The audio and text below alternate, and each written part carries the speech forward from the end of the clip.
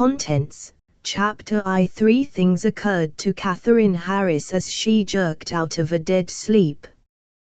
1. She was stark naked in Luke Van Buren's bed. 2. He was about to enter his bedroom. 3. He wasn't alone. A woman's throaty laughter mingled with Luke's deep baritone in the hallway. Luke wasn't supposed to be back in San Francisco for a couple more days. Catherine tried not to panic. Suddenly years of planning didn't seem like nearly enough time. She leaned up on one elbow, squinted into the darkness and remembered she'd thrown her bra over the clock to block the red LCD light.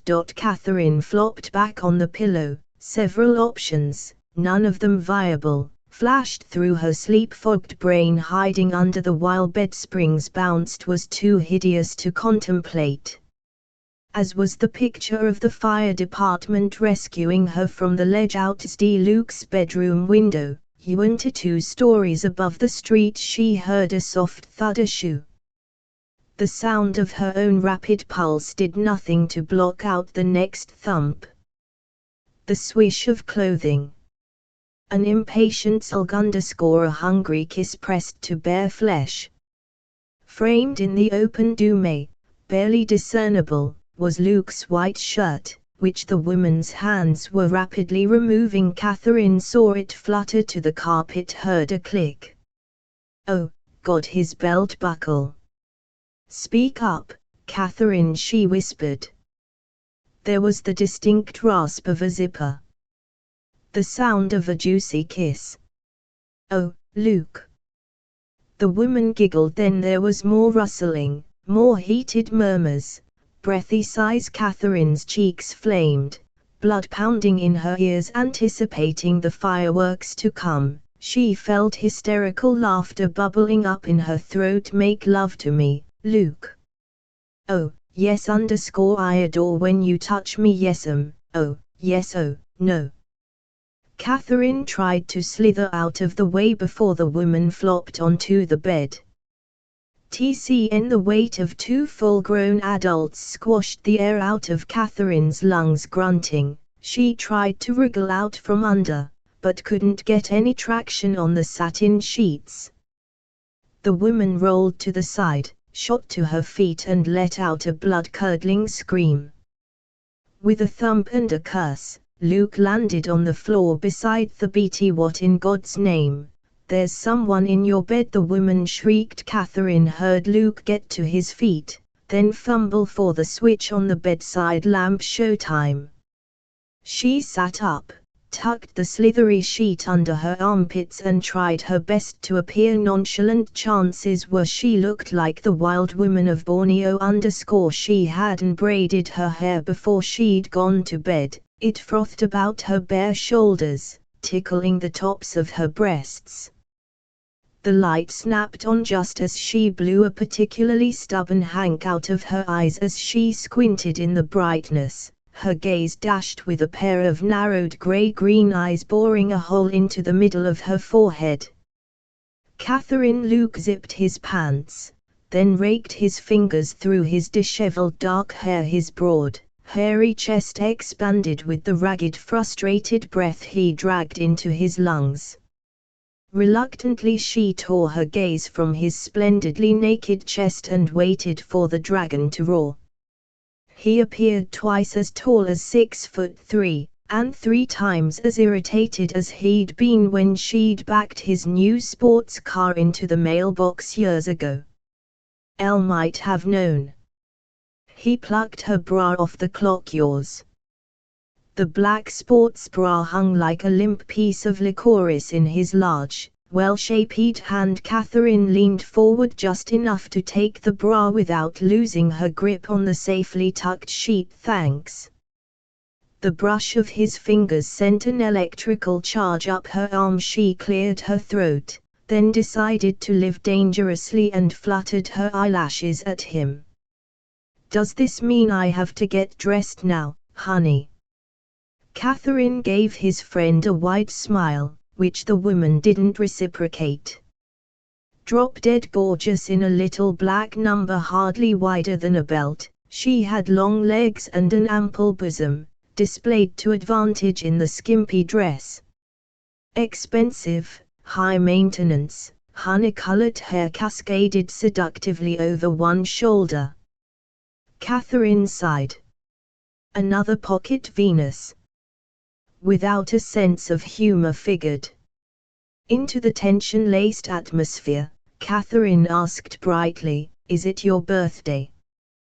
"What is she talking about?" the blonde demanded, hands splayed across her chest to hold up her dress, keeping her eyes firmly fixed on Catherine. She tumbed her back so Luke could zip her. The twin lines between her plucked to a fare-thee-well eyebrows would permanent in short order if she persisted in scowling like that. The woman had the kind of looks that would go rapidly downhill the moment gravity took over, and a slight overbite that made her, in Catherine's opinion, look a little like a hamster she'd once owned. She also had the same mean-eyed look Scamper used to give just before he gnawed her finger. Narrow-eyed, Luke scrutinized her. "What are you up to?" Catherine opened her eyes so wide her lashes tickled her eyebrows. "Didn't you bring her home to play, Luke, sweetums?" Catherine. He warned. She gave him an apologetic little smile, filled with as much sincerity as she could muster, and spoke normally. "Elle thought you were out of tone." "Honestly, I wouldn't have." "Who the hell is she?" the woman demanded, slipping her dainty feet back into high-heeled mules, her mouth unattractively pouty. Luke strode to the high boy against the far wall, then glanced over his shoulder. "Cat Harris Elizabeth Wyke." He jerked open a drawer, Yankee out a sage green cotton sweater and pulled it over his head. It did wonderful things to his eyes. "Hi." Catherine didn't offer her hand, for the sheet was in danger of slithering into her lap. "Look, you don't have to run off, does she, Luke?" "I mean, cut it out, Catherine," Luke said, clearly not amused. "Explain to Elizabeth who you are, then shut up." Catherine stared at him. "Everything." "Are you sure? Doesn't she know you get bored with just one lady in your beer menage a trois?" "This is really sick, Luke." Elizabeth scooped up her purse and held it in front of her like a shield. "I'm calling a cab. She's my sister, for God's sake." "Oh, really?" No matter how beautiful, the woman had a nasty mind and an ugly sneer. Catherine narrowed her eyes at her. Elizabeth narrowed hers back. "You have different last names, different mothers," Luke said. "Different fathers," Catherine said at the same time. "She's my stepsister." Luke strode across the room and wrapped his strong fingers around Catherine's clenched jaw. "Siblings. Right, Cat." Hishand moved her head up and down to acknowledge the statement. "Right." Catherine gave Elizabeth the wretched tight smile and pretended that arrow hadn't pierced her heart. "His sister." "That's even sicker," Elizabeth said coldly before storming out of the bedroom. Catherine gripped the sheet tighter, a hard knot in her throat. She couldn't drag her eyes away from Luke, and her face flamed hotly enough for her to damn her pale skin. His sister. From 6 years old she'd dreamed, wished, prayed he'd accept her as family. When she'd been older that wish had come true. But by then Systema's no longer the relationship she craved. Usually pragmatic and sensible, Catherine had made a gigantic leap of faith in coming to Luke. This was not an auspicious start to her plan. "I'll take Liz home and be back in 20 minutes. I'll be here." If she didn't take a cowardly leap from the balcony first. He turned when he got to the door and glanced back. "Don't go to sleep. We're going to tack tonight." Did they have to? She checked his eyes. Absolutely. Be dressed when I get back. Captain Catherine saluted. The satin sheet glided like water over her naked skin, baring one breast.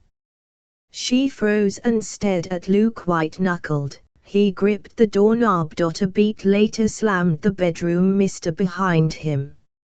I'm in deep trouble here, Luke thought on his circuitous. I need more time to think about this drive home an hour later. How in heaven's name was he ever going to be able to forget the sight of Kat's baby? His fingers tightened on the steering wheel. Oh, man. His dad had married Kat's mother 19 years ago. So there wasn't a drop of familial blood between them. Thank God. But Luke could never forget what a mean, nasty jerk he'd been to Catherine for years. It had taken even more years before he'd been forced to realize just what his cruelty was costing her, and he'd sworn to himself he would always love and protect her to make up for the years he'd done just the opposite. The way he now felt didn't negate the promises he'd made. He'd sworn to his dad, just before he'd died, that he would take care of Catherine. More important, he'd made Kat a promise to be her big brother. He'd assured her he would always be there for her. To protect her, to keep her safe, to have him to depend on, for anything and everything. Luke considered these promises sacrosanct, unshakable and non-negotiable. Too bad his libido wasn't as ethical as his brain. He reluctantly turned his decrepit Jaguar into the basement parking lot beneath his building. Just because his feelings had changed dramatically was no reason to disillusion her. He had to remember that to Kat he was no more than her big brother. Her safe, dependable big brother. End of story. Her face still hot, Catherine speedily dressed the second the front door closed behind Luke. And what's her name _ her goal had seemed so simple and straightforward back home in Beaverton: get Luke to see her as a desirable woman and act on it. Of course, she hadn't planned on him seeing her naked in his bed. At least not yet. Catherine padded into the living room and flung herself into the squishy black leather chair she'd bought Luke with every penny of her savings when he and their friend Nick had gone off to New York to become architects. The chair smelled like Luke. She snuggled her cheek against Theskin's smooth leather and closed her eyes. She'd thought of little else but him for years. She could do this, she would do this. Perhaps it wasn't so bad, after all, that Luke had had a sneak preview. Wearing jeans and one of his old Pratt Institute sweatshirts, Kat's 5'10" frame was curled up in the big black leather armchair in the corner of the living room when Luke returned. Thank God she's dressed, he thought. And thank God she's tamed that hair. Catherine Ann Harris had the reddest, wildest, most touchable hair he'd ever seen. It had a life of its own. Seeing her naked in his bed with that electrified mane, like living flame gone berserk, had almost given him a coronary.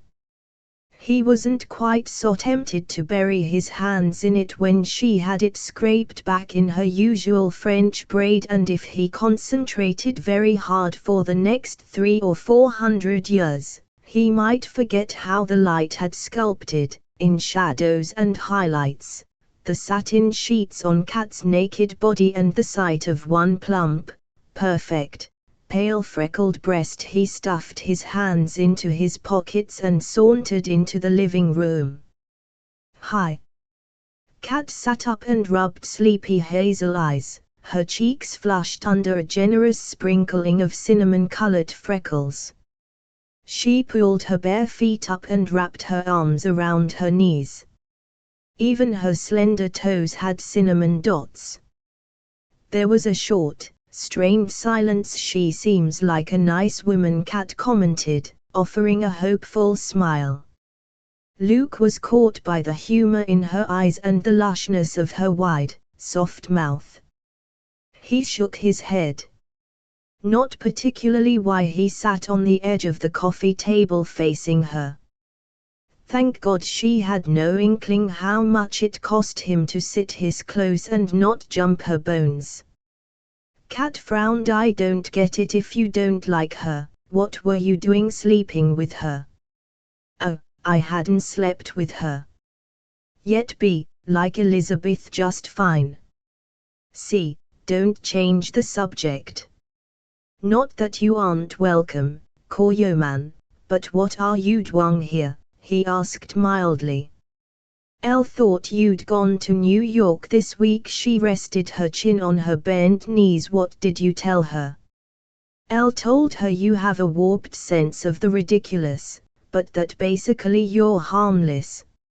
About as harmless as dropping a centerfold into a maximum security prison block. I was embarrassed. It was awkward for all of us. I guess I made it worse by trying to joke about it. I'm sorry to have put you in an uncomfortable position, you underscore really. If you want me to call her, there's no need, Kat, don't worry about it. Elizabeth had the sensitivity of a newt. Anyone else would have seen Catherine's embarrassment. I came home from New York early. She wasn't wearing a bra. He could see her full breasts move gently as she shifted. He frowned. Don't distract me, answer the question. What are you doing here? Kat yawned, then rubbed the tip of her nose with her palm. I was in a rut in Oregon. I needed a change, so here I am. You aren't going to stop day trading, are you? Luke asked, horrified. Self-taught, Kat had become a market wizard. She enjoyed the challenge of figuring out which stocks were about to go up, and buying and selling them on the same day to immediately profit on the stock's rise in value. This enabled Kat to multiply her money many times over the course of a day. Plus she'd been able to do it from home, on her own computer, while she took care of his dad with her canny knowledge of the stock market, and uncanny intuition. She'd made a bundle of money trading stocks for Luke over the years. If it wasn't for her, he and Nick would never have been able to afford to open their own architectural business so soon. The business was doing well enough to afford them the luxury of owning their own building. The woman had a mind like a steel trap and the Midas touch.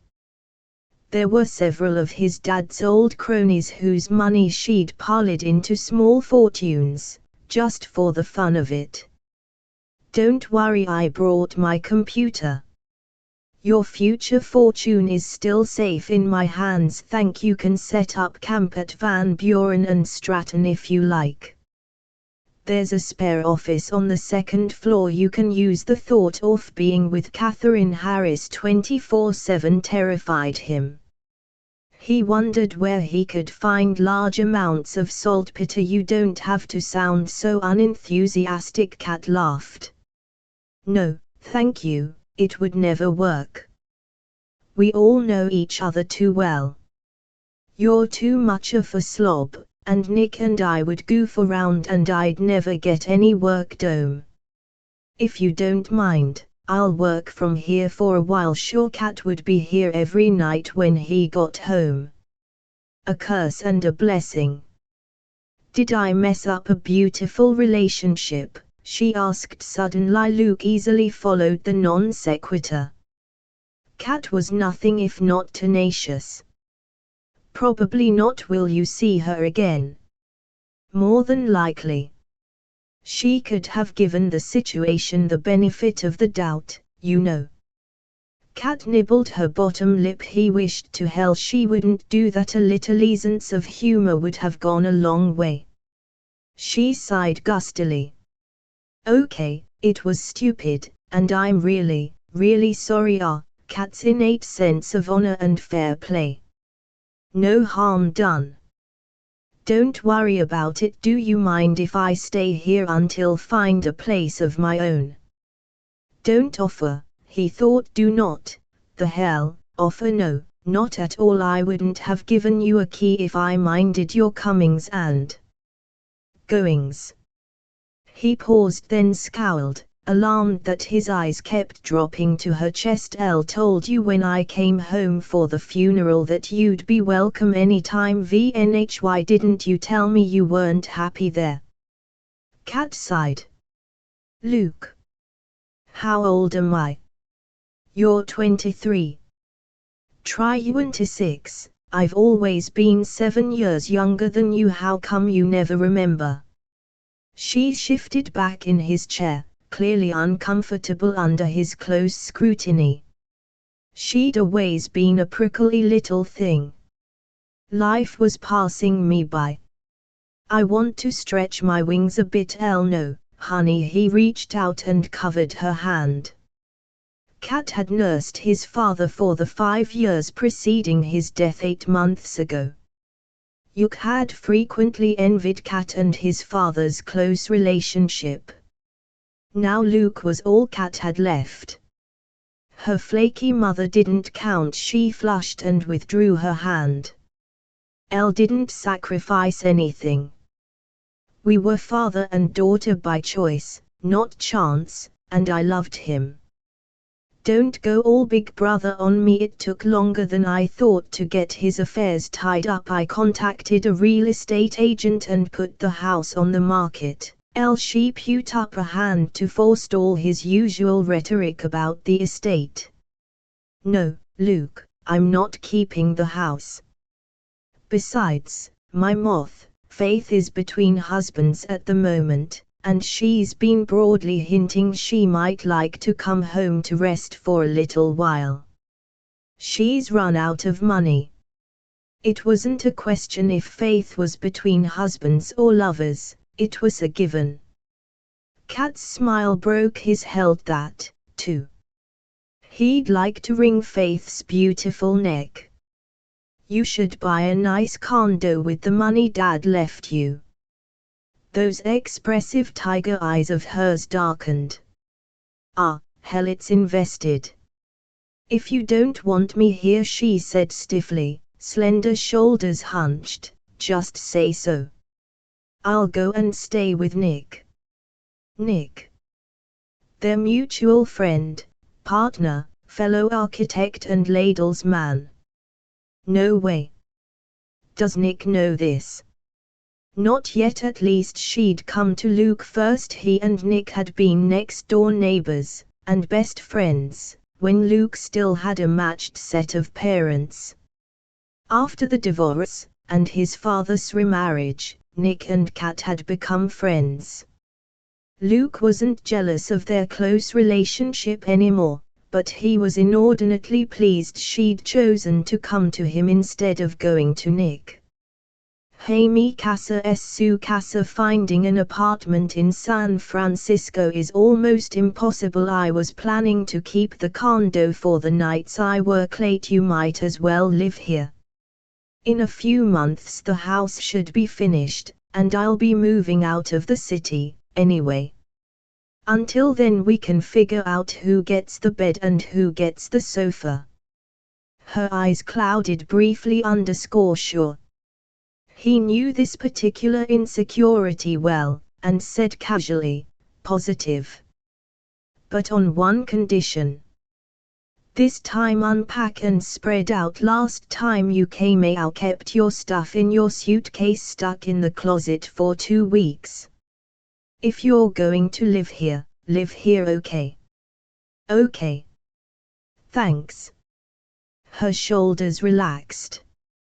The house is that close to being finished, huh? Yeah, it's coming along great. You can come and help me tomorrow, if you like. He noticed her sleepy eyes and smiled. Since you had the bed last, why don't you finish the night there? I'll take the sofa. We can work out our sleeping arrangements tomorrow. I'm not sleepy. How about hot chocolate? Elle don't have any. Yes, you do.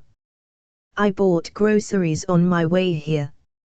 She unfurled her long legs and stood. Luke rose at the same time, and they came nose to nose, inches apart. He'd forgotten how tall she was.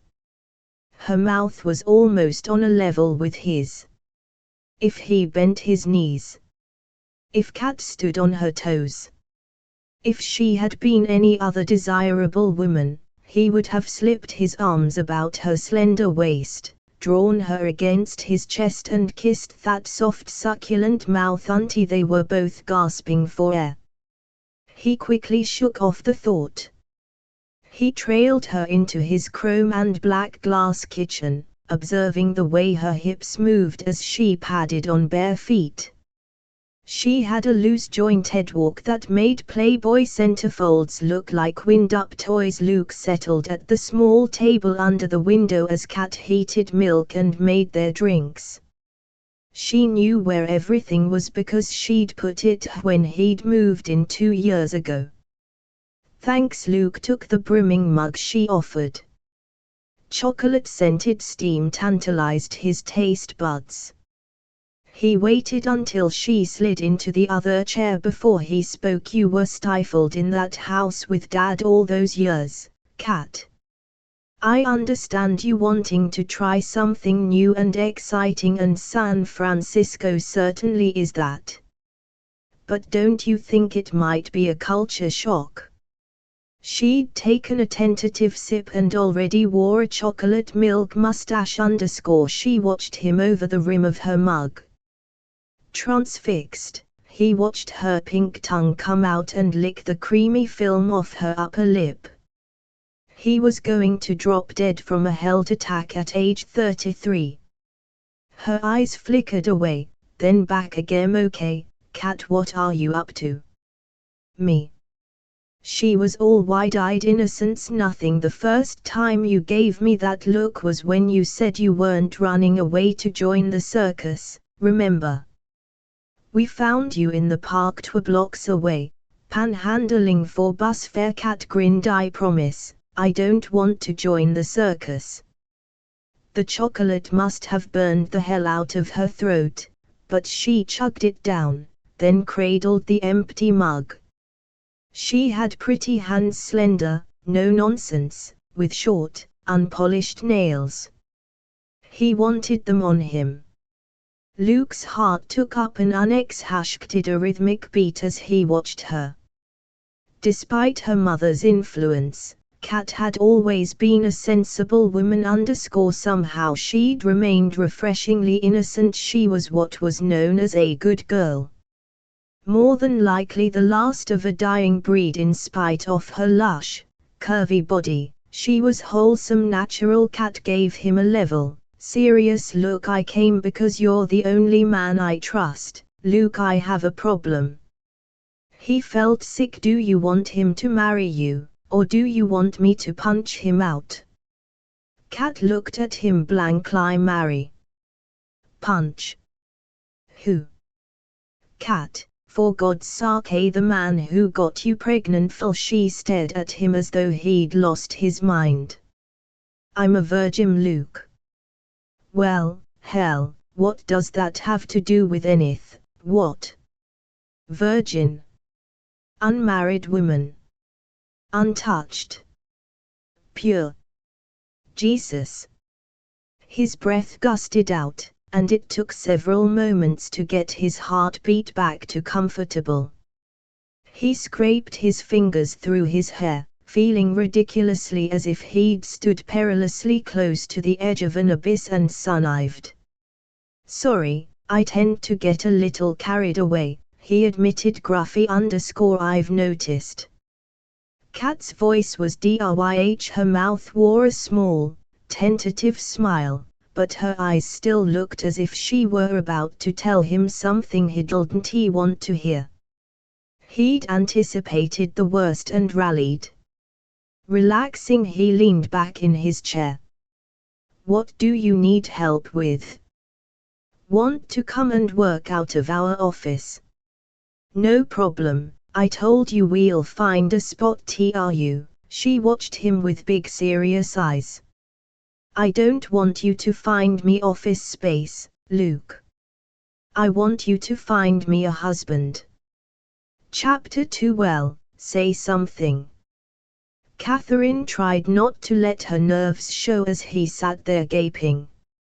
Even while she'd agonized over doing this, she'd hoped she'd have to go no further than to ask Luke for his help. It would have made life a whole bunch easier if he'd just cut to the chase and declared his undying love for her at the onset. The plan hadn't gotten much beyond that. She wanted more, but with Luke's attitude toward permanence, she was realistic enough to know she wasn't going to get it. Her biggest leap of faith had been to burn her bridges, and take the chance that he wouldn't reject her outright again. 10 years was a long time, she kept reminding herself. They'd both grown up since she wasn't that naive, impulsive kid anymore. She knew Luke better now. For her plan to work, this seduction was going to have to be his idea. Unfortunately, he was still staring at her, slack-jawed. Well, she said with a shaky breath. Say something, I'm speechless. Could you hurry up and get over it? Catherine pulled a yellow scratch pad and a pen out of the canvas bag she'd slung over the finial of her chair earlier. She concentrated on writing prospective husbands at the top of the page in neat block letters, more to give Luke time to assimilate what she'd said than the need to make a list. She glanced up. His eyes were squinty. What? She asked innocently. What do you mean, you want me to find you a husband? You have a phobic aversion to marriage. No, that's you. Keep it casual, Catherine. I have a phobic aversion to my mother's marriages. What if poor marital judgment is hereditary? Maple might have fallen closer to my mother's tree than I'd like. I just don't trust my own judgment and you'd trust mine. I don't believe in marriage, remember. How could she forget? You'll meet someone someday. No, he said unequivocal like Elle won't. And frankly, Cat, considering we've both seen your mother in action, I'm surprised that you'd want to make the same mistakes. With your help, I won't. Elle don't get it. Why? Because I need someone to take care of, Luke. After Dad died I realized I liked taking care of someone. I love being a homemaker. I know it's politically incorrect not to want a career, but I don't. I enjoy trading stocks on the market, and as long as have my computer and a phone line, can do that anywhere. But if had to stop that tomorrow, I wouldn't care. I guess I'm a throwback, what can I say? I want a husband to love, and to be loved by. Eventually kids. I want a couple of dogs, and a house with a big yard. Is that too much to ask? Where are you going? To make more hot chocolate. There's still some here. She handed him her mug and waited while he yawned hot chocolate haphazardly from the pan. Catherine observed her motion of muscles flexing beneath his green sweater. She drew in a deep breath, then held it until her stomach behaved itself. Luke had never made any bones about his intention to remain a bachelor. She remembered him telling her just that, right after his own mother remarried for the 3rd time. Luke didn't believe in promises any more than Catherine did. The difference was she was willing to take the chance. Luke wasn't. He yanked open a cabinet and grabbed a bottle of something hideously expensive, using more force than necessary. She perked up, wrenching the cap off. He sloshed liquor into his mug, then slammed the bottle onto the black granite countertop. Even better. Are we celebrating? she asked as he placed both mugs on the table. She plucked napkins out of the holder to mop up the chocolate milk he'd sloshed onto the tabletop. "What do you think, Catherine?"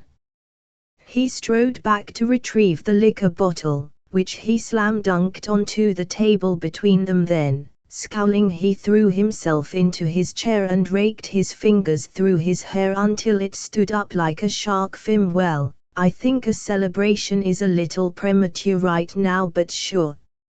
She reached out to take the bottle. Luke removed it gently from her grasp, which was fine with her if it tasted anything like it smelled. She'd gag. "Come on, Luke," she silently urged, "let's hear it." "Are you out of your mind, Cat?" A vein throbbed in his temple. His eyes had turned a smoky green. "If you have this bumming need to take care of something, get a poodle."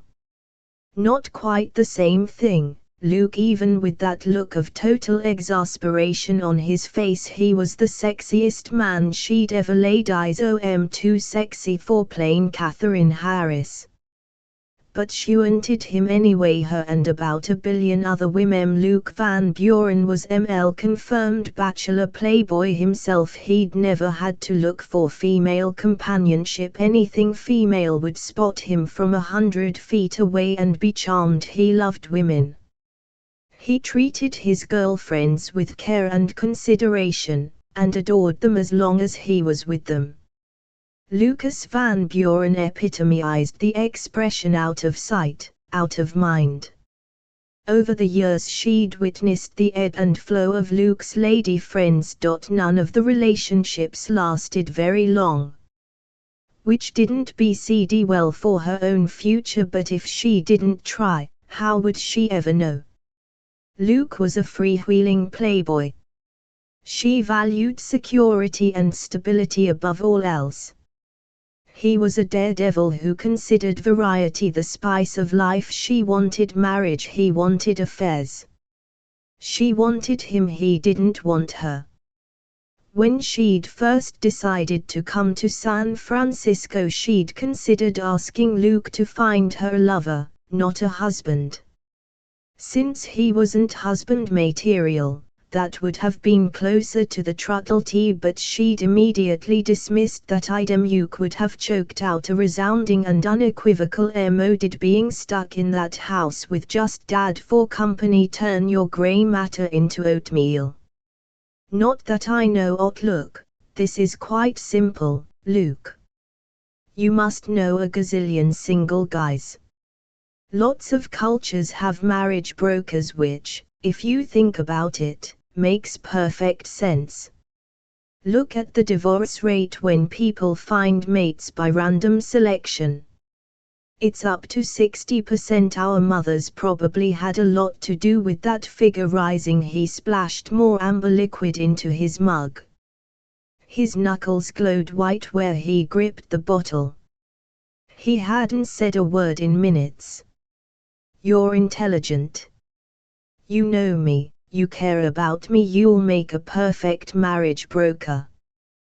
Pick a few friends you think would make good husband material and I'll do the rest." Catherine grabbed the pen, ignored the thud of her heartbeat right under her breastbone, and gave him a perky smile. She set the tip of the pen in the left margin and wrote a large number 1.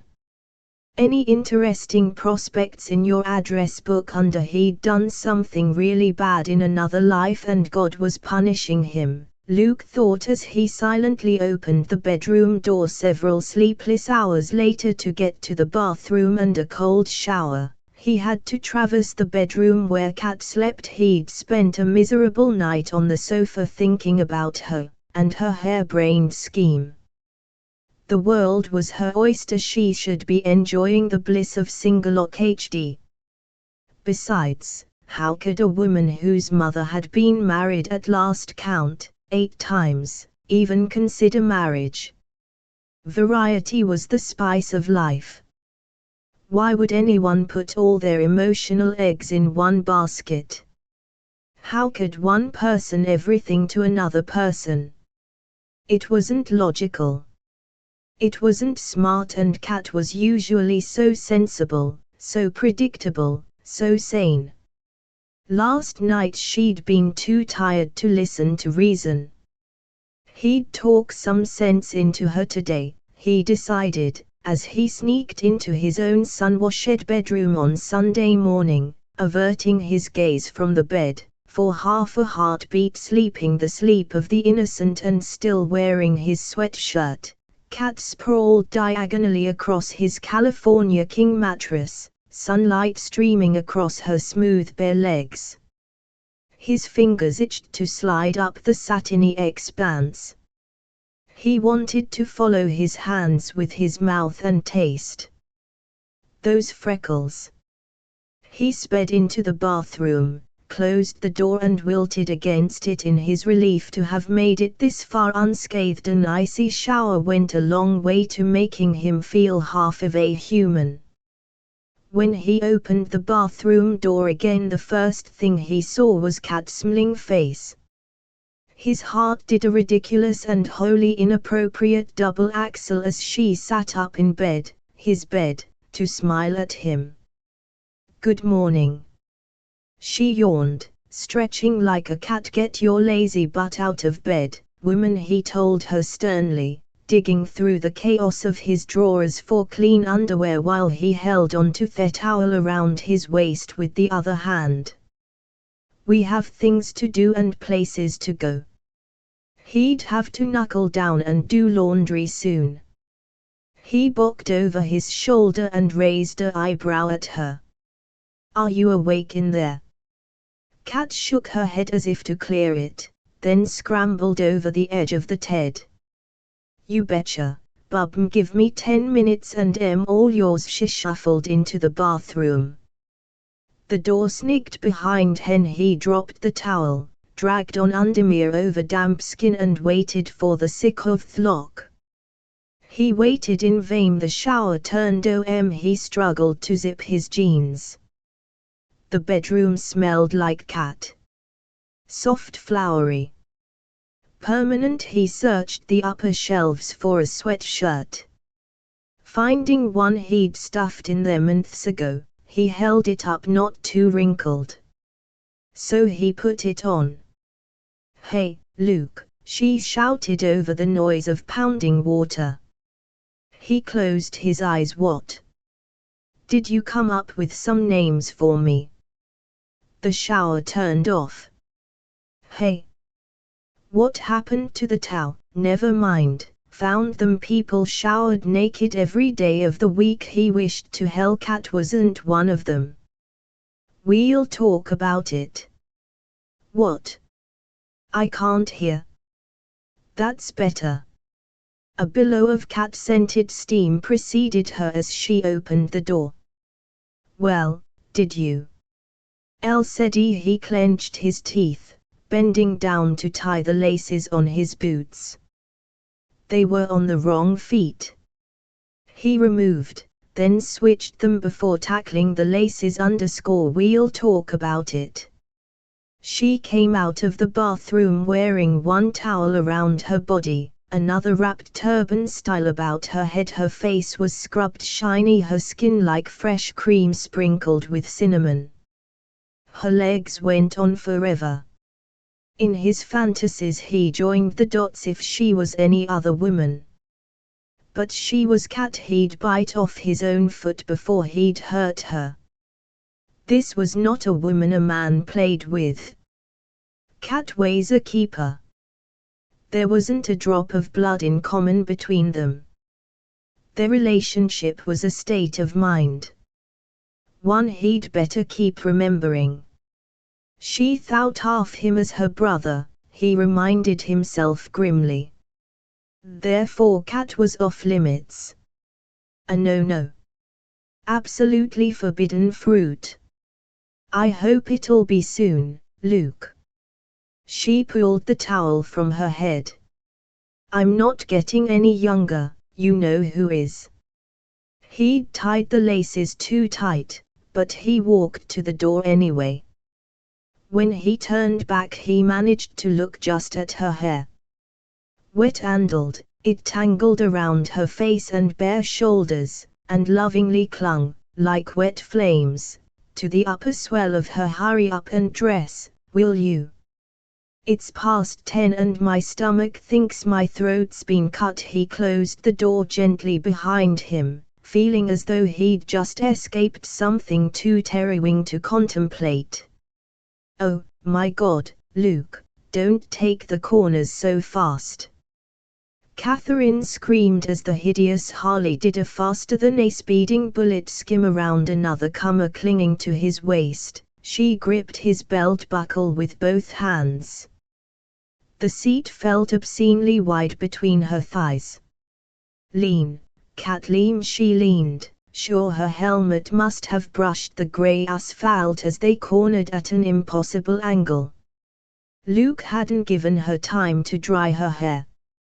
The moment she'd dressed in jeans and another of his oversized sweatshirts, he'd hustled her down Toth parking garage, ignored his well-preserved 1977 Jag, climbed onto his enormous Black Demon motorcycle, handed her the spare helmet, revved the engine and instructed her to hold OM. If she'd been holding him any tighter, she would have been in front. The speed scared her speechless. No easy feat, never frivolous. She'd better learn to love the wind tugging her hair from the helmet, biting into her face and making her nose and eyes run. Luke loved his bike. His house was an hour south of San Francisco, down narrow, windy, stomach-churning coastal roads. Catherine squeezed her eyes shut and buried her icy nose against his leather-clad back, remembering the first time he'd taken her up behind him.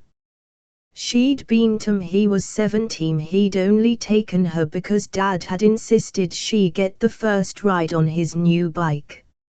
She'd been terrified. Luke had been furious at her for being such a baby and had screamed blue murder at her for 3 blocks. The wind had caused her eyes to tear. And Luke and Dad had had a huge, yelling, door-slamming fight when they got back. Loosen up a bit, Catwoman_I can't breath. Since Catherine hadn't drawn a proper breath in more than an hour, she ignored his request. He felt warm and solid in her arms. Are we there yet? She whined like a 5-year-old. She felt Luke's laugh vibrate through her body like dark, sinfully rich chocolate. Oh, yes. She'd made the right decision coming to San Francisco. Yes, indeedy. Stop here for a sec, Catherine demanded an hour later as the bike turned from the tarred road parallel to the ocean onto the as yet unpaved gravel of Luke's new driveway. Oh, the fog had burned off, leaving sparkling spring sunshine glinting off the Pacific in the distance.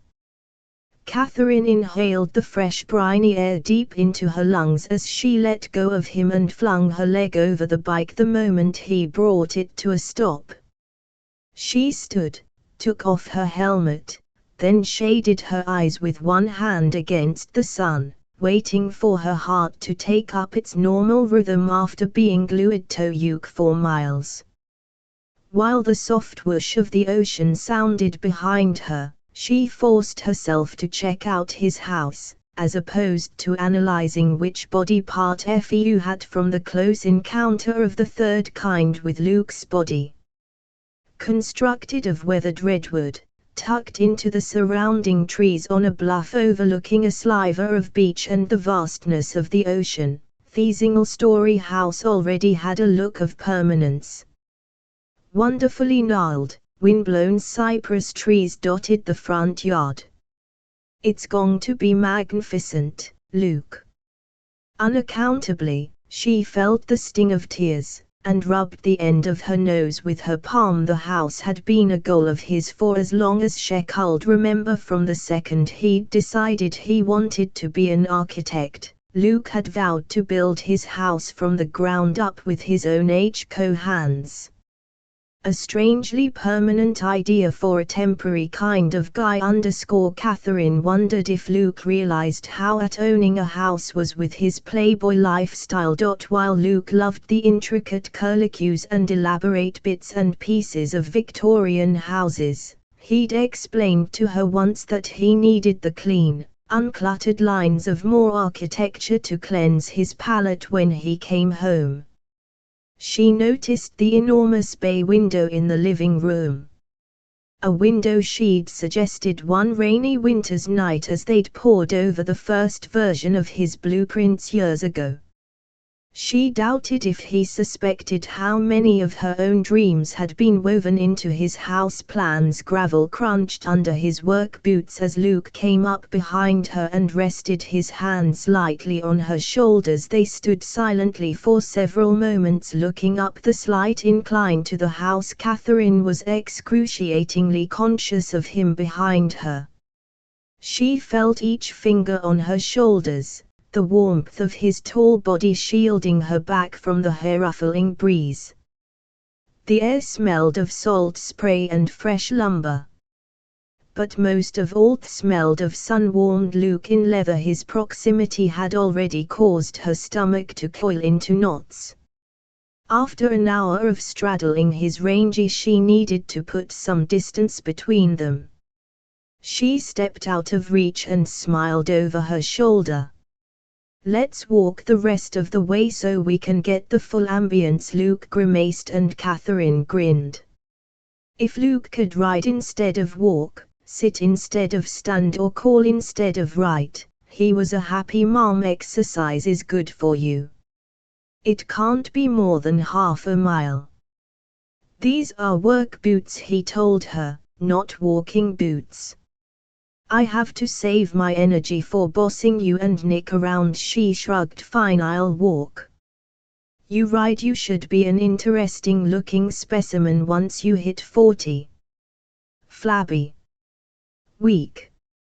Pasty. Probably sickly. That's okay, she said cheerfully. You won't be the first man to wear a waist cincher. Luke sighed, then knocked back the kickstand with his toe and rolled the bike beside her. I go to the gym 4 times a week. Catherine laughed. You go there to pick up women? Luke's indolence had been a family joke. Yet there'd been nothing soft about the stomach muscles she'd felt when she'd clung to him on the bike, or the hard, tight muscles in his behind pressed between her thighs. There wasn't a Phoebe muscle on Luke's 6'3" frame. I'll pay the dues. I can do whatever I want. He probably bench pressed 2 blonde gym bunnies. He might give the impression of being lazy, but Luke was no slouch in the flirtation department. Catherine had seen him in action. How many women, despite knowing Luke's views on marriage, wanted him anyway? But she wasn't going to dwell on that today. She was the woman he was with on this beautiful spring day. And she was going to enjoy every moment of it. On either side of the slightly rolling topography, weeds, shrubs and vines tangled with thick trunks of oak, pine and cypress. There wasn't another house for half a mile. The only sounds were ocean breezes and insects in the long grasses. Nick's late, Luke commented as he detoured to angle the monster bike through a patch of sand, parking it against a prefab shed off to one side of the half-finished front porch. You work the poor guy like a slave. We barely got here ourselves. He's cheap, but he's gaka. Luke squinted in the wind that ruffled his dark hair. He sent her a grim. And he's bringing lunch.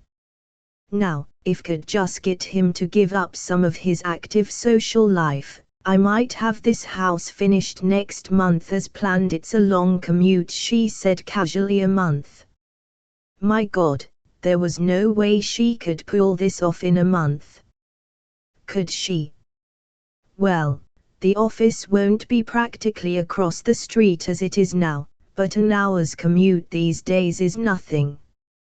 Come on, I want to show off everything before Nick gets here. Catherine followed Luke slowly as he walked up the wide, shallow redwood steps onto a deep porch. He bounced lightly, testing each tread. His fingers lingered as he trailed them up the simple banister beside the front steps.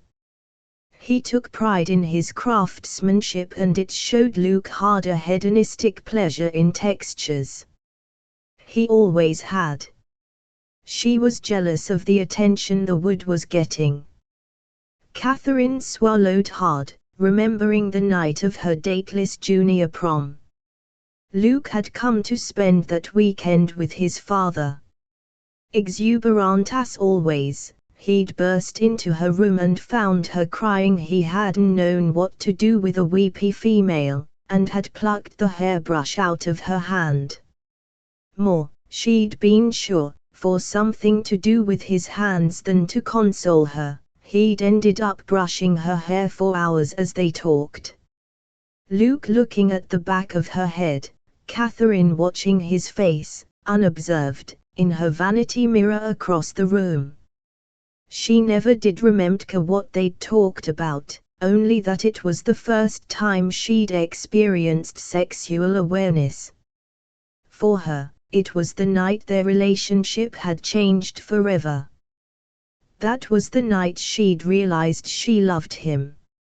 Her ponytail brushed between her shoulder blades and she shivered, remembering the sensual pleasure of Luke's fingers in her hair, against her nape. Get a grip here, she warned herself sternly, as she waited for him to unlock the massive oak door. Before she followed him inside, she tended to pull a weed that had managed to grow through the WND gunner plant that in a pot. Luke turned, indicating the 2-foot weed clutched in her hand, soil trailing from its roots. His smile tangled up in Catherine's heart. Sunlight stroked his dark hair and magnified his strong, unshaved jaw. His long, lean body looked breathtaking in washed almost white jeans and a short leather jacket. He looked handsome, disreputable and too sexy for a small-town girl from Oregon. Yet she wanted him more than her next breath. She held out the droopy weeder pot. "And a window," he said dryly. "Here, give me that. I'll take you on the $20 tour." He took the plant, tossed it outside, then brushed off his hands. $20, huh? And worth every penny. Careful where you walk. Not all the nails are countersunk in the subflooring. Got the square entry, echoed their footsteps as she followed him into a large room filled with sawhorses, paint cans, lumber scraps and other paraphernalia of construction. Sunlight streamed through the plastic-covered windows. The room smelled of fresh wood, mudding compound and dust. She sidestepped boxes of nails and a mountain of sheetrock to cross the route. "Wow. This fireplace looks great." Catherine ran her hand lightly over the enormous natural stones, then glanced at him over her shoulder. "Did you carry even one of these monstrous rocks?" He gave her a horrified look as he removed his jacket, tossing it onto a stepladder. "Are you kidding? What do you think Nick is for? Poor spindly fellow, he needed the exercise." Catherine shook her head. "You're terrible. What was the bet? Who could eat the most soft pretzels?" He puffed out his chest, stretching his black t-shirt over hard muscle. Catherine's mouth went dryhl at 23. "Gross. You must have been sick as a dog." "Well, yeah but it was worth it." His grin was infectious and her heart leaped ridiculously as he laid his arm across her shoulders and stood beside her, looking at the wall of stone with pride. "There are over 200 field stones embedded in that Dali 101 fireplace. Reach China to the cathedral ceiling, and about 15 feet wide, It hardly qualified as little. She shook her head, used to Luke's and Nic's ridiculous but harmless bets. When are you two going to stop that nonsense? You've been betting on anything and everything since 5th grade. We did a sealed bet when we'd stop. Catherine shook her head again and slipped casually from under his arm. The back of her neck tingled and her knees felt wobbly as she strolled over to the plastic-covered bay window. Oh, Luke, this is absolutely glorious. Look at this view. Are there any deer out there, do you think? Several. I saw a doe and her fawn last weekend. He walked over and leaned against an exposed stud, his arms folded as he watched her from hooded eyes. A stud leaning against a stud, how appropriate. Uncomfortable under his scrutiny, she shifted without looking at him. Are you okay? Of course, she said brightly. Why wouldn't I be? You just seem, I don't know, different. How? Since when? Elle don't know. He looked as puzzled as he sounded, excruciatingly aware of him watching her. She didn't know where to look, what to do with her two large hands and feet. There's Nick. Is that his new car? I'll go out and help him carry whatever he's brought for lunch. If she took a breath in there, Luke didn't hear it. She dashed out of the room, fiery ponytail bobbing against her shoulders, her sneakers echoing in the vast, empty room. Luke stared at her retreating back, avoiding the view of her tight idol, but in retreat he shook his head and followed her outside just in time to see her fling herself into Nick's open arms. Scowling, Luke jogged down the stairs, gave a cursory glance at the screaming red BMW parked beside his bike, and dug into his back pocket. When Nick caught his eye over Kat's head, Luke flashed him the 20 in his hand. The top of Kat's head reached Nick's jaw. Luke didn't like the way they had their arms looped about each other's waist as they strolled toward the house together. He'd seen that look in his partner's eye about 7 million times.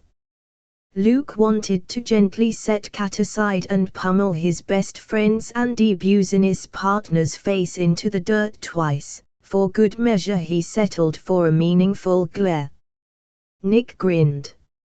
Still holding Kat under one brawny arm, he snagged the money out of Luke's fingers. Thank you kindly, son.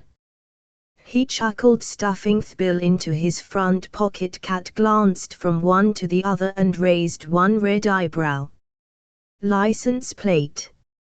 Has 2 3s in it, Luke explained, keeping abreast with them on the steps and porch, but unable to squeeze through the front door. He glared at Nicky, whose mockingbird blue eyes held the devil today. All 3 of them paused on the threshold. We could try it, single file, Kat offered seriously, her head doing the tennis match waltz to see who's going to cave first. No, Luke and Nick agreed. Nick pulled a quarter out of his pocket. Call it tails. The coin caught the light as it twisted in the air, then landed on Nick's palm. Step back, partner.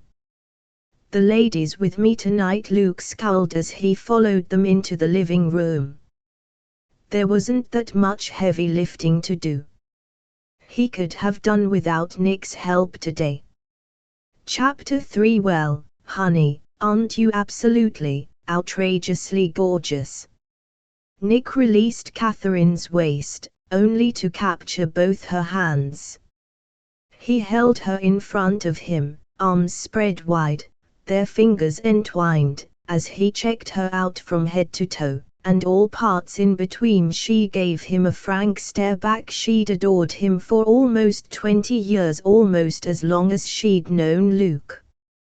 It puzzled her why, when Nick was a truly delicious hunk of manho cash, she'd never felt any of the sparks that ignited at just the thought of Luke. In 8 months, she teased, I had 2 more calls from you than I did from Luke. I had to come and see for myself if our guys were behaving ourselves. Gotta tell you, sweet thing, if I'd known you'd get even more beautiful, I would have called 3 times a day. Catherine pulled her hands free and gave him a mild look. 3 times a day, huh? What on earth would we talk your fantastic hair? Nick reached out and fingered a few strands near her face, then lowered his smoky voice. Your skin, your eyes, your mouth. Hey, Stratton, give it a rest. Immune to your dubious charms. Although Catherine felt the pulse of Luke's presence in the room, she managed to ignore him and to encourage Nick. More. More. Nick's answering grin revealed sexy dimples in his lean cheeks. His dark hair had a tendency to curl. He kept it cut short, reminding hair off the profile on a Greek coin. He was a Clothesius, and his tall, spare body looked good in whatever he wore. And why he'd dressed in dockers, his only concession to work a pair of immaculate work boots. His lavender golf shirt made his blue eyes look violet. He grinned wickedly at Luke. We're going to have to keep Princess under lock and key while she's visiting, won't we? I'm not visiting. Catherine pushed his hand away from her hair, which he'd been absently fondling. Dragon over there is letting me stay with him until the house is ready. Nick stuck his hands in his pockets and gave Luke a level look. Is that so? I'm not going to be moving in before the turn of the century unless you 2 get to work, Luke told them shortly, dropping the last torn piece of sandpaper he'd been shredding to join the others at his feet. He cast Nick a mildly belligerent look. Please tell me my portfolio is still in your capable hands. Nick begged with utmost sincerity. 4 of Catherine's sorry trades had made his new beamer possible, safe and sound, she assured him. Boy, I'd kill for a cup of coffee. She edged past Luke, who didn't like losing and was obviously still smarting over losses in one morning. Guys. The men followed her into the kitchen. The oak cabinets had been installed and gleamed in the sun streaming through the plastic over the kitchen window opening. The naked plywood countertops looked ready for tile. A card table shoved into the refrigerator opening held a coffee pot and several sealed jars. A commercial water bottle sat on the floor under the table. Catherine set about making coffee as Luke divvied up the assignments for the day. Plan on taking a short break, Luke waymed his helpers. Here. He handed her a how to install tile book. Bone up on this while you finish your coffee. You're trusting me to do this? After glancing at a book, Luke shrugged. How could a compulsive personality screw up? Catherine pulled a face. Let me count the ways. She tucked the book under her arm. You're nuts, but I'm game. Gimme my supplies, boss. Get your coffee first, and I'll stick what you need in the bathroom down the hall. Luke accepted the brimming paper cup Catherine handed him. Yo, Nick. Did you say you brought lunch? Nick went out to his car to retrieve the cooler while Luke showed Catherine what needed to be done in the guest bathroom. You're not going to stay in here and watch, are you? Catherine sucked in her stomach to make room for him to maneuver around her in the compact bathroom. With a neat knee bend, he set the box of tiles he carried on the floor. Catherine averted her eyes from his crotchety. He linked up. Their eyes met and she blushed. She could have sworn she saw an answering heat in his eyes. But then, It was pretty dim in here, much to her embarrassment. She'd mistaken that look before. Nick hasn't gotten involved with anyone in the last couple of weeks, has he? She asked, hoping to redirect her thoughts. Luke rose slowly. Why do you want to know? She laughed. Gee, let me think. He's tall, dark, handsome, owns his own business, is single and has most of his own teeth. He owns half a business, and he's the last man you should be looking at. Luke bent to retrieve a large can of mastic from beneath the sink and used a screwdriver from his back pocket to open it. It smelled noxious. You know Nick'll never commit, so I like him good. Luke slapped a notched trowel down beside the can. So do Elle. Let's keep it that way. Catherine leaned against the door jamb with her arms folded. Power kept her voice even as a bubble of laughter caught in her throat. Talk about the pot calling the kettle black. See, would you move? Thanks. His sleeve brushed her chest as he maneuvered past her to the door. Think you can handle this, or would you rather paint? I'd rather talk about Nick. Yell if you get stuck. Catherine heard his work boots pound down the hall to the kitchen. She grinned. See no end of problems if she stays with me indefinitely, Luke said morosely over his shoulder as he and Nick installed custom milled molding in the master suite. Why couldn't she have stayed in Beaverton where she belongs? Nick, standing on the ladder, took a few whacks with a hammer as he drove a nail into the 12-inch wide oak. By herself. She has friends there, Luke said, then hammered a few finishing nails into the baseboard and she sold the house. It's not like Catherine to burn her bridges. She means to stick around, I guess. She asked me to help her find a husband. Nick's teeth flashed in a devilish grin. Whose? Luke snorted. That's the probability. Everyone we know is just like us. What's wrong with us? We're good looking, own our own business, have decent cars and can flash the cash. He twisted on the ladder to look down at Luke. Luke hadn't liked the way Nick's eyes had danced the moment he'd seen Kat this morning. He didn't like the way his best friend had kept his arm wrapped about Kat's slender waist, either. He gave Nick a pointed look. She's got great girl parts, Nick said with far too much enthusiasm. I'd be more than happy to take her out. Don't you suddenly start ogling her parts, Luke warned. Everything from the neck down is strictly off limits. Her lips are fair game. Consider her verbatim from head to toe, and all parts in between. Days Kat looked desperate for a date. She wants a lifetime commitment, someone stable. Faithful. A guy who'll see no one but her. You aren't even on the D-list of candidates. Do you have an A-list?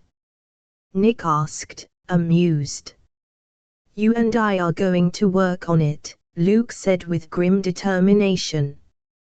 At first I tried to talk her out of it. But you know Kat, once she's set on some ethyl, she's like a pit bull. More like no you, Nick said. When Catherine wants something, you bend over backward to make sure she gets it. She's never asked for much, and she deserves to be happy. I'm hoping it'll be a case of be careful what you wish for. So how many of our friends fit the decent guy, keeps his hands to himself, faithful description. Catherine's a beautiful, intelligent woman.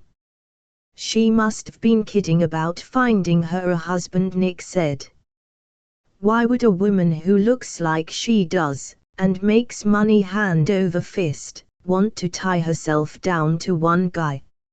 She'll have to beat men off with a 2x4 as soon as word gets around she's available. I'll prefer she do it in Oregon. Luke stood, dusting off his jeans. I'm starving. The bathroom door was almost closed as they walked by. Hey, Kat. Luke rapped on the door, ready for lunch. She was on her knees behind the door. He could just see her endearingly large feet poking out. Yeah, I'm famished. Almost finished here. Go ahead and start without me. Hey, make sure you guys leave something edible. See, that's the problem, Luke said, picking up their conversation as they entered the kitchen. He dragged the lid off the cooler Nick had left on the counter earlier. It's gonna be impossible finding someone whose intentions are half-dirty honorable. Do you want tuna or what's this? Mystery meat. Here, take it, whatever it is. Nick removed the wrapping and raised his roast beef sandwich to his mouth. Tell her you don't want her here. Luke sent his friend a level look. Elle can't do that again, Nick. You know that have a history of telling Kat she's not wanted. Prince of a guy that I started the day her mother left. Luke scrubbed his jaw. She cried herself sick for 4 days. She was 7 years old. Yeah, and that was the last time I saw her. THNK of all the times she didn't CD when I embarrassed her by telling my friends didn't even know hen. That was even worse. Give yourself a break. You were a teenager. She followed you around school like a sad-eyed puppy. Hey, I told her to bug off on more than one occasion. She used to scrunch up under that berry bush way in the back of the middle school playground, remember the one? Just scrunch up under old those thorns. After I'd told her to get lost, I'd walk by and see her, and feel lower than the scales on a snake's belly. That sad little face, and all that crazy red hair. And she refused to cry. I could see she wanted to. But damn her stubborn pride, she refused, and I'd walk away, laughing with my friends, and leave her there. Nick bit into his 3-inch thick sandwich, catching the sliced pickle before it hit his boot. He stuffed it back between the slices of bread, then licked mustard off his thumb. And then there's her 17th birthday. Luke's head shot up. Don't go there, Stratton. Oblivious to the danger, Nick continued. You kissed her, she puked. End of story. Fine. She's a big girl now, odds are she doesn't still throw up when a man kisses her, but who knows? Why take the risk of her upchucking on a friend? Hey, I'm sure she'll understand if I'll tell her to get lost. After all, as you say, been there, done that. Got the scars to prove it. Besides, just about everyone in Catherine's life has abandoned her. Why should you be any different? Luke closed his eyes. He hadn't told Nick more than the basics. The truth was he'd allowed his passions to get away from him that night, and in the process had scared Kat to death. She'd needed her brother. Instead he'd turned into Octopus Man with suction lips and a hard-on that wouldn't quit. No wonder she'd been sick. And embarrassed. And disappointed in him. Luke glared at Nick, grateful in a perverse way for the reminder. It's taken years for her to learn she can trust me again. The pain he'd caused her by switching roles midstream still tortured him. They'd never talked about that night, but it lay between them like the mister in a misty bog. He'd sworn not only to be her brother, but her hero, her protector. Her champion. In other words, he'd be what Kat needed.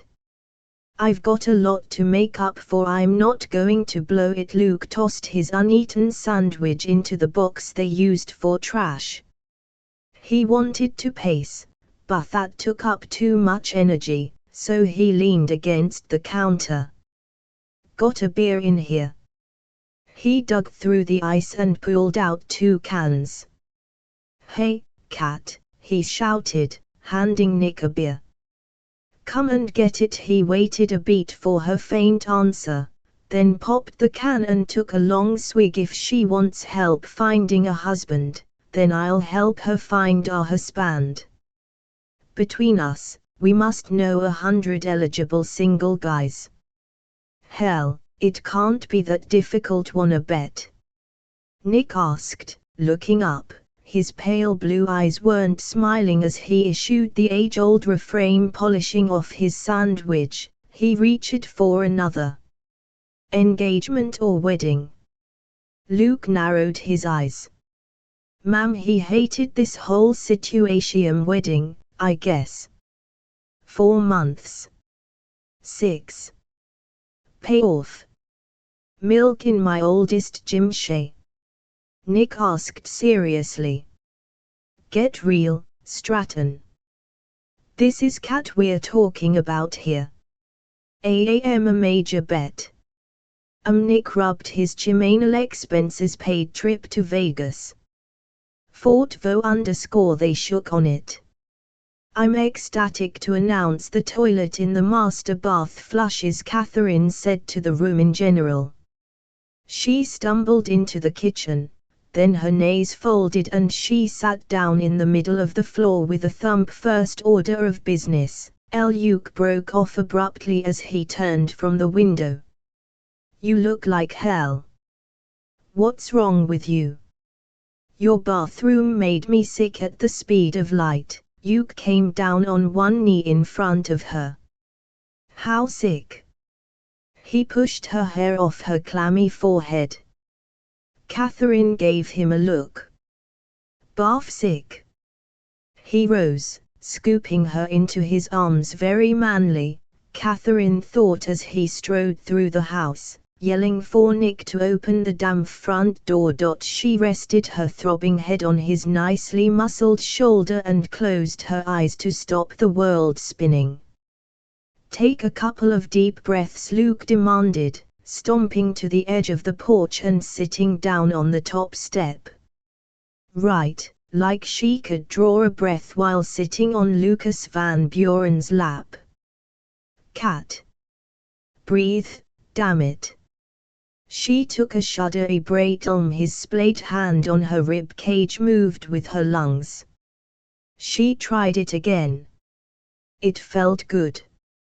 She couldn't figure out now if she was still dizzy from the glue or if it was Luke's touch making her head spin. Catherine squinted, her eyes open as Nick settled himself on the other end of the step and leaned against the post, a beer can in one hand. He gave her a small, one-dimple smile. Glue, he asked Luke, swallowing his amusement with a gulp of brew. Luke's hand slipped a fraction of an inch down her rib cage as his breath fanned the top of her head.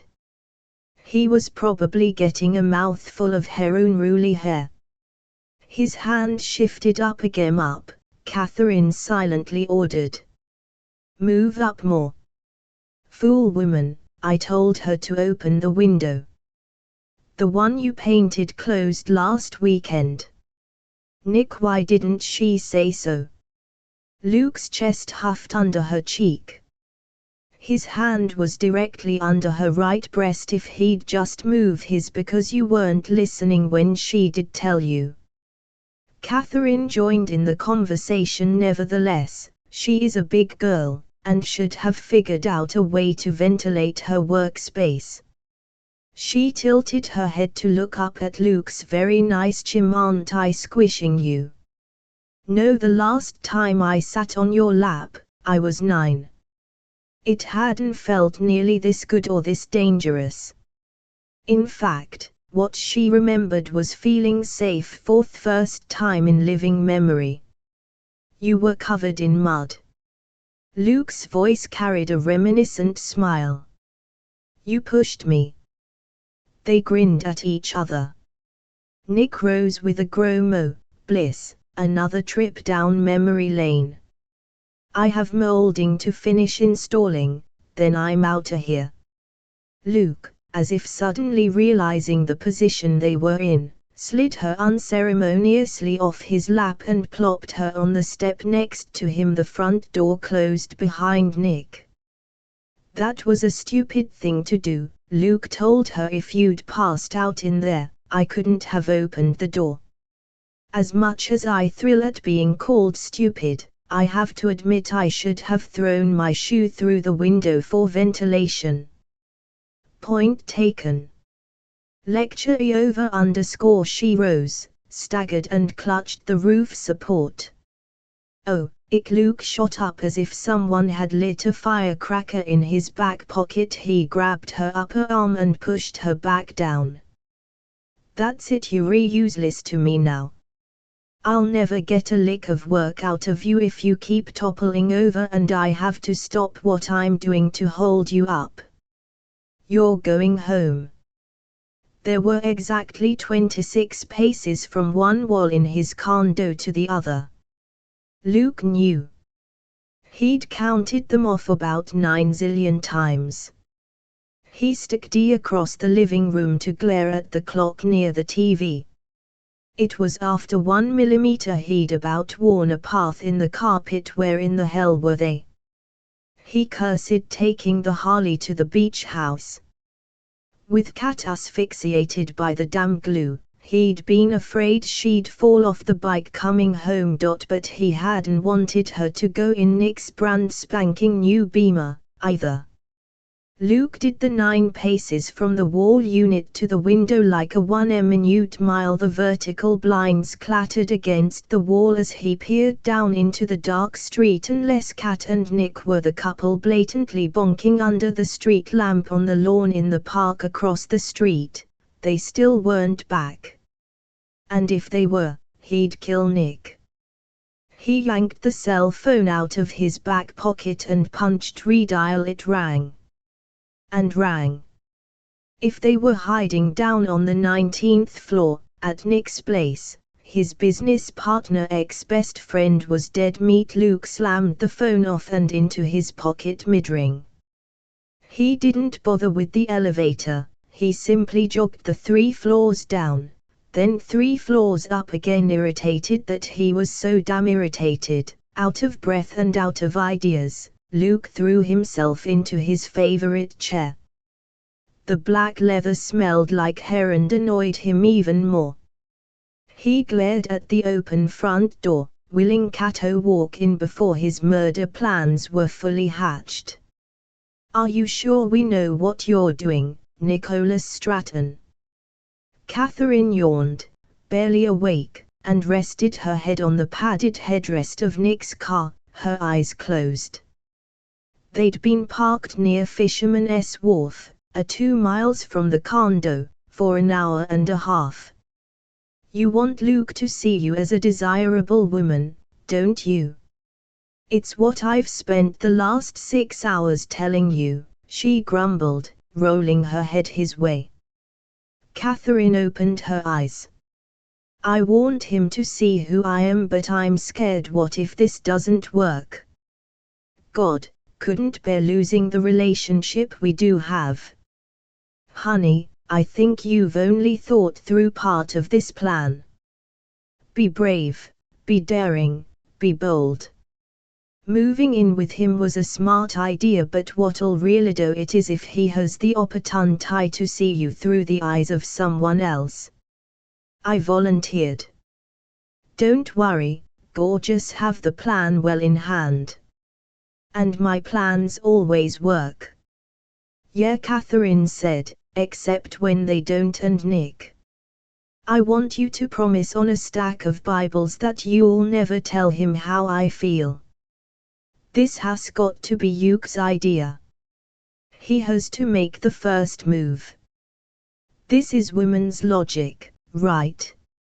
Chase him until he catches you. Basically. Just promise you won't tell. Never. Do you swear?" "Constantly." Nick see, he crossed his chest in the vicinity of his heart. "Elsewhere, I'll never tell Luke how you feel about him."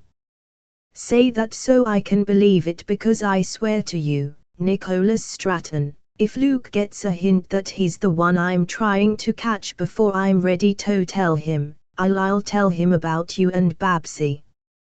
That was in 12th grade.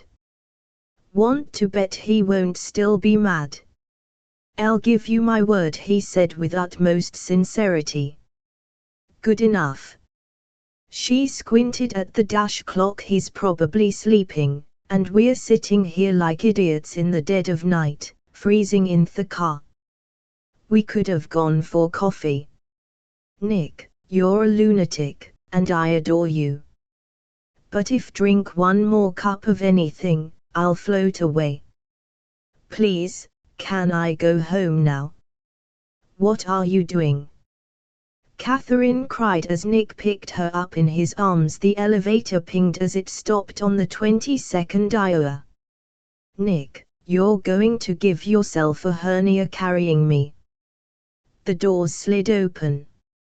He staggered playfully as he strode down the corridor leading to Luke's condo. Put your head on my shoulder, your arms around my neck and close your eyes, Nick said softly. I'm going to give you the opportunity to be a fly in the wall. Interesting. The front doors wide open. Catherine looped her arms about his neck and snuggled against Nick's chest. A nice chest, unfortunately, not Luke's chest. Where've you been? Ooh. Luke's dragon roar. Catherine kept her eyes closed, her features lax. She imagined flames spewing from his nostrils. This was a good segue. Nick's plan might just work. Hey, old son, Nick whispered. Princess here is sleeping. Lower your tone to a dull bellow, why don't ya? Why is Cat sleeping? Luke demanded, with deep suspicion. She could feel the blistering heat of his gaze focused on her. You said you wanted to her to some of our _L told you to bring her straight home. We came straight back. Via Hong Kong. Well, let's just say we did a little partying. We stopped for a bite to eat, then she wanted a look at my boat. For 6 hours. Gorgeous day for a sail. Look, she's kinda heavy, Nick said over her head. Mind if I okay, fine, if you want to stand there bitching at me, i.e. you get the hernia, that's cool. Luke's arms tightened around her. Bliss. Catherine's head found the natural and perfect hollow beneath his chin.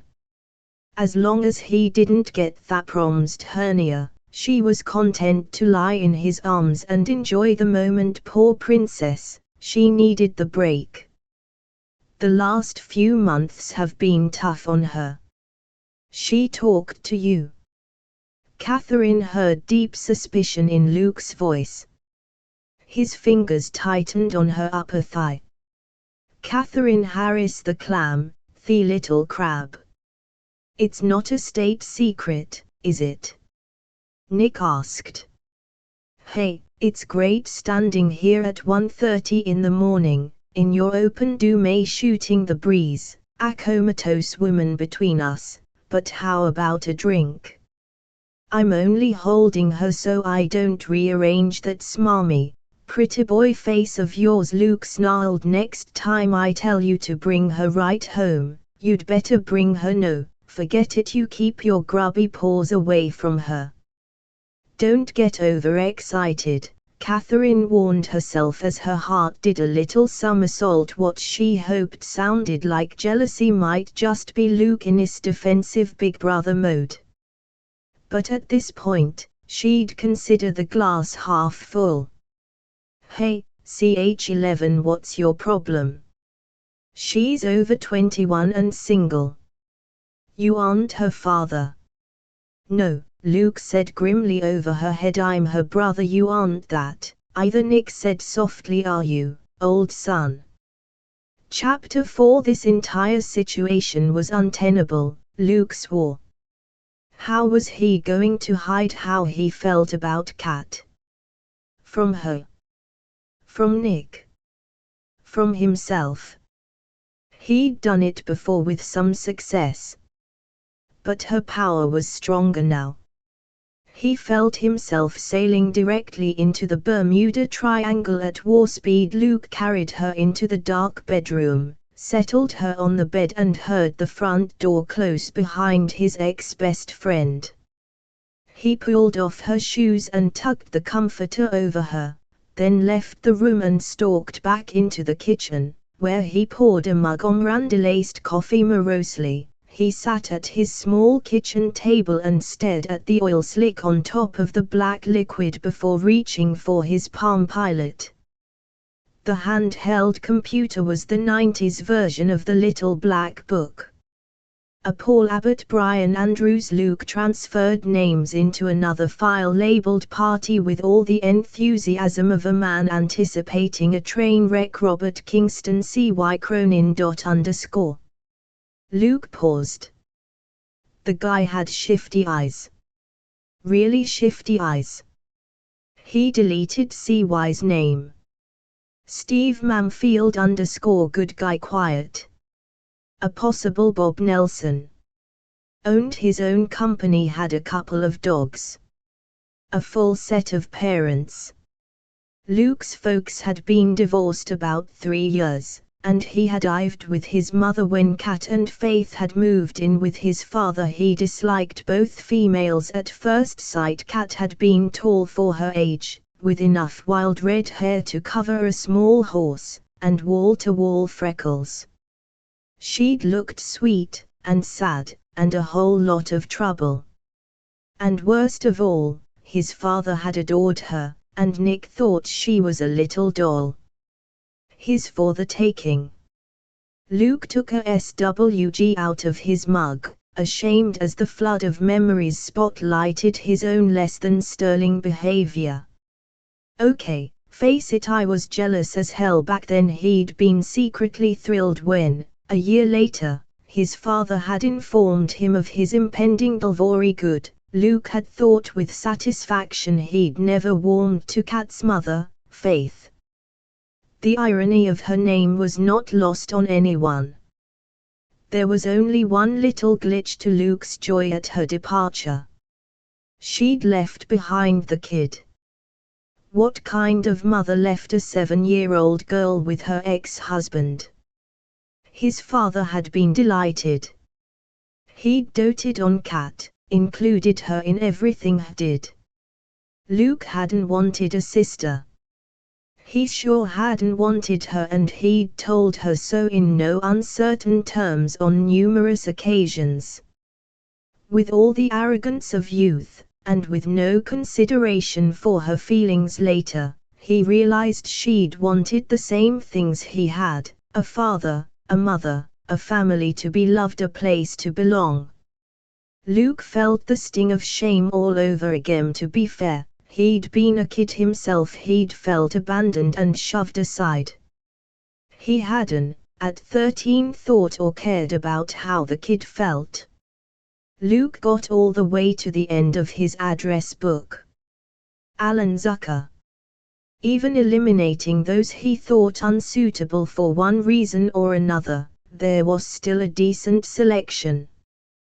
But because the criteria for females wasn't nearly as stringent as those for males, Luke ended up with an unbalanced list: more women than men, which suited him just fine, except the party wasn't for him, it was for Kat. He pushed the computer away. He'd even out the list later. Luke buried his head in his hands. He didn't want the party. He didn't want to introduce Kat to a man who might not appreciate her, might not treat her right. She'd been rough enough in her life. Kat needed to be loved, cherished. Luke pushed his chair back and strode into his living room. Nope. There were no two ways about it. He'd made his bed. Now he had to lie in LT_ no matter how damn uncomfortable it was. He tossed a pillow and blanket on the black leather sofa and turned out the light. Yep, he thought, flinging himself down on his back, fully clothed. He was going to have to bite the bullet and help Kat find the man of her dreams. Even if it killed him, the party was a roaring success. At the moment E.L.O.S. Don't Bring Me Down was competing with raised voices and the din of heels on bare wood floors. Kat had rolled up the area rugs for dancing. Earlier they'd gone into a cooking frenzy, each trying to outdo the other. The result was a rather eclectic amalgamation of foods and beverages. Luke's Mexican salsa, tamales and Chinese egg rolls. Kat's spaghetti and meatballs and Greek salad. Everyone was having a great old time. With the exception of the host. Kat was across the living room putting the finishing touches to the buffet with a huge leafy something in a red ceramic pot. She'd persuaded him to buy half a dozen plants at the store, insisting he lived a sterile existence without living things around him, no matter that Luke knew he'd never remember to water the things. He remembered the alarming amount of plants scattered around his dad's house, but had given up without too much of a fuss. Kat was a born nurturer. She needed to be needed, even if by just a few houseplants. He felt as nervous as a mother bird pushing her chick out of the nest for the first time. Luke watched her without seeming to, and tried to see her as his friends would. With his luck they'd have the immediate hots for her. At the moment Kat was the center of attention of a pack of chest-puffing, lip-smacking, posturing males. Luke monitored the behavior of his friends with a jaundiced eye. They might as well let her inspect their teeth, check their brokerage statements and call old girlfriends for references beneath the music. Luke felt it in his gut. Mike leaned close to whisper in Kat's ear. She laughed. The sound rippled. Just her looks were addictive, her compelling, innocent sensuality impossible to ignore. God knows, he was trying. Her sassy mouth and sharp wit were destined to drive some lucky guy to the brink of madness. His friends circled her like sharks in a feeding frenzy. He intercepted a lascivious look from Ted, so busy flexing his muscles and trying to hide his receding hairline he didn't even notice Luke's warning glower from across the room. If you keep glaring like that, no one will go near her. Nick raised his voice to be heard over the music, and handed him a beer.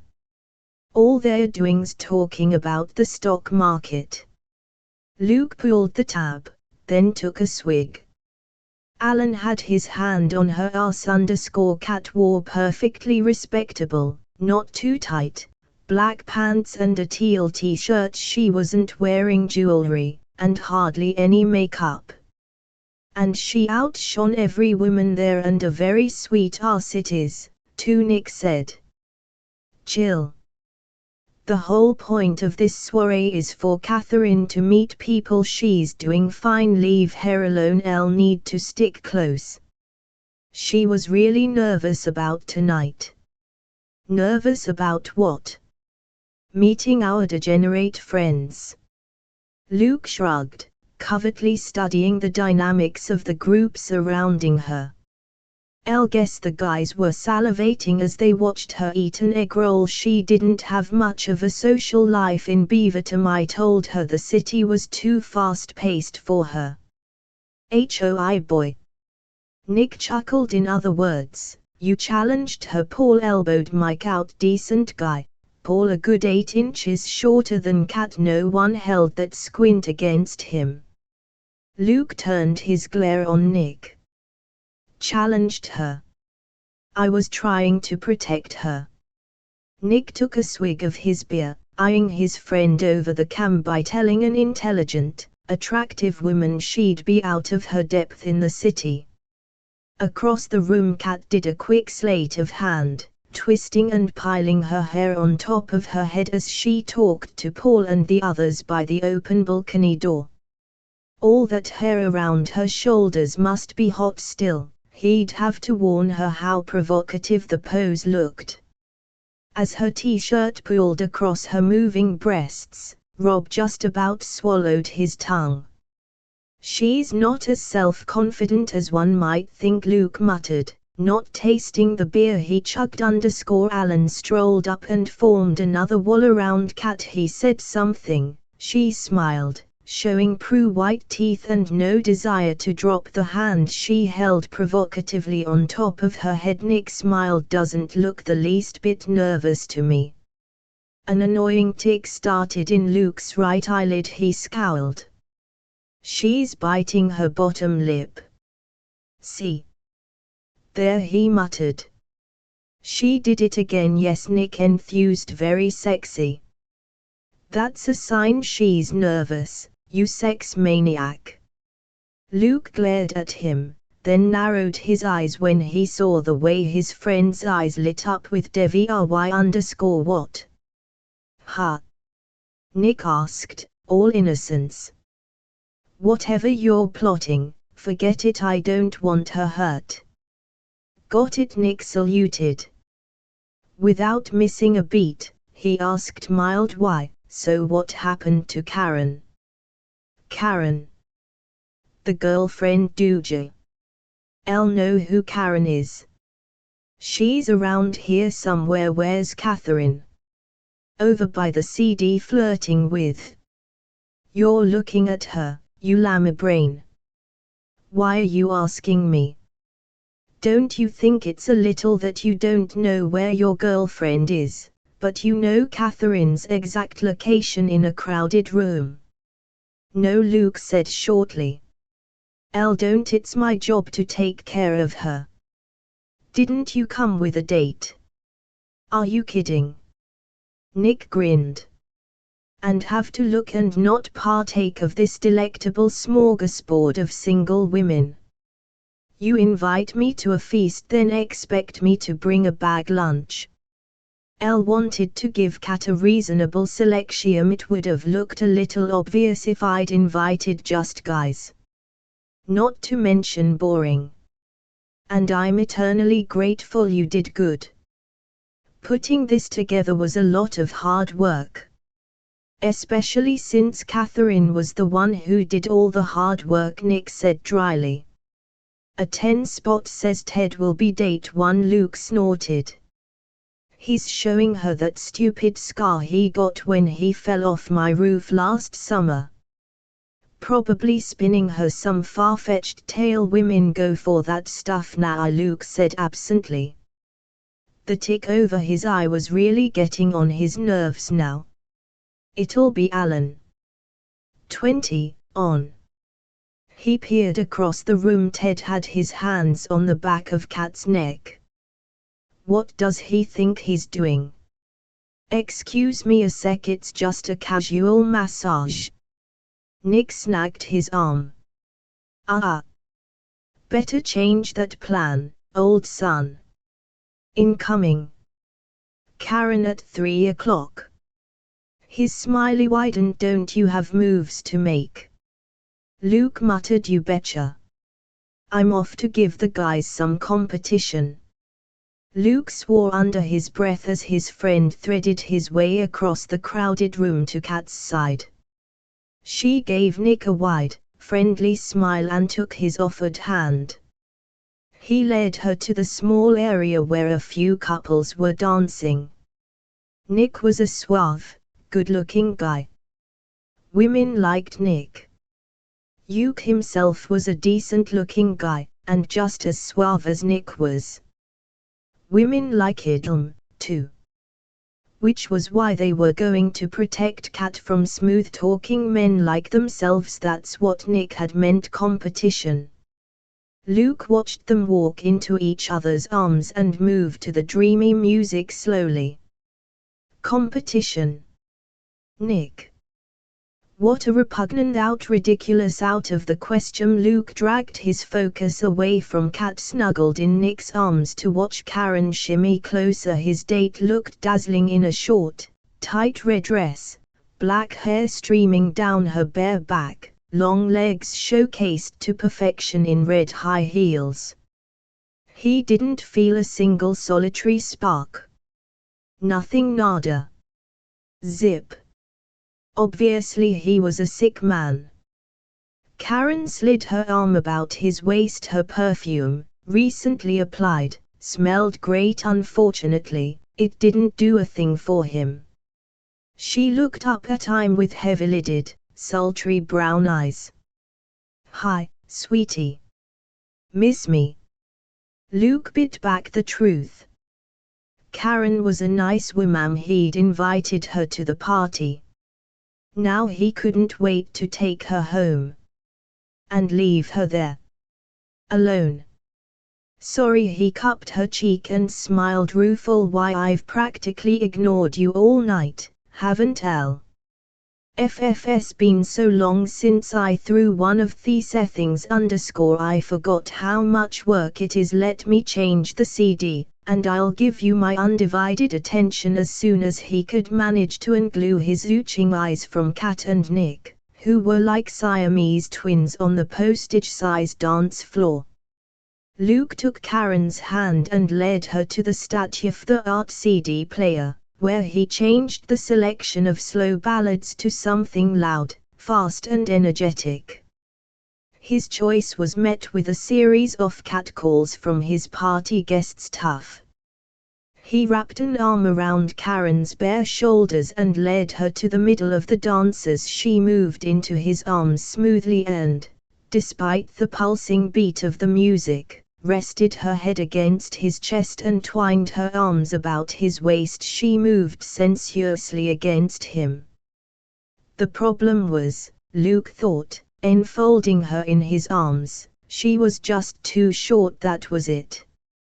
She was too short. She didn't fit even wearing those heels. The top of her head only came to the middle of his chest, which was really too bad. Karen was beautiful, smart, sexy. How unfortunate he'd never noticed how vertically challenged she was before. Tonight, with 50+ bodies in it, the room was hot. Even with the door wide open to the narrow balcony, the evening air was stifling. Luke wanted to peel Karen from his chest and stand under a cold shower. He concentrated on moving his feet 2 yards away. Kat danced with Nikki, laughing and chatting and having the time of her life. Luke would have to talk to her. He'd invited at least 7 guys specifically for her to meet tonight. She already knew Nick. Luke rubbed his hand down Karen's smooth arm and turned her so that his back was toward Kat and he could give his date the attention she deserved. Karen slid her hands up his chest and around his neck. "Too many people here." She ran her long nails up and down the back of his neck. "Bet no one would notice if we snuck out." Luke sat in the back row of the dark, all-night movie theater. He could have had his pick of greasy, red velvet seats. He was the only one there. Not surprising. It was 2A_M_ and an artsy foreign film flickered on the screen, the subtitles barely legible. At this very moment he should have been getting hot and sweaty with Karen. Instead he dropped her off, walked her to the door and driven back into the city. He didn't want to go home, because he wanted to go home so badly he could taste it. He was certifiably nuts. He wasn't sure who he was doing this for. Kat or himself. Luke didn't come home. He and his gorgeous, set-eyed brunette with boobs out to there and legs up to here had disappeared over an hour ago. Catherine refused to speculate where they were or what they might be doing. How did every woman he lusted after have to be so petite? So available. Cute. She clenched her teeth. Ducking out on his own party was rude as far as she was concerned. The condo was still jam-packed with Luke's and Nick's upwardly mobile evenings, none of whom seemed to have noticed their host had gone AWOL. Everyone was having a blast. Catherine's head throbbed and the muscles around her mouth ached from smiling. She was tired of making nice. In fact, she'd pretended to hurt her ankle so she didn't have to dance anymore. Which meant she was stuck sitting in Luke's big black leather chair in the corner with her feet propped up. A captive audience for Ted, Alan, two Bobs and an ethereal blonde named Cheryl. She let Cheryl entertain the four men while she zoned out, thinking unwillingly about what Luke was up to. Karen had beautiful skin, no freckles on her _ Catherine glanced down at her own hands, fisted around a half-filled glass of warm soda. Her skin looked as though she'd peppered LLGM. She hated her freckles. Hated them. One of the Bobs said something, and the others laughed. Catherine had enough presence of mind to smile. One thing she'd learned: there was no point in crying over things that couldn't be changed. She was in this particular polka-dotty skin, and she had to resign herself to living with tea. Disliking how she looked wasn't going to change reality. Besides, she thought, working herself up into a real snit, it was Luke's fault. If he hadn't always shown up with some creamy-skinned, pocket Venus, Catherine wouldn't have grown up hating her freckles, her hair and her height. She wanted Luke to come home and everyone else to disappear. Eventually, finally, the guests left in dribs and drabs. Now it was after UO, and Luke still wasn't back. The last to leave, Nick leaned over to kiss her forehead on the way out the front door. "Are you sure I can't go?" Catherine pushed at his wide chest. "Thank you for offering to help with the cleanup. I'll take care of it next week when wake up." "You did good, Princess. You were the belle of the ball." "I'm delighted to hear it." Catherine didn't bother to stifle a yawn. "Too bad Prince Absent wasn't here to see me shine. Oh, he saw enough. Trust me, you're a sweet ma'am." "Delusional, but sweet. Go home, Nick." As soon as the door closed behind him, Catherine felt the muscles in her shoulders sag. Overtired, that was all. She was just overtired, overstimulated, overloaded. She imagined Luke in bed with Karen. The salsa and meatballs did a sickening dance in her tummy. She gathered several empty platters from the dining room table on her way to the kitchen for a malax. After changing into plaid flannel pajama bottoms, one of Luke's t-shirts and her ratty slippers, she shuffled back into the living room and turned off the CD player. In silence she surveyed the messy room, knowing no matter how tired, she wouldn't able to sleep. She almost had herself convinced it had nothing to do with Luke's absence and everything to do with not waking up to this mess. "You owe me, Van Buren. You owe me big." She loaded dirty glasses onto a tray and wrinkled her nose. A sickening rush of memories assaulted her. She couldn't smell beer without remembering that night 9 years ago. It had started harmlessly enough. Her friends, fake IDs in hand, had surprised her with a visit to a strip joint for her 17th birthday. Catherine didn't want to remember the rest of it. If she did, she'd be on the next plane back to Beaverton. One thing was for certain: the next time she managed to get Luke to kiss her, she'd make sure she was stone cold sober. That was them eyes was now. Same objective. Different game plan. She'd chosen this path, and she'd stick to it, no retreating like a spineless crab. Nothing ventured, nothing galmed _ram. She looked down at her clothing and grimaced.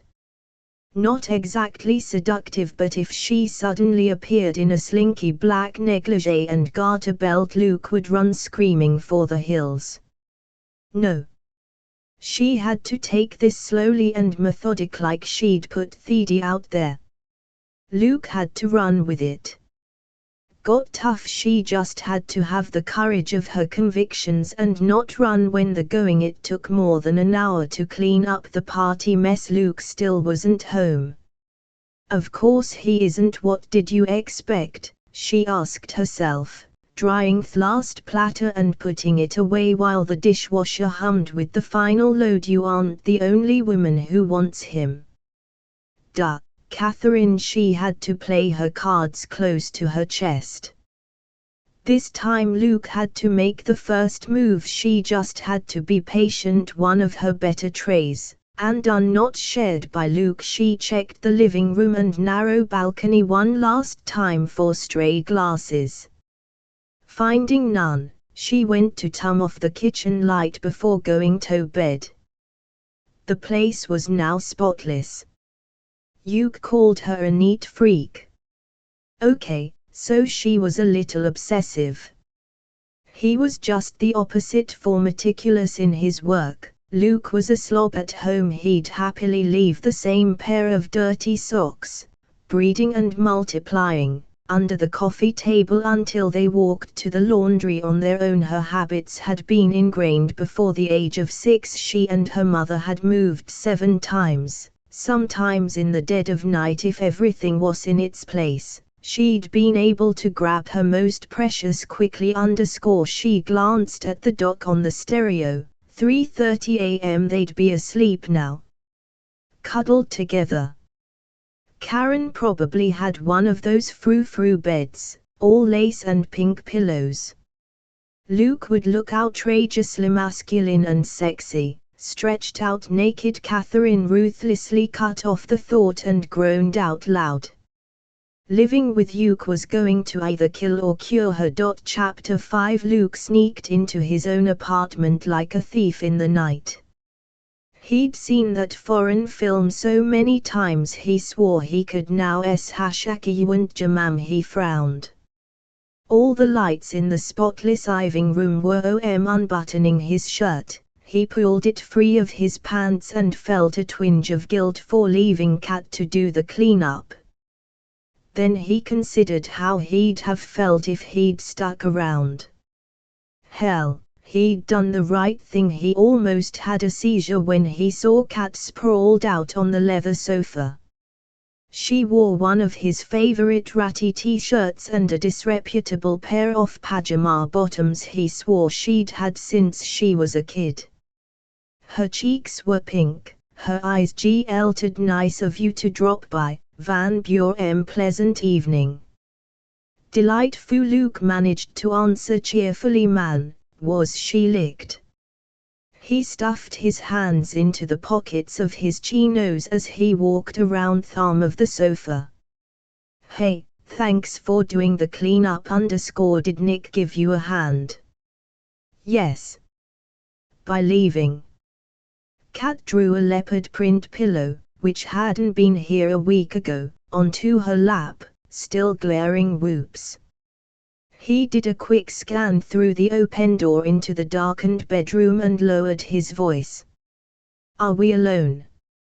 Her cheeks lit up like flamingo pink neon. Other than the entire 49ers team naked, and exhausted, in the bedroom. You mean? Luke took his hands out of his pockets and sat on the opposite arm of the sofa.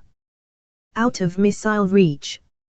It's not out of the realm of possibility that you'd have a man here. Kat, her fiery eyebrows shot up into her bangs. Who are you? What alien life force took over Luke Van Buren's BCHDY? Whose condo is this? I hadn't met any of these people here tonight before in my. Do you really think I'd sleep with a total stranger? In your home? In your bed? No. Then don't ask such asinine questions, you turkey. She curled her legs under her and bunched up her hair in her fist. She wasn't wearing a bra. He remembered that brief, tantalizing flash of cinnamon and cream, and almost licked his lips. Yep, Luke thought a good thing he'd stayed out. Shouldn't you be sleeping? He asked mildly. What was the point in sitting in a movie theater all night only to come home and find her wide awake, sexy as hell and in his face? Elle just finished shoveling everything into the dishwasher. The hectic color had left her cheeks. Her eyes looked bruised and kind of sad. Luke thought they would have been looking a damn sight sadder if he'd hung around much longer at the party. Elle would have cleaned up in the momming. Cat, she hugged the pillow and snorted. Yin, right, so what did you think of Ted? She shrugged. Alan. She did the so-so thing with her head. Either of any of them. Cat unfolded her legs. She was close enough to touch. The scent of her BCHDY, warm, female, Catherine, made him dizzy. Come on, Cat. Hey, don't rush me. I'll keep you posted. You've given me enough to work with for now. She stood looking down at him. How'd your evening with Karen go? Great, the pits.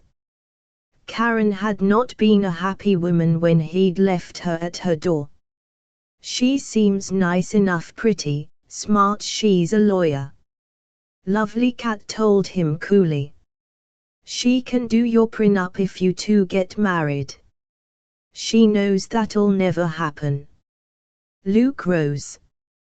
They were no more than a foot apart, desperate to steal a kiss from those sweet pink lips. He knew she'd deck him with the pillow she clutched to her midriff. Ever heard of common law? This is the second time I've dated her. Besides, Nick and I have the bet, remember? Cat shook her head, slapping him in the face with 20 pounds of hair. The honey-scented strands lashed his cheeks before springing back home. He wanted to grab her by that hair, wrestle her back to the sofa and get a swift kick in the cogents for his trouble. That is one of your more ridiculous bets, Luke. What if one of you falls madly in love and wants to get married before you're 35? It could happen, you know. Being in love doesn't necessarily mean marriage. Which is why I consider the bet a sure thing. I have the edge. I'm never getting married however old I am. You mean you still believe that stupid all your emotional eggs in one basket theory you had at 15? That, my darling dragon, is what you women call lack of commitment. You just haven't met the right woman yet. I'll meet the right women. Several times a year. Which has always been my point. He frowned. Are you going to bed? Yes. She stepped out of reach and turned to assess him over her shoulder. Are we going to the house tomorrow? Yeah _latism, take the bed again. He watched her walk to the bedroom. Even in the too large t-shirt, she moved like music, fluid, graceful and too sexy for his peace of mind. Luke closed his eyes. He needed something else to focus on when Cat was around. Something that wasn't soft, smooth and cinnamon flavored. Something like sweet dreams, Luke. Yeah, you too, honey. Something like construction. Yeah. That was it. Instead of seeing Cat, he'd imagine building the house from the foundation up. Are you okay? He glanced up. She was standing at the bedroom door with a little V of worry between her brows, one slippered foot searched on the other. He wanted to stride over, pick her up, carry her into the bedroom, lay her on his nice, wide bed.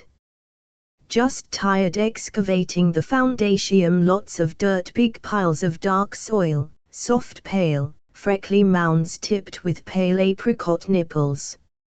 See you in the morning, he said gruffly, getting up to click off the light and plunge the room into darkness. He heard the door shush closed. Yeah, this visualizing concept stuff was going to work well.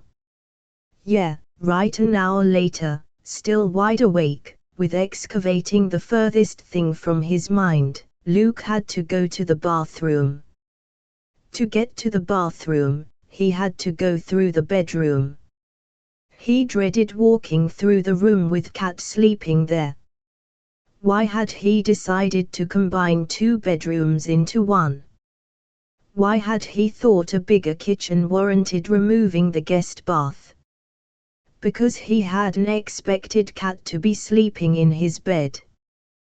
That's VVHVJQ, she's sleeping, you moron, Luke told himself, tiptoeing into the bedroom. She'd left the light on in the bathroom. A sliver of golden light slashed across her figure on the bed. Ah, Kat, he said softly. She was sprawled face down across the bedspread, her hair covering her face and half the pillow. Out like a light beside her, tucked up to its furry little armpits by the blanket, was the teddy bear he'd given her years ago. That was Kat. She hung on to things.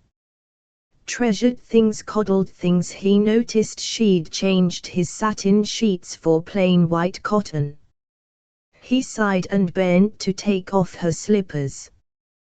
The smart thing to do, Catherine decided as she felt Luke's hands removing her left fuzzy slipper, was to turn over and say hi. The sensation of his warm hands on her bare foot sent little electrical currents up her leg. Pretending to be asleep now was almost as bad as when she'd hidden under his bed on one of his weekends at home. She'd been about 9. Even then she'd wanted to be as close to him as she could get.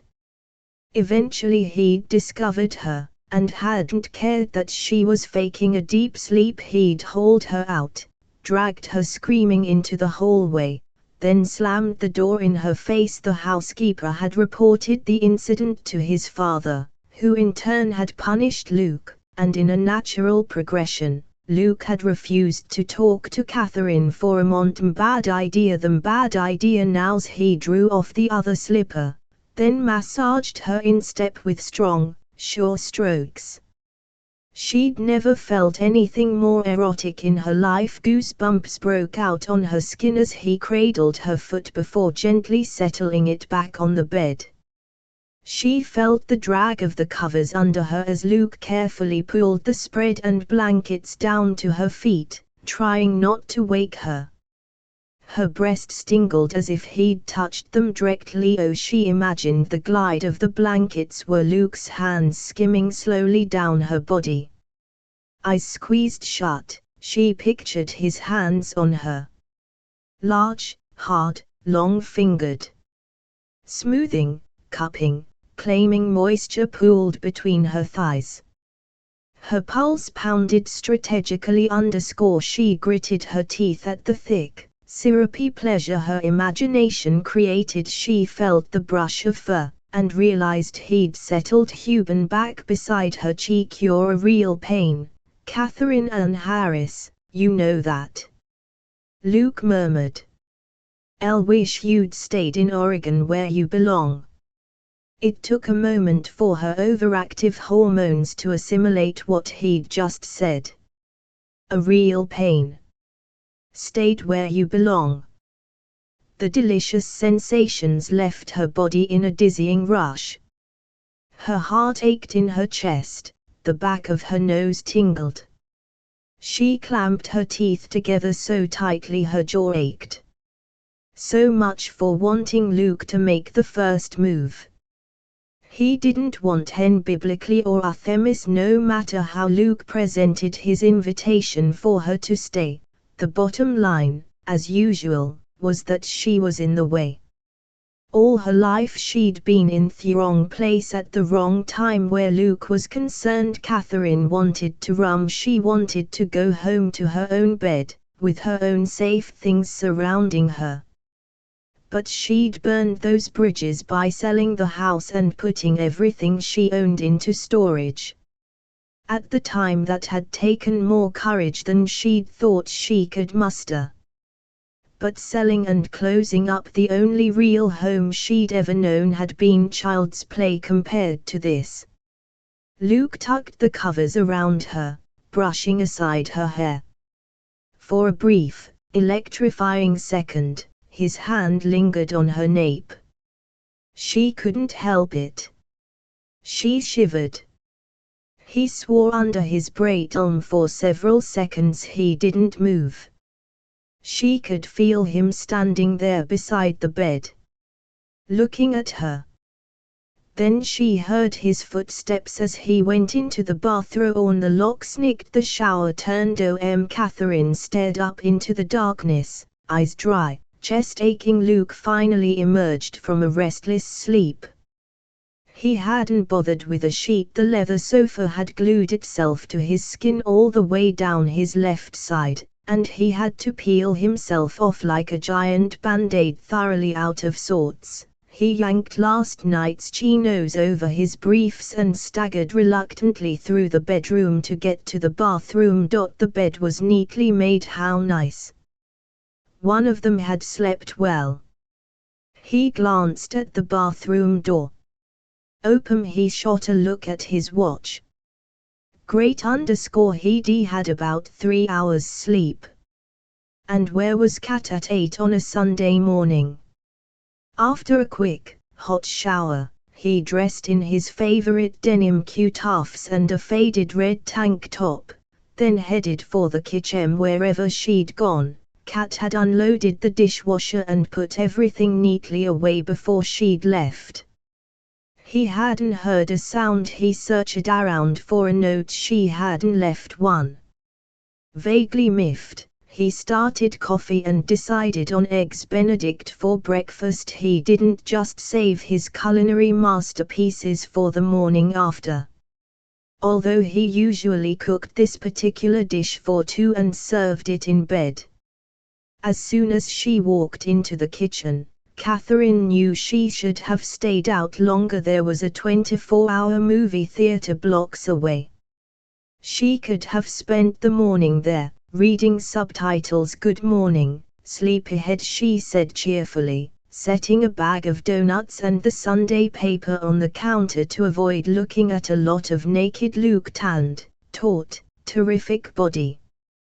Not a freckle in sight. He had the naturally long, lean physique of an athlete without having to do the maintenance. It wasn't fair, but then, what in life was? A familiar tightness gripped her chest. She turned and reached up to find a mug in the overhead cabinet. Fun party. I like your friends. The feeling was mutual. Luke eyed her black biker shorts and white tank top without comment. There were no secrets between fabric and skin, and despite having been outside jogging in the park, Catherine suddenly felt self-conscious in her skimpy attire. Luke's gaze traveled the length of her legs and back up again to her sweat-damp hair scraped back in a ponytail. Been running? Yeah. Across the street in the park. Even at 7 a.m. Marina Green had been crowded with bikers, runners, mothers with little kids, people on inline skates. None of them had looked at her the way Luke was doing right now. None of them could make her shiver with a mere glance. She filled her mug with cool tap water, drank it down, then casually picked up the half-filled carafe of coffee and poured herself a cup. Sunlight bathed Luke as he sat at the table in the alcove. His skin looked like bronze satin, a cliché, but true. Muscles he'd acquired from hard physical lathe, not weights, covered his bones in a fascinating display of hills and valleys. There wasn't an ounce of fat on the man anywhere, and Catherine could pretty much see everywhere. That faded red tank top didn't hide much. She tried not to stare at a fat brown nipple, showing because he'd twisted to watch her, and the wide hole had shifted. She found the milk and sugar and doctored her coffee, then grabbed the white paper bag off the counter. "There's a gym on the 9th floor, he reminded her as she sat down opposite him at the table. "Ah, yes. Where you go to pick up babes. I prefer being outside in the fresh air. Want a donut?" Luke shook his head. She shivered as his hair brushed his neck. "Elle just had breakfast. I left yours in the oven." He looked her up and down. "You're in pretty good shape." "Pretty good shape." Catherine pushed aside the greasy bag and rose from the table to flex the biceps in her right arm. "I'm in my prime, pal, and don't you forget it." He snagged her wrist and held it up. "Look at this. Your bones are as delicate as a bird's. I could snap this wrist with no trouble at all." Catherine disengaged her hand. "If you snapped my wrist you'd have trouble. All right, you'd be wearing the coffee pot around your neck." Goosebumps shot up her arm. "See, that's what I mean. You look fragile enough to break in a man's hands, but you have an amazing resilience." He broke off and gave her a look she couldn't hope to interpret. "Mix fragility with all that firehouse red hair, and a man would have to be deaf, dumb and blind not to want the whole package in his life.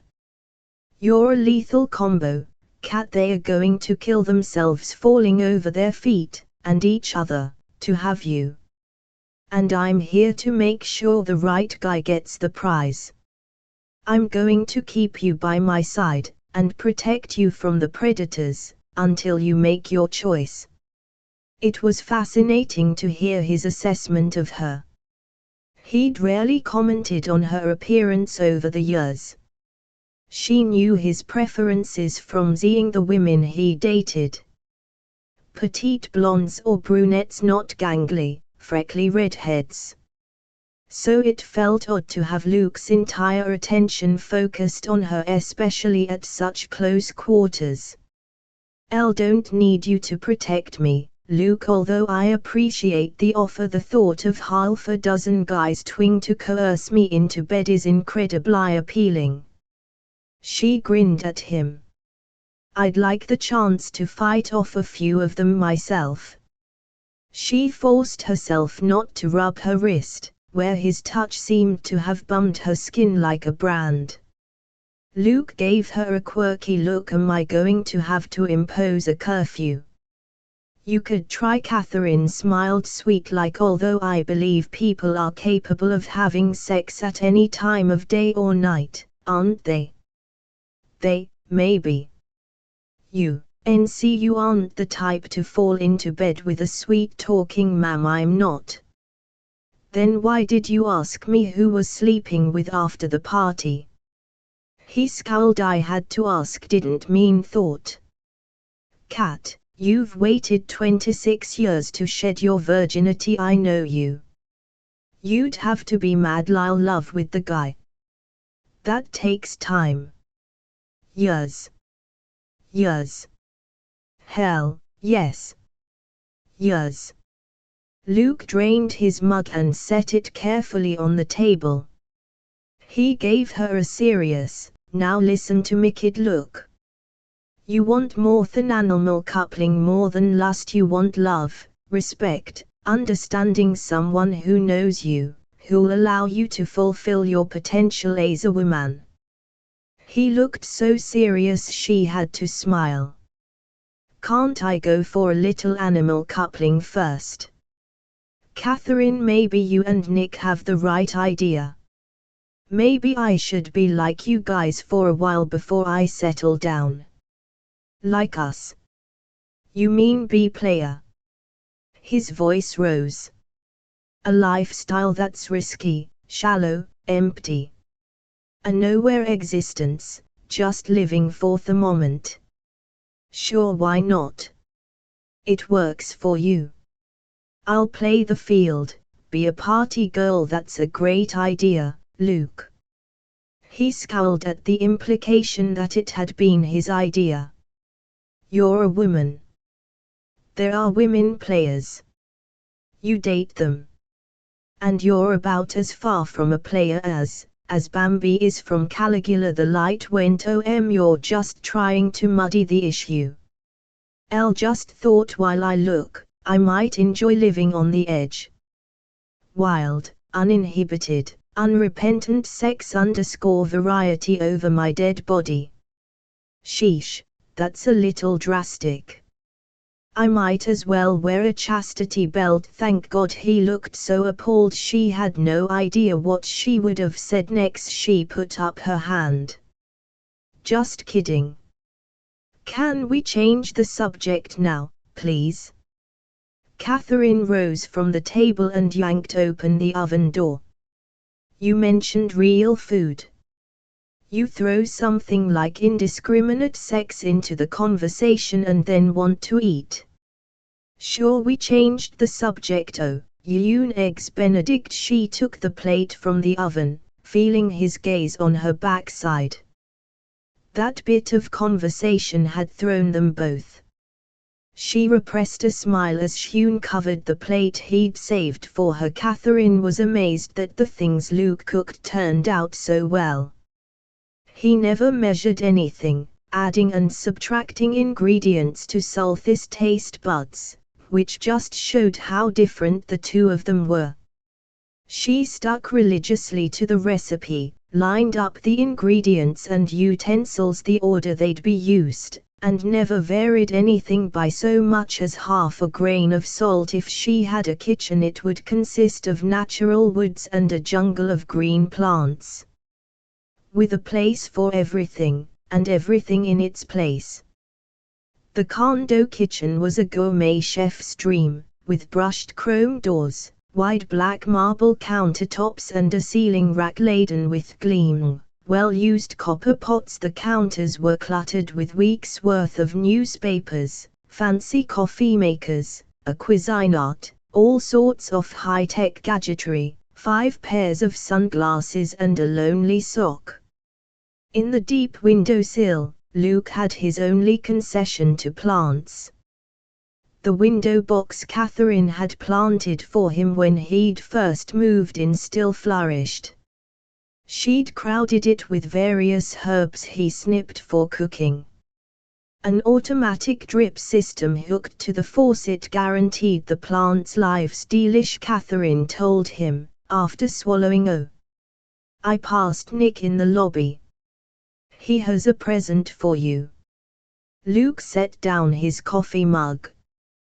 Why? Not what? No, Nick, he's a sneaky devil. If I know the why, I can guess the what. You won't guess what this is, I promise. Luke's glassy focus was in the vicinity of her chest. He must have zoned out, thinking about something, but it still felt as though he were looking. Her nipples peaked to full glory. She casually crossed her arms and leaned forward to brace them against the edge of the table, just in case he wasn't as zoned out as she feared. Luke. His head shot up. This wasn't their usual comfortable conversation. It felt a little strained, she thought, but that was her problem. Luke didn't know she'd heard him last night in the bedroom. Remembering his comments sent a chill skittering through her like dead leaves on frozen ground. Was he trying to find a compassionate way to tell her he wanted her to leave? He'd done it before with devastating effect. Oh, yeah, sorry. I was thinking about the foundations for the house. Catherine looked at him blankly. Oh, there's something wrong with the foundation and you only realized this now? Nope, nothing wrong. Solid. Firm, perfect. He picked up his empty mug and brought it to his mouth. Think you'd better start taking vitamins. She snatched his mug out of his hand and refilled it. Here. I'm off to grab a shower. She loaded her plate and cutlery into the dishwasher and avoided Luke's eyes, miserable coward that she was. And then I'm going to pack. Catherine nudged the door closed with her knee and resolutely turned to face him. Pack, he asked blankly. Pack. She infused as much chirpy good cheer as she could muster into the words. Let's face it. This wasn't one of my better ideas, Luke. I'm going home. Before I make a fool of myself and you tell me to go running, Cat. That's not fair. What about finding a husband? I can do that in Beaverton. You should have thought of that before you sold the only home you've ever known. Where will you live, little sister? Her chest ached. I'll buy a condo. Big brother sounds like a giant hassle to me. His knuckles whitened around his mug. Besides, we decided you'd stay here. Why buy another condo when in a few weeks this one will be available? Consider it a favor. Cat can stay with you when I work late. I'm sure my husband will be thrilled to have you tramping through our bedroom to use the bathroom, she said dryly. You don't have a husband. He gave her a penetrating look. It's not like you to make impulsive decisions like this, Cat. What's going on? It's my prerogative to change my mind. Not when we have a bet going. It isn't. Oh, for heaven's sake. You and your dumb bets. Who cares? His chair screeched across the glossy, black vinyl floor as he shoved it back. I'll care. It's a matter of honor. Catherine rolled her eyes. Give me a break, Van Buren. I admit I made a monumental mistake coming to you. I don't fit in here.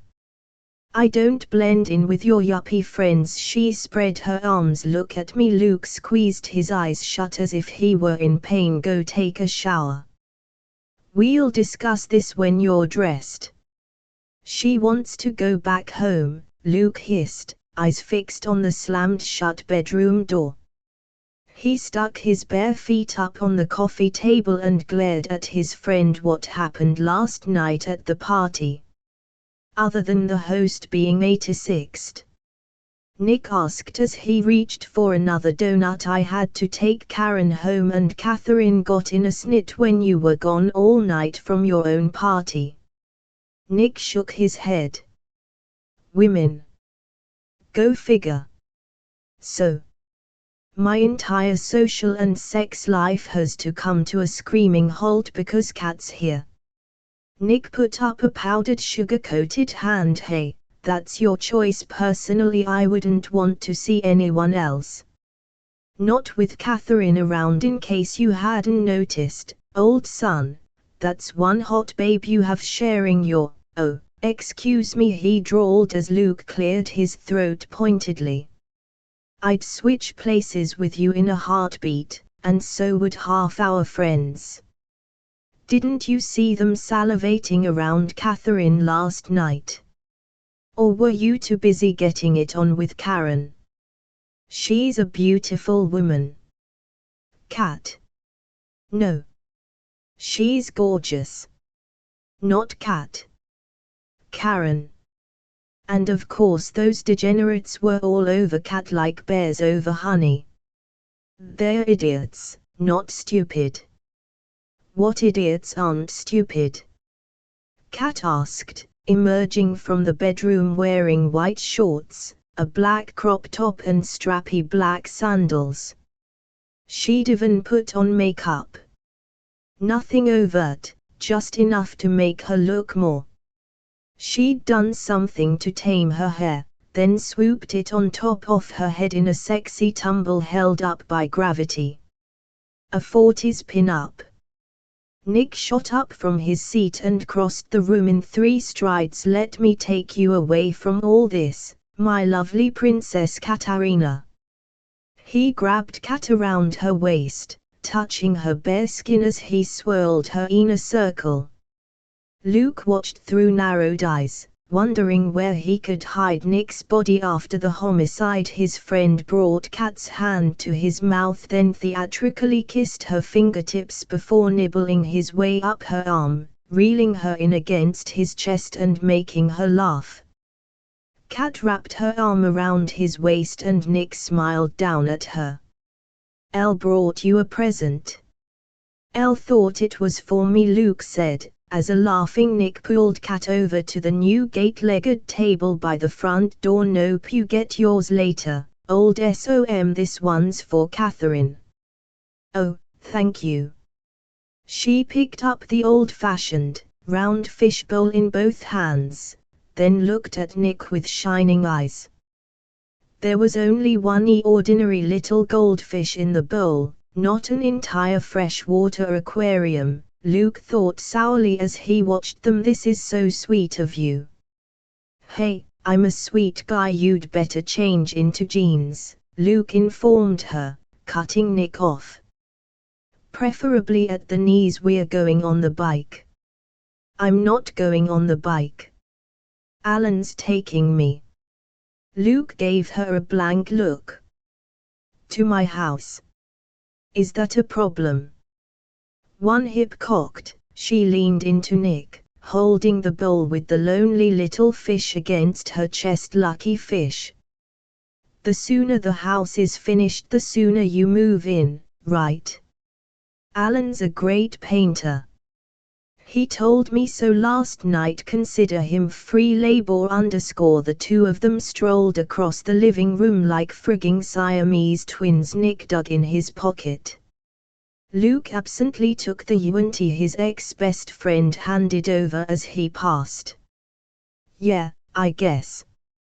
He stuffed the money into his front pocket. Kat didn't sound as if she were packing her bags anytime soon. Something inside him unwound a little. "I'll make some calls and round up more people," he said. "We can make a day of it." Kat glanced at her. "What? Well, an afternoon, anyway." "You bet on Alan, did you?" she asked, then glanced at Nick. "Who was your call?" "Ted." "You should have told me." "They both asked me out today." "That would be cheating," Luke informed her, not amused that she was amused. "Oh, excuse me, I didn't realize there were rules." The doorbell rang and she disengaged from Nick. "That's Alan. Get the lead out, Van Buren." She handed him the dumb fishbowl and went to the door. Chapter 6. Nick had given him a 2x4. To beat back the guys who were going to swarm over Kat. No kidding. At the rate things were going, Luke was going to need it. He didn't like the ratio of men to women, 3-1 in Kat's favor. He liked women, and considered flirting one of life's greatest pleasures, but it was one of his unwritten laws that he never strung them along. Luke made no secret of his opinion of marriage or any long-term commitment the second Kat had left on the arm of good old Alan. Luke called a woman he hadn't seen in months. Suzette was an attractive, petite brunette, intelligent and witty. She made no bones about being available and she liked his rules just fine. Half the 20 or so people spread throughout the house were working. The others had taken the grill across the street to the beach for an impromptu barbecue. Luke had posted a work schedule, and despite the moaning and groaning from his press-ganged crew, work was actually being accomplished. Kat and Alan were painting the guest bedroom. They'd been in there for hours with the door closed.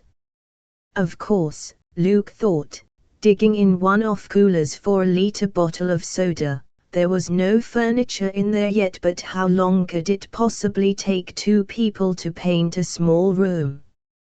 Trying to use telekinesis to open the door. Nick strolled into the kitchen and caught him glowering down the hall. Nick levered himself up on toth counter. I thought you came in here for to see on my way. Luke held up the bottle and a short tower of paper cups. Ladies getting twitchy. Suzette and Kirsten wonder why everyone else is slaving surf-like while you wander from room to room bossing us around. Meticulous planning. Luke shot another look toward the closed door down the hallway. Bad idea leaving the two women unsupervised. Stratton _ who knows what devious plot they'll hatch while we're not paying attention. Back to work. Nick slid off the plywood-topped counter. Has Catherine said anything about leaving since we got here?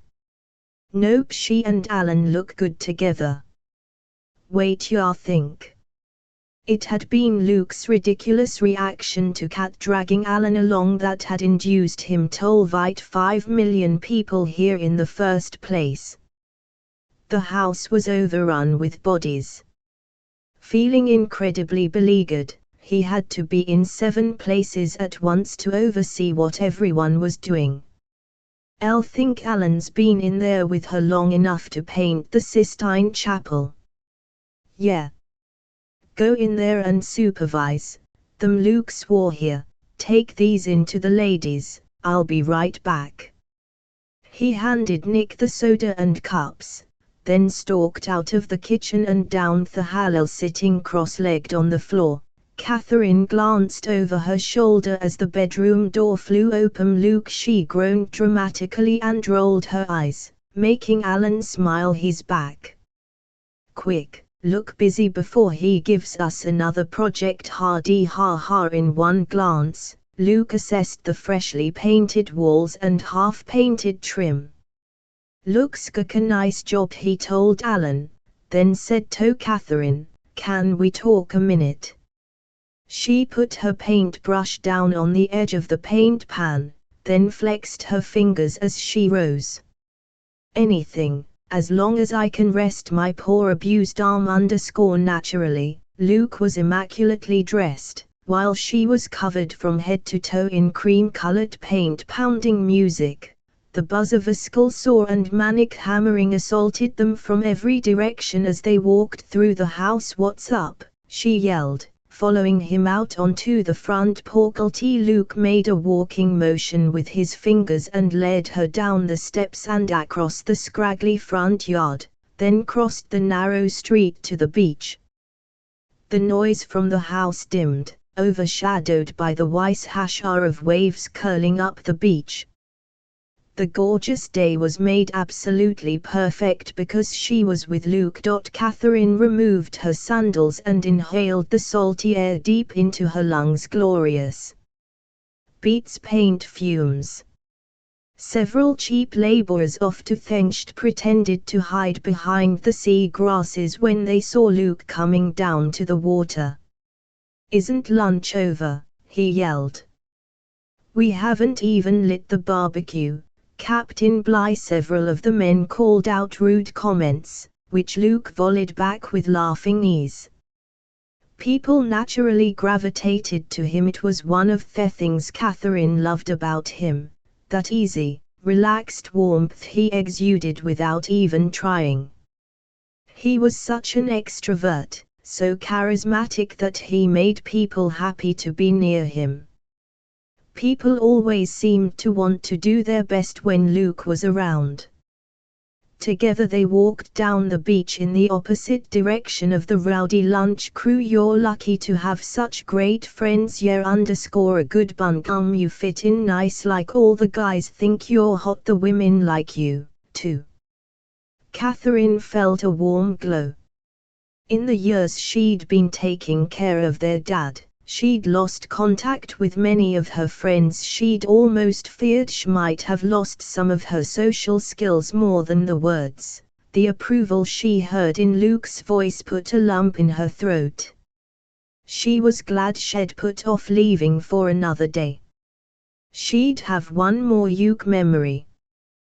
Where are we going? She skipped to keep up with his long strides. Not, mind you, that I object to a break from slaving over a dripping paintbrush for a while. Let's sit over there in the shade." Luke pointed at a small sandy dune shaded by a wisp of a tree and tall sea grass. He leaned against the frail gnarled tree trunk and stared out at the fiat blue horizon for a few seconds without saying anything. Catherine's stomach clenched. She concealed the frisson of unease that coursed through her, the sensation familiar and annoying. Old history. She usually managed to control it, but it still blindsided her every now and then. She'd felt it when her mother had left her with Peter Van Buren _ she'd felt it every time Luke had tormented her as a child, insisting she was no relative of his. She'd felt it most profoundly the night of her 17th birthday, when Luke had rejected her amateurish advances. And she'd last felt it when the man she considered her father had died, 8 months ago. She didn't need a psychiatrist to tell her she had a fear of abandonment. Don't be ridiculous, she told herself, no one is abandoning anyone. Luke was everything he'd always been, a typical big brother. It wasn't his fault her feelings had grown and changed, and it would be unfair to blame him because his had, and Luke would never hurt her, at least not intentionally. Pulling her shell around herself like a crab and wanting to hide was a knee-jerk reaction. Get over it, she told herself firmly. She'd already decided to leave. If this is going to be a lecture about something, save your breath. Catherine sat gingerly on the hot sand and circled her bare knees with her arms wriggling her toes. She burled them in the dry, hot granules. "I'll be out of our hair tomorrow." "That's what I wanted to talk to you about. Look, it's not like you have to go, is it? The house is sold. You said yourself you wanted to make a fresh start. The Bay Area's great. In a month or so I'll be living out here. Then you can finish turning the condo into the Amazon. Why leave now?" She scratched a flake of cream paint off her shim. "I'm in the way." "No you're not, Cat." Luke dropped #D to his knees beside her. He took her chin in his palm and made her look at him. "You're not in the way at all. I like having you with me." His touch burned like a brand. Catherine shifted enough to dislodge his hand from her face. Her emotions were already on overload. All the old fears and doubts about making him see her differently came rushing to the fore. The sun turned the short hairs on his arms the color of coffee. His skin shone with vitality. He was close enough for her to feel the brush of his thoughts against her bare thigh, close enough for Catherine to inhale his unique scent. She loved him so much it hurt. "It's a one-bedroom, Luke, and I'm in it. You can't even go to the bathroom without tripping over my stuff." "Don't trip over your stuff. In fact, if I hadn't insisted you unpack, you'd still be living out of your suitcase. You're so neat I hardly notice you. You can't bring anyone home." "At the moment I don't want to. And in the unlikely event that changes, I'll handle it. I'm not a sex fiend, Cat. As much as I'd like to tell you I have as more gasped of women who sleep over, I don't not nowadays. What about Suzette or the wretch? Both charming and delightful, but nothing serious." Yeah. Stay, Cat." He slung a brotherly arm around her shoulders. "Honest to God, I enjoy having someone to cook for. Besides, look how pink me nail beds are." He stuck a broad hand in front of her. Catherine's lips twitched. "Your nail beds? All that oxygen your rainforest is producing is good for me. And what would I do if I had the use of all my saucers again, or if couldn't see the carpet because you weren't there to pick up my socks? You could get a maid, Van Buren." The temptation to lean into him was overwhelming. His skin felt hot, and the sensation of having it touching hers zipped through her ilky expensive French champagne a maid wouldn't keep me centered, or laugh at my jokes. Just promise me something, okay? If it starts getting to you, just come straight out and tell me.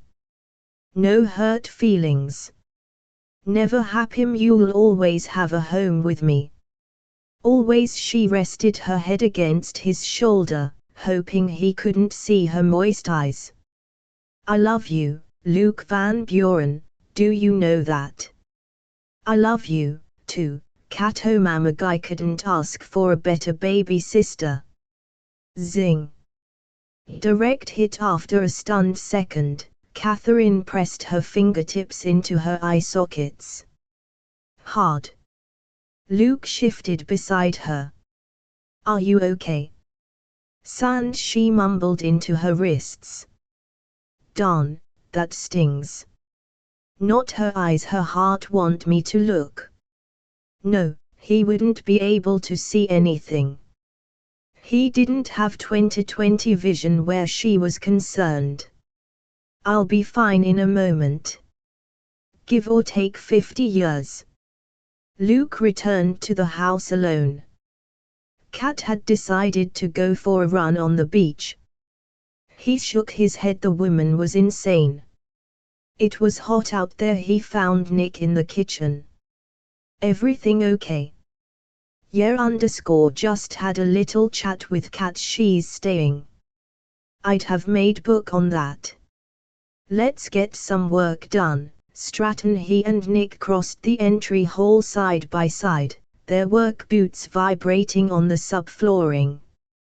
The front door stood open to catch the summer breeze, bringing with it the scent of briny air and the mouth-watering aroma of the beach barbecue.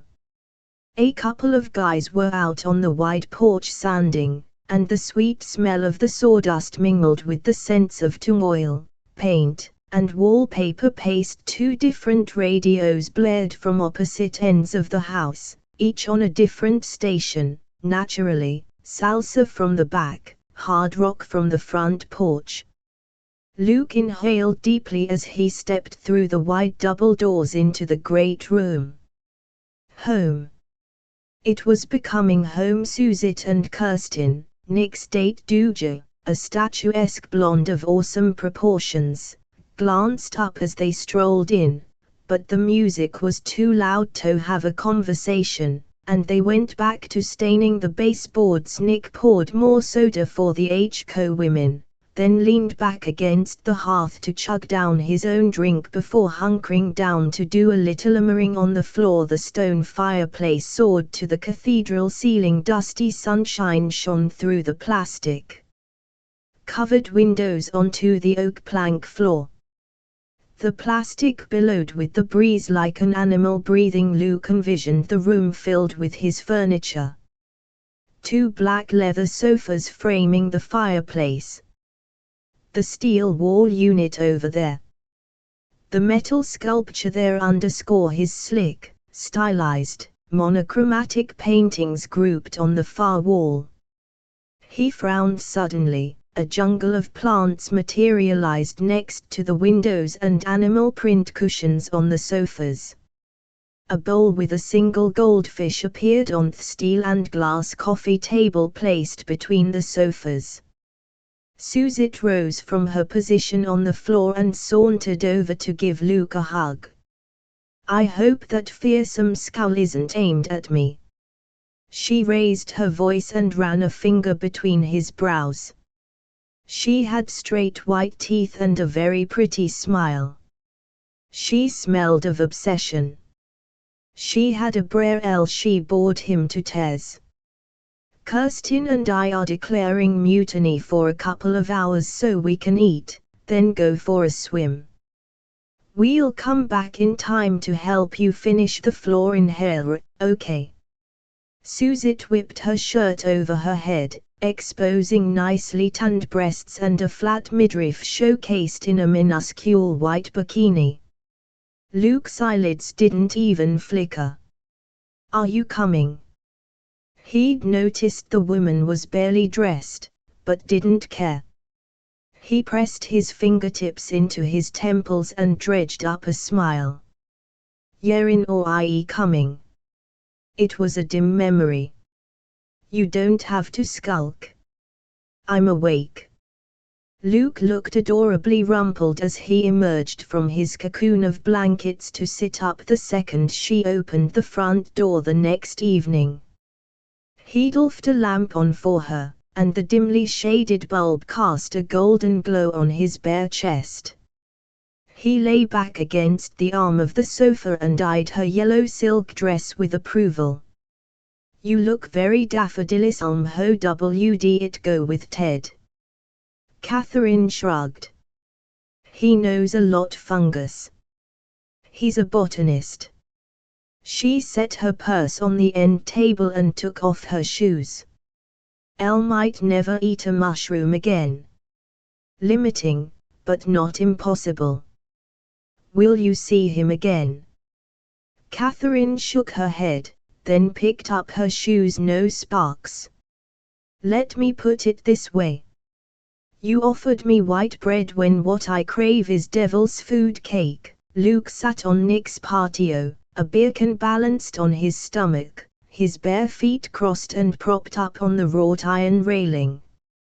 It had been a swelteringly hot day, so they'd ordered pizza and taken a cold one outside. Now soft, damp fog misted around them as they sat in the dark and watched the lights across the bay twinkle appear.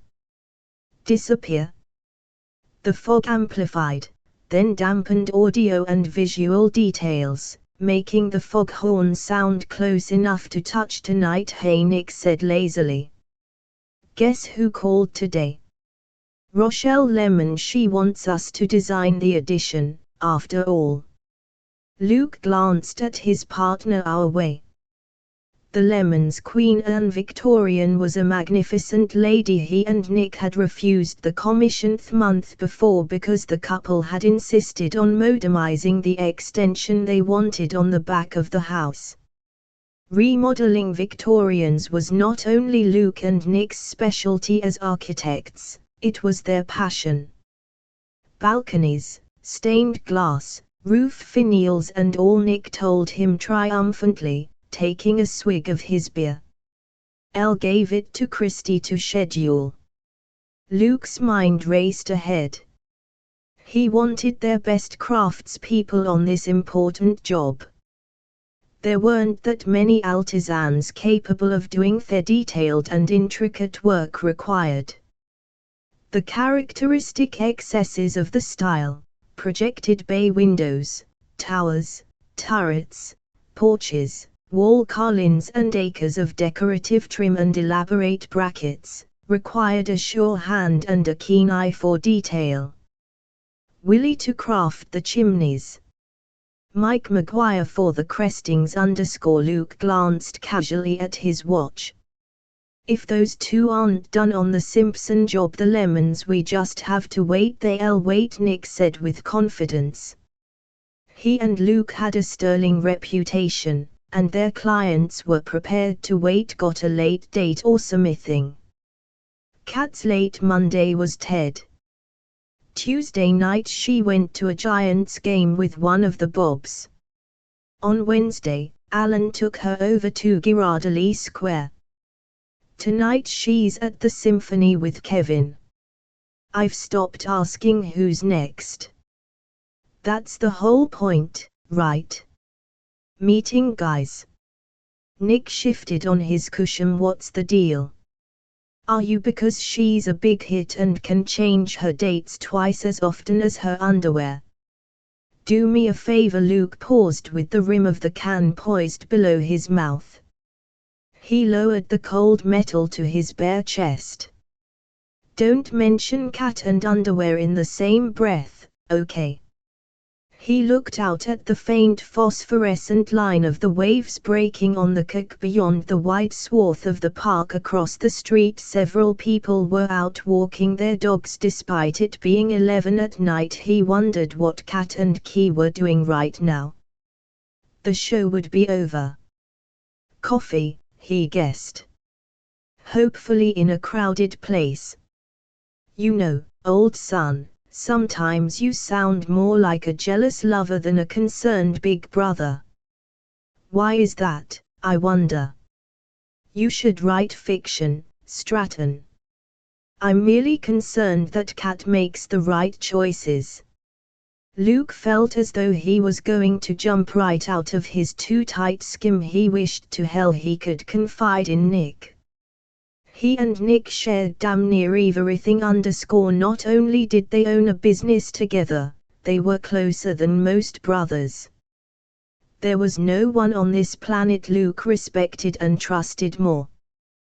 But Nick wasn't the problem. Luke was. This was one secret he'd take to his grave. The second his feelings for Kat broke free from their tightly sealed box, he'd be in a world of hurt. Once out, he knew he'd never be able to shove those explosive emotions back where they'd been forced to lie dormant for years. "And have you seen my place lately?" he said, desperate to change the subject, which seemed to go from cat to cat without missing a beat. "It's overrun with foliage. If she buys one more plant, I'll need a machete to get in the front door. She's nesting." Light glinted off the can as Nick lifted his beer to his lips by radar. "Look at all the antiques she's suddenly acquired. Shoot, in 3 weeks she's transformed the place. Plants, furniture, all those pillows, candles. Girl thinks hell, old son, if I didn't know better." Nothing. Neither of us has ever shacked up with a woman. So how would I know what it all means? Oh, by the way, Nick added lazily, in case I didn't mention it before, Catherine's going out with me next week. You. Luke heard a strange noise, then realized it was his teeth grinding. By the way, since when have you and Kat had that sort of relationship? Relationship. Nick's voice came out of the misty darkness like the Phantom of the Opera. Kinda like the sound of that. Oh, no, you don't. Luke dropped his feet from the railing to the floor with a thump. You keep away from Kat. She's not sophisticated like the women we date. She doesn't know how the games are played. She might fall for all your baloney, and you'll break her heart. Elle won't play with Catherine's heart. Trust me, Elle don't. Trust you, that is. And would you stop calling her Catherine like that? Like what? Her name is Catherine. Luke's jaw hurt. You'd better treat her as you've always done. Like a sister. His voice sounded like gravel in the thick darkness. He didn't wait for Nick to remind him that neither of them was Kat's brother. She trusts you. Behave accordingly. Their silence was punctuated by a mournful toot of the foghorn. A dog barked. A car shifted gears as it turned the corner. Ted and Kat, impossible to see from this high up. How come you haven't taken her out? Nick asked lazily. Me? I take her out all the time. Elle don't mean to your house to slave, you jerk.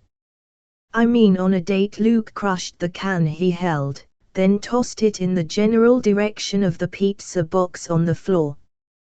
That would be not a good idea. Over the next couple of days Luke couldn't stop thinking about Nick's question. Why couldn't he ask her out? They lived together. They were friends. Nothing wrong with asking a friend to the movies or a ball game, was there? Offhand, he could think of several very good reasons why it would be a bad idea. The promise to his dad. The promise to Kat, the promise to himself, his, thus far contained, all-consuming lust on an official date. He'd feel as though there was a chance of having more. And the reality was that this was Kat's time to shine. To get what she wanted to get what she deserved. She'd spent years cloistered in that big old house taking care of his father. Without complaint, without a murmur as life passed her by. She deserved every good thing. There was a promise. It wasn't in him to renege, and he'd rather jump a far cliff than hurt her. Yeah, Luke decided, feeling sanctimonious. The least he could do was keep a low profile, and give Kat what she wanted. Van Buren and Stratton owned an immaculately restored 1860s Italianate Victorian on the avenues. It not only housed their flourishing business, it was a shining example of their talent as architects and restoration specialists. Every inch had been lovingly restored, then intricately painted. There were memories for Catherine in every room of this house. There was a photograph of the three of them in Luke's office the day they'd opened their doors for business.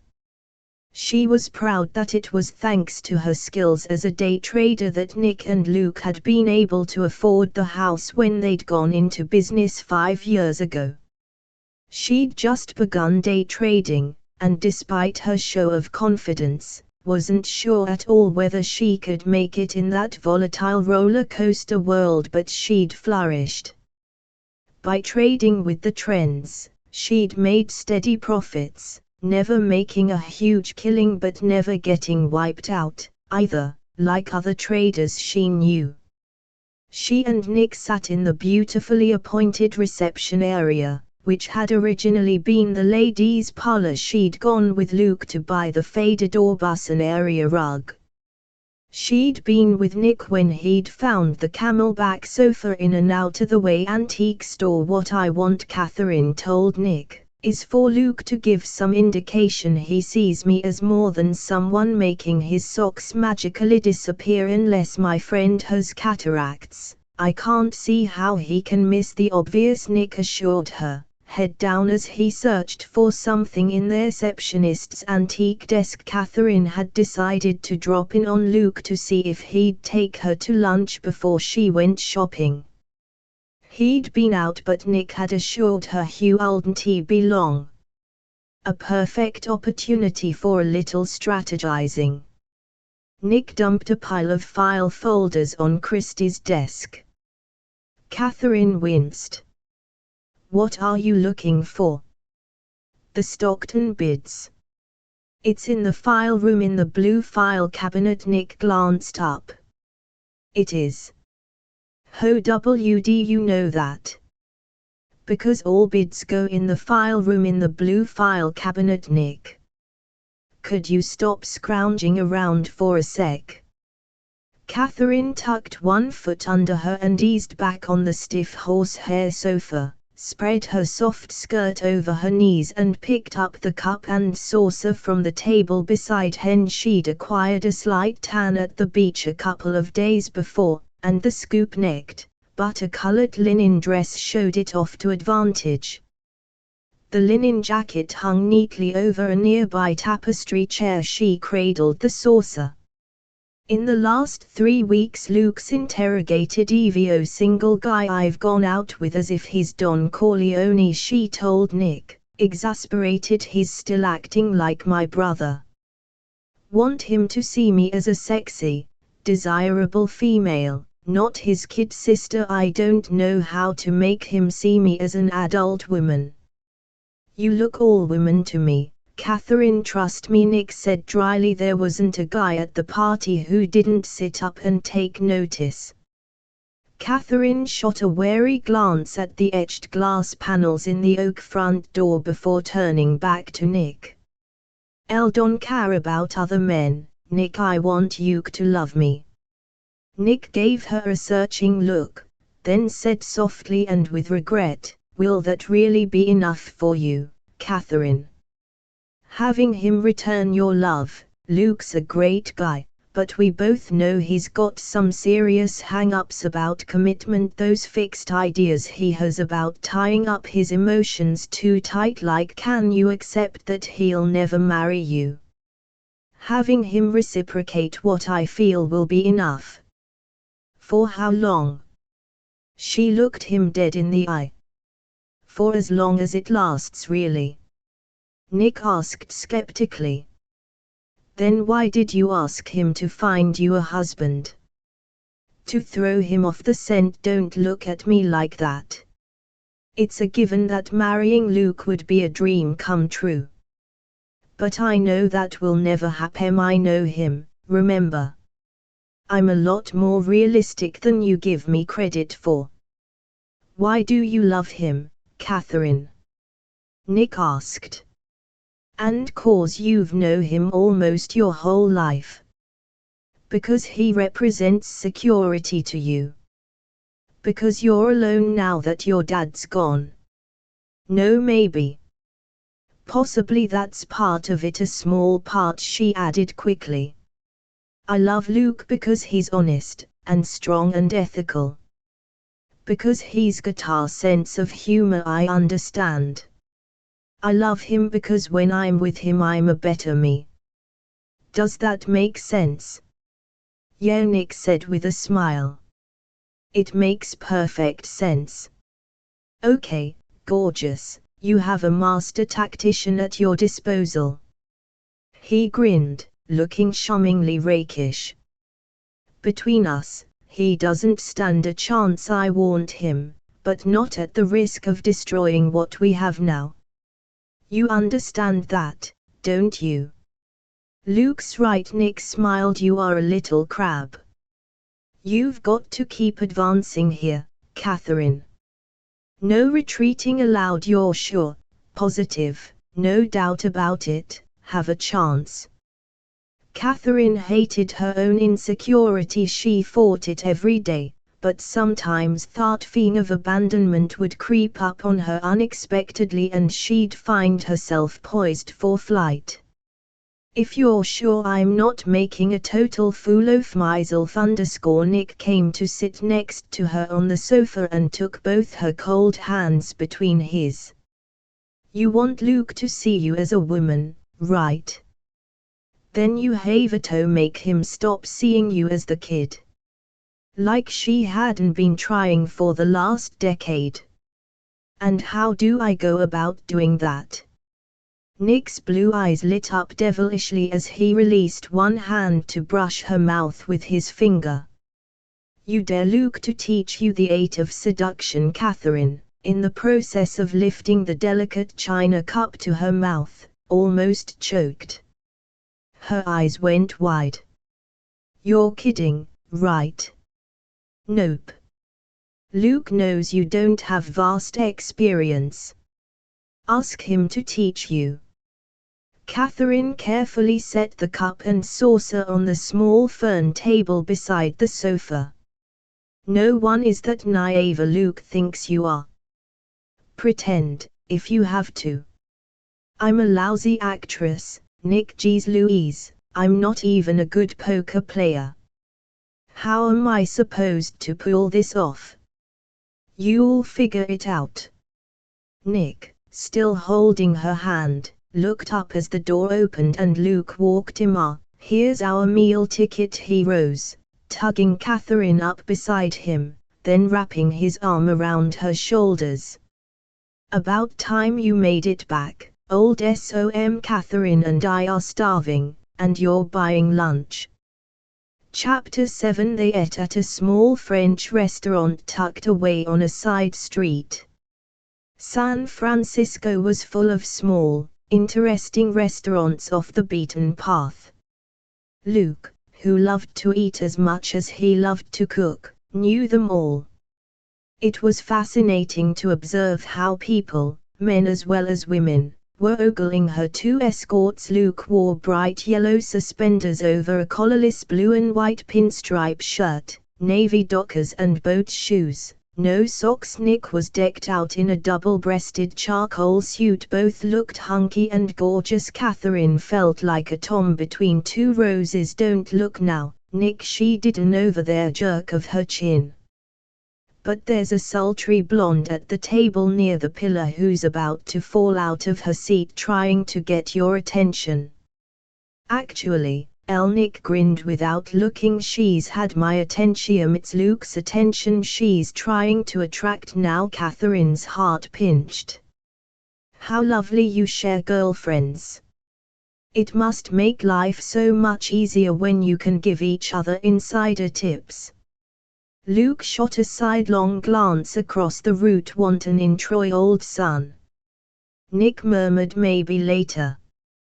Luke picked up his water glass, drank deeply, then turned to Catherine. What do you have planned for this afternoon? To see you in the middle of the day shopping. What kind of shopping? Nick asked. If it's clothes, I'll go with you. Would you? That would be terrific, Nick. I'd 10 you have an appointment at 2, remember? Luke reminded him. Nick looked blank. You told me you were seeing. Can't remember who you ace, but someone Oh. Yeah, someone right. If you want company, Cat, Luke offered, I've got the afternoon free. I can show you some good places to shop. The fact that Luke, who loathed shopping, wanted to accompany her, and had outmaneuvered Nick, was grounds for celebration. I'd love you to come with me, Luke. I want to look for a couple of pairs of sandals. She took a sip of coffee and caught Nick's eye over the rim of her cup. Those deep blue eyes challenged her. And underwear, she added casually. Underwear? Luke repeated. Yeah, you know, lingerie, the slinky stuff. Nick rose, tossed his napkin on the table and stood behind Catherine's chair, his hand on her shoulder. I'm devastated to miss this. You know I love to shop. Catch you next time, Catherine. He squeezed her shoulder, then said to Luke, I'm off to see Mrs. Somebody. Take care of my girl. Thank God she didn't. Any of the stuff she was looking at Luke would have had a stroke. As it was, he was grateful to be sitting. He was as hard as petrified wood just watching Cat slide wispy bits of see-through silks and laces through her fingers before taking them into the dressing room. Surely to God none of those teddies would fit a grown woman. There wasn't more than 5 inches of fabric in the entire garment. You must be bored out of your mind. Cat emerged, a dozen satin hangers in each hand. Luke sat conspicuously on a spindly, peach satin lady's chair. I'm fine. Take your time. I'm far too horny to stand or walk. Luke dredged up a smile. Really, Cat? I'm kinda enjoying the scenery. Take as long as you like. He'd never thought to frequent lingerie stores to troll for females. Too bad he couldn't care less about his new discovery. Cat glanced around, as if only now noticing the store was filled with women. Almost done. What do you think of these?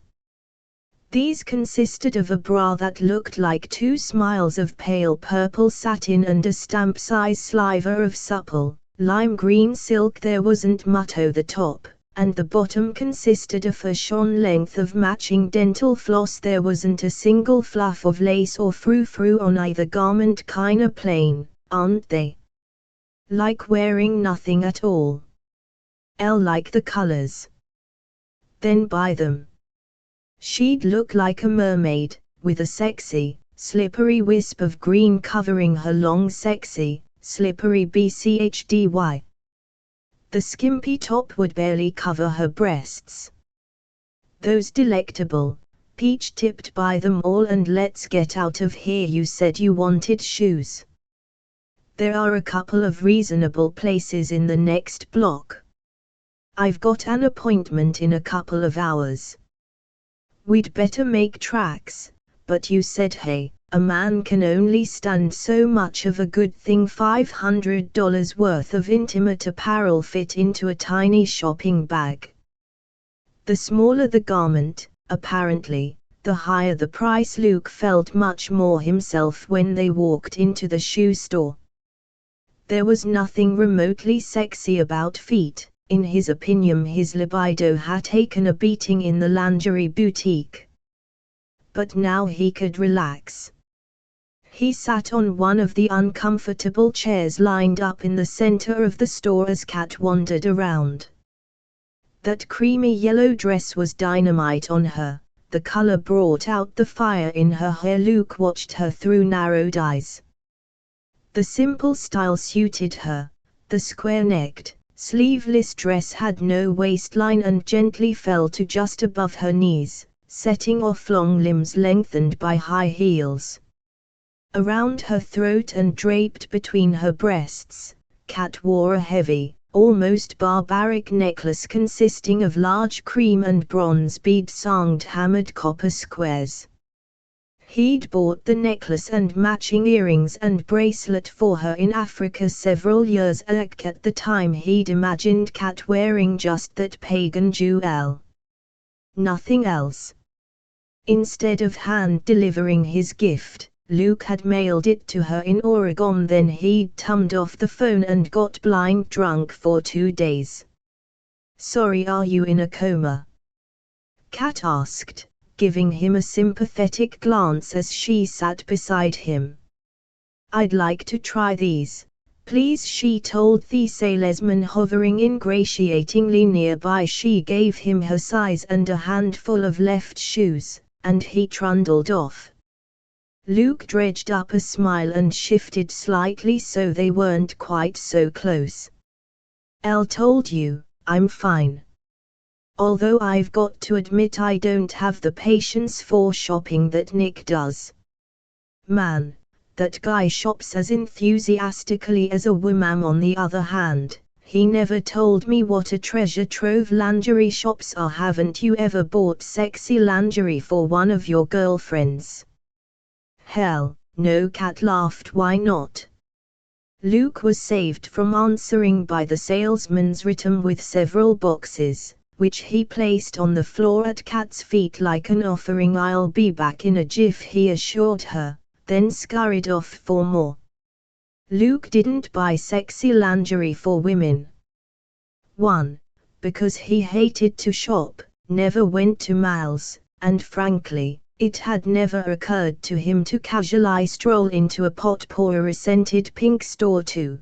Because by the time he could order anything from a catalog, the woman would have long gone, only to be replaced by someone who might not be the same size. He slouched in his chair, his knee brushed Kat's bare legs as he shifted. She smelled so damn good he wanted to forget the promises he'd made and lick hen all over. Then go back 4 seconds. And thirds. The salesman knelt before Kat. "May?" he asked, removing the shoes from the box beside him and stripping out the paper stuffing. Catherine earfed her foot. The man slid on a high-heeled red sandal. "Oh, my. These shoes were made for you. Look how well they show off this glorious high arch of yours."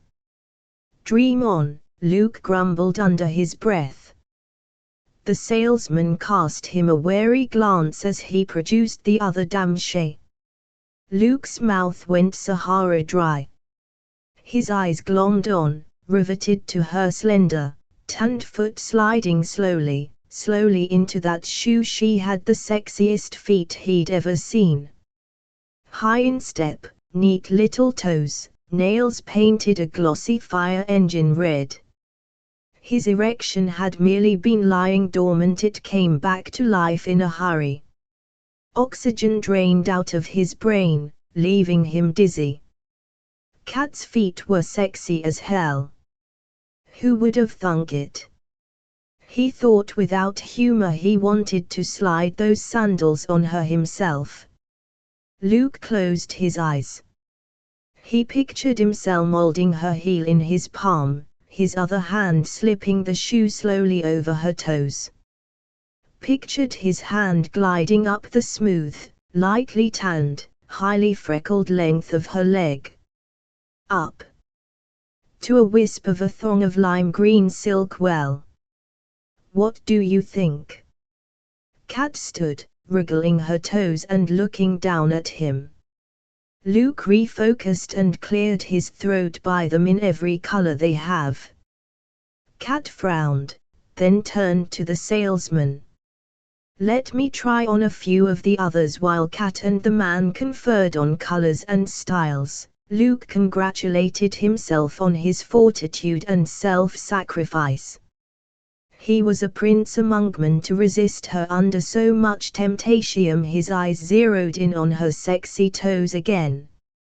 Yeah, a Saint Catherine sang at the top of her voice as she walked into the living room fresh from a shower, rubbing her hair with a towel and heading for the kitchen. She screeched to a stop mid-note when she saw Luke. He looked up from the book in his lap. Hey, you're home early, she said unnecessarily. Grinning, he demanded, what did you do with the money? What money? The money for the singing lessons. Ha ha, spent it the same place you did those dancing lessons, Van Buren. He wore white shorts and a tank top that had seen better days. He'd changed while she'd been in the bathroom, and had tossed the clothes he'd worn to work on the table by the front door. One of his shoes was near the bedroom door, the other under the coffee table. His socks decorated the lampshade. I had the bathroom door closed. You could have come in and changed in the bedroom, you know. Yeah, right, Luke said drylyh. His eyes skimmed down the now damp cotton jersey of her sundress and back to her face. They were having a heat wave. The most she could bear having next to her skin was the skimpy, bright yellow tank dress and cotton underwear. Yeah, right. Yeah, right, I could have. But I didn't. Hey, Molly Cruz called. She wants you to call her back. Catherine plucked his clothes off the table and lampshade and stood with the bundle in her arms. His shirt smelled so terrific she wanted to bury her nose in it. Luke sweat. She really was losing it. Thanks, I'll call her back tomorrow. She took his clothes into the bedroom and tossed them into the hamper. Luke raised his voice through the open door. Don't you miss your friends back home? I'll talk to Molly, Susan and some of the others almost every other day, Luke. She came back pushing wet hair behind her shoulders, enjoying the coolness, which is pretty much what we've been doing for the last year or so, anyway. The distance hasn't made much difference. Yeah, but wasn't there someone special? Catherine frowned at him. What was she missing here? Susan and Molly have been my best friends since second grade, you know that. A guy. Cat, a guy. No. She sank onto the sofa, curled her legs under her, stuffed one of the new cushions behind the small of her back, picked up spawns illustrated from the coffee table to fan herself. The cool wet strands of her hair felt great slithering down her back. She swung her head, enjoying the sensation. Luke stared at her, his eyes somewhat glazed. He cleared his throat. What about a nipple? A what? He looked blank for a second. Nippon. You know, a Japanese car. I was thinking you probably need a vehicle of some son. Something small to drive around town, easy to park. Gas mileage on the freeway. Why, she could have sworn he'd said God. She had sex on the brain. Don't think I'll need a car, do you? If I want to go anywhere, I'll just take the bus or a cab. You can always use the Jag. He looked her up and down. Heavy date tonight. Nope, I'm in. For a second she thought he'd go back to reading the book. He clutched hard enough to whiten his knuckles. He looked up again. Want to take in a nice air-conditioned movie? You could have stopped at the words air-conditioned. I'd go anywhere cool right now. I had no idea San Francisco could get this hot. Shun curled her legs and rose to go to the kitchen. I have yesterday's newspaper. Let's see what's on, as long as it's nothing with gushing blood, she added, as she returned with the paper and spread it out on the crowded coffee table. And nothing too schmutzy, he warned as she crouched down to find the movie section. Why don't you push the fishbowl and 29 of those plants out of the way? Cleo doesn't like to be moved, Catherine said, lifting the paper over the fishbowl and a thriving Dieffenbachia, and closer to Luke she shifted so that she had to practically lean over his knees to see the print. No vampires. She ran her hand through her wet hair. Do you think Cleo is lonely? Fish don't get lonely. He didn't move when she rested an elbow on his knee, but he cleared his throat. No costume dramas. She wrapped an arm about his knee and leaned a little more of her weight against his leg. Rigor mortis set in as he froze. Catherine pretended to watch Cleo blow bubbles and swim in circles as she settled comfortably against him. Her unfettered breast brushed against his bare knee. She looks lonesome to me. I think I'll buy her a friend tomorrow. Then Luke cleared his throat. Be prepared to be grandparent to a bunch of tadpoles. Catherine laughed. Fish have fish. Frogs have tadpoles. Same thing. Not to the frogs and the fishes. It isn't. Keep the bowl in the bedroom. I don't think I can handle fish procreation while I'm trying to watch CNN. Interesting subject for Luke to bring up. And nothing too smoochy, either, he warned, before she could suggest the new romantic comedy at the Roxy. Catherine pushed damp hair out of her face. Jim Carrey. What time? 7:15. She used Luke's leg to lever herself to her feet. His thigh muscles flexed beneath her palm. I have to dry my hair. His gray-green eyes darkened. And get dressed. I'm perfectly decent. Why can't I go like this? Put on a bra. Catherine hid her smile as she went off to dry her hair. It wasn't a date, but it sure felt like one to Luke. The theater was dark, and the movie, at any other time, would have captivated his attention. Small problem, Catherine Ann Harris sat beside him. Close beside him. In the old theater, the seats were too narrow and far too close together. He had to extend his legs into the aisle to their length. Kat had to sit at an angle to accommodate hers, which meant she was practically in his lap. She smelled of peach soap and popcorn, a fragrance Luke was rapidly becoming addicted to. The huge tub of popcorn was on her lap. When he wanted to grab a handful, his arm brushed her firm breast without looking at what she was doing. Kat fumbled for the giant he held on his own lap. Her fingers brushed his chest. He drew in a deep breath and handed her the paper cup. Thanks, she whispered against his cheek, eyes fixed on the screen. Her lips closed around the straw. Luke squeezed his eyes shut in self-defense. He imagined those lips closing around him. I'm going out, he whispered harshly.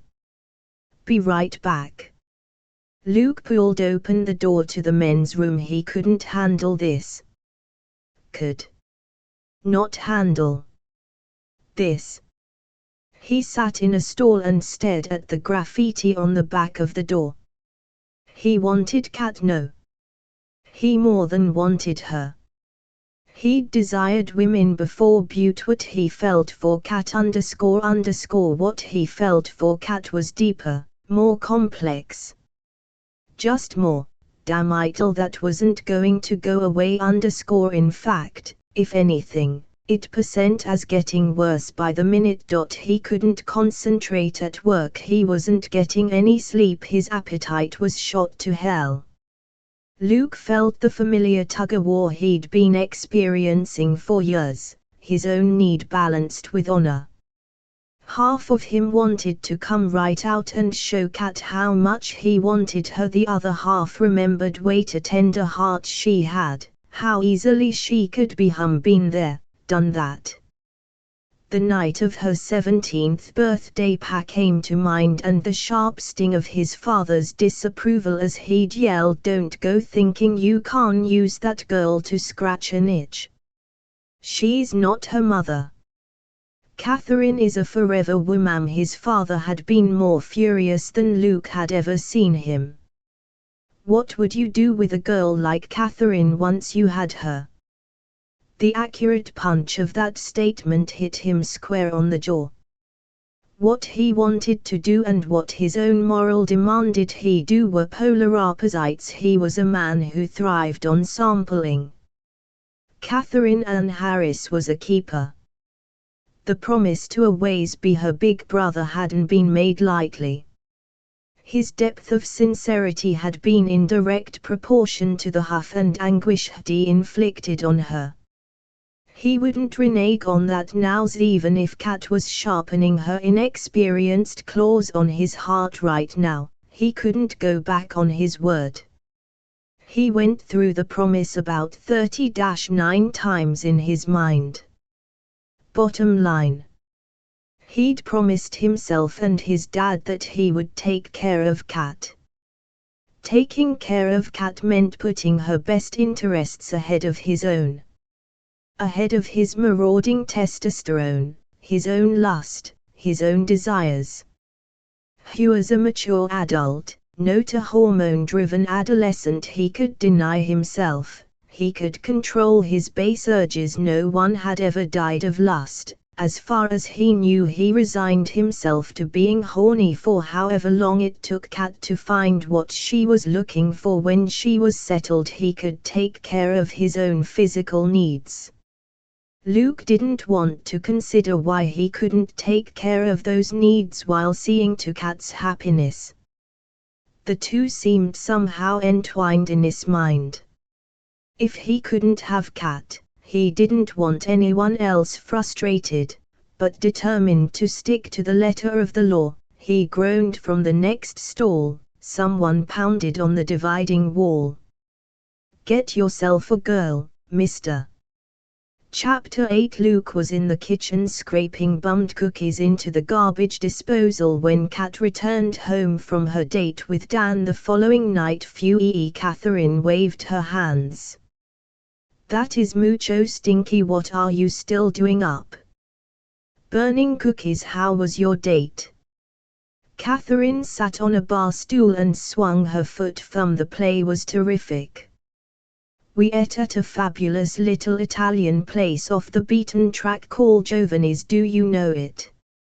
I was the one who told him about it. You and old Damel hit it off, huh?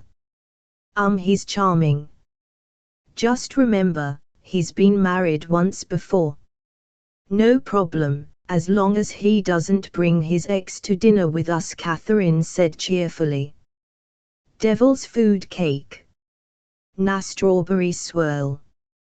This was not going well, she decided several days later. One of the problems was she was rarely home.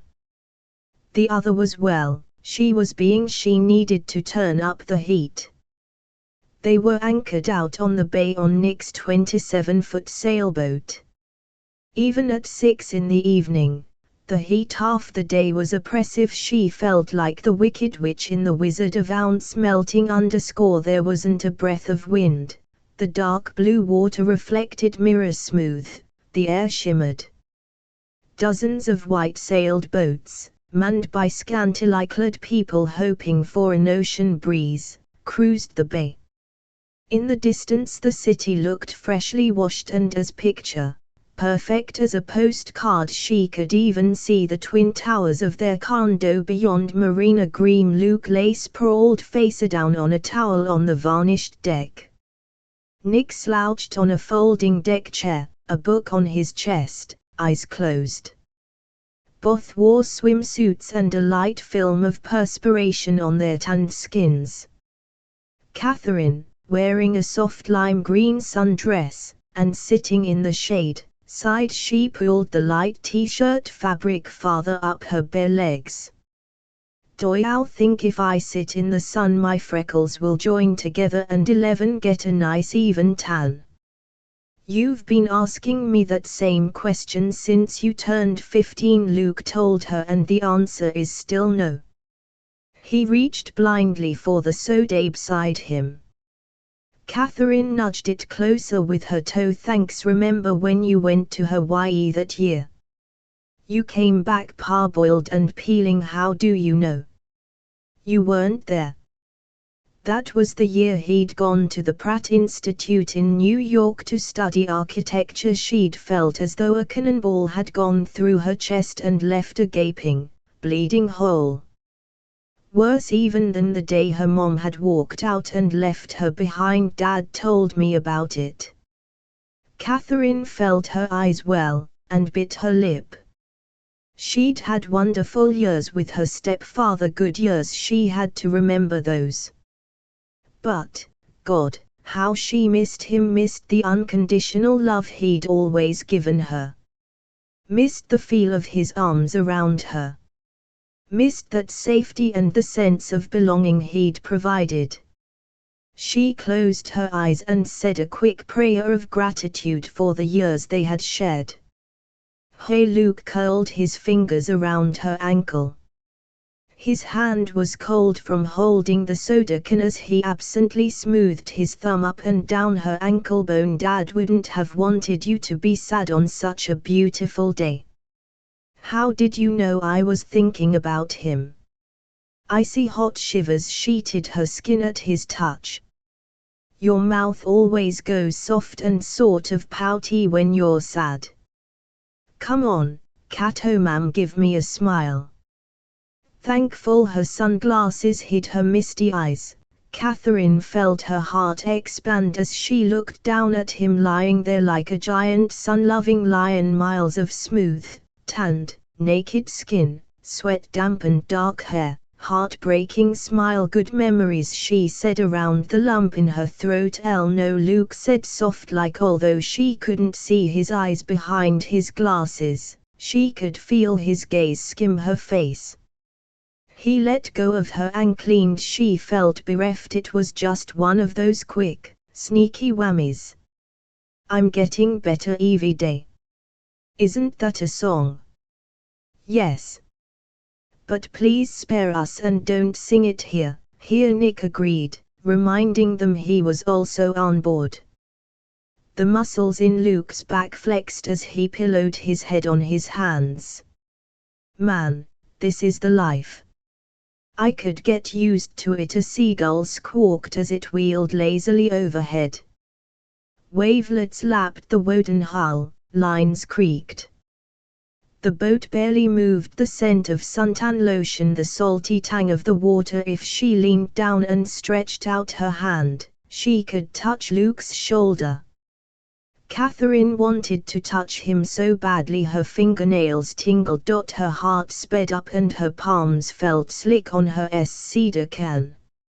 She imagined sliding her hands up his back, drawing his half-naked against hers. She imagined Luke blocking out the sun as he angled his head to kiss her, imagined his mouth touching hers, imagined him wanting her.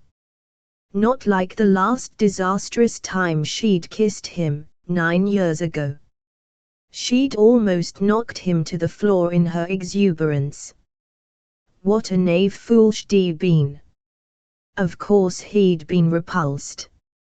Even inebriated, she'd known how appalled Luke had been. After several Keystone Cops moves, Luke had managed to extricate himself from her rubbery hold with a firm, no-nonsense grip of her shoulders, then he'd yelled at her. Or had she thrown up and then he'd yelled at her? She shuddered at the memory but that was then, this was now. Luke wasn't going anywhere. She wasn't feeling cool linoleum under her bare feet, but the solid wood deck. She wasn't a euphoric 17-year-old. She was stone cold sober. No time like the present. Her heart did an anticipatory jig in her chest. The can made a little popping sound as she squeezed it too tightly.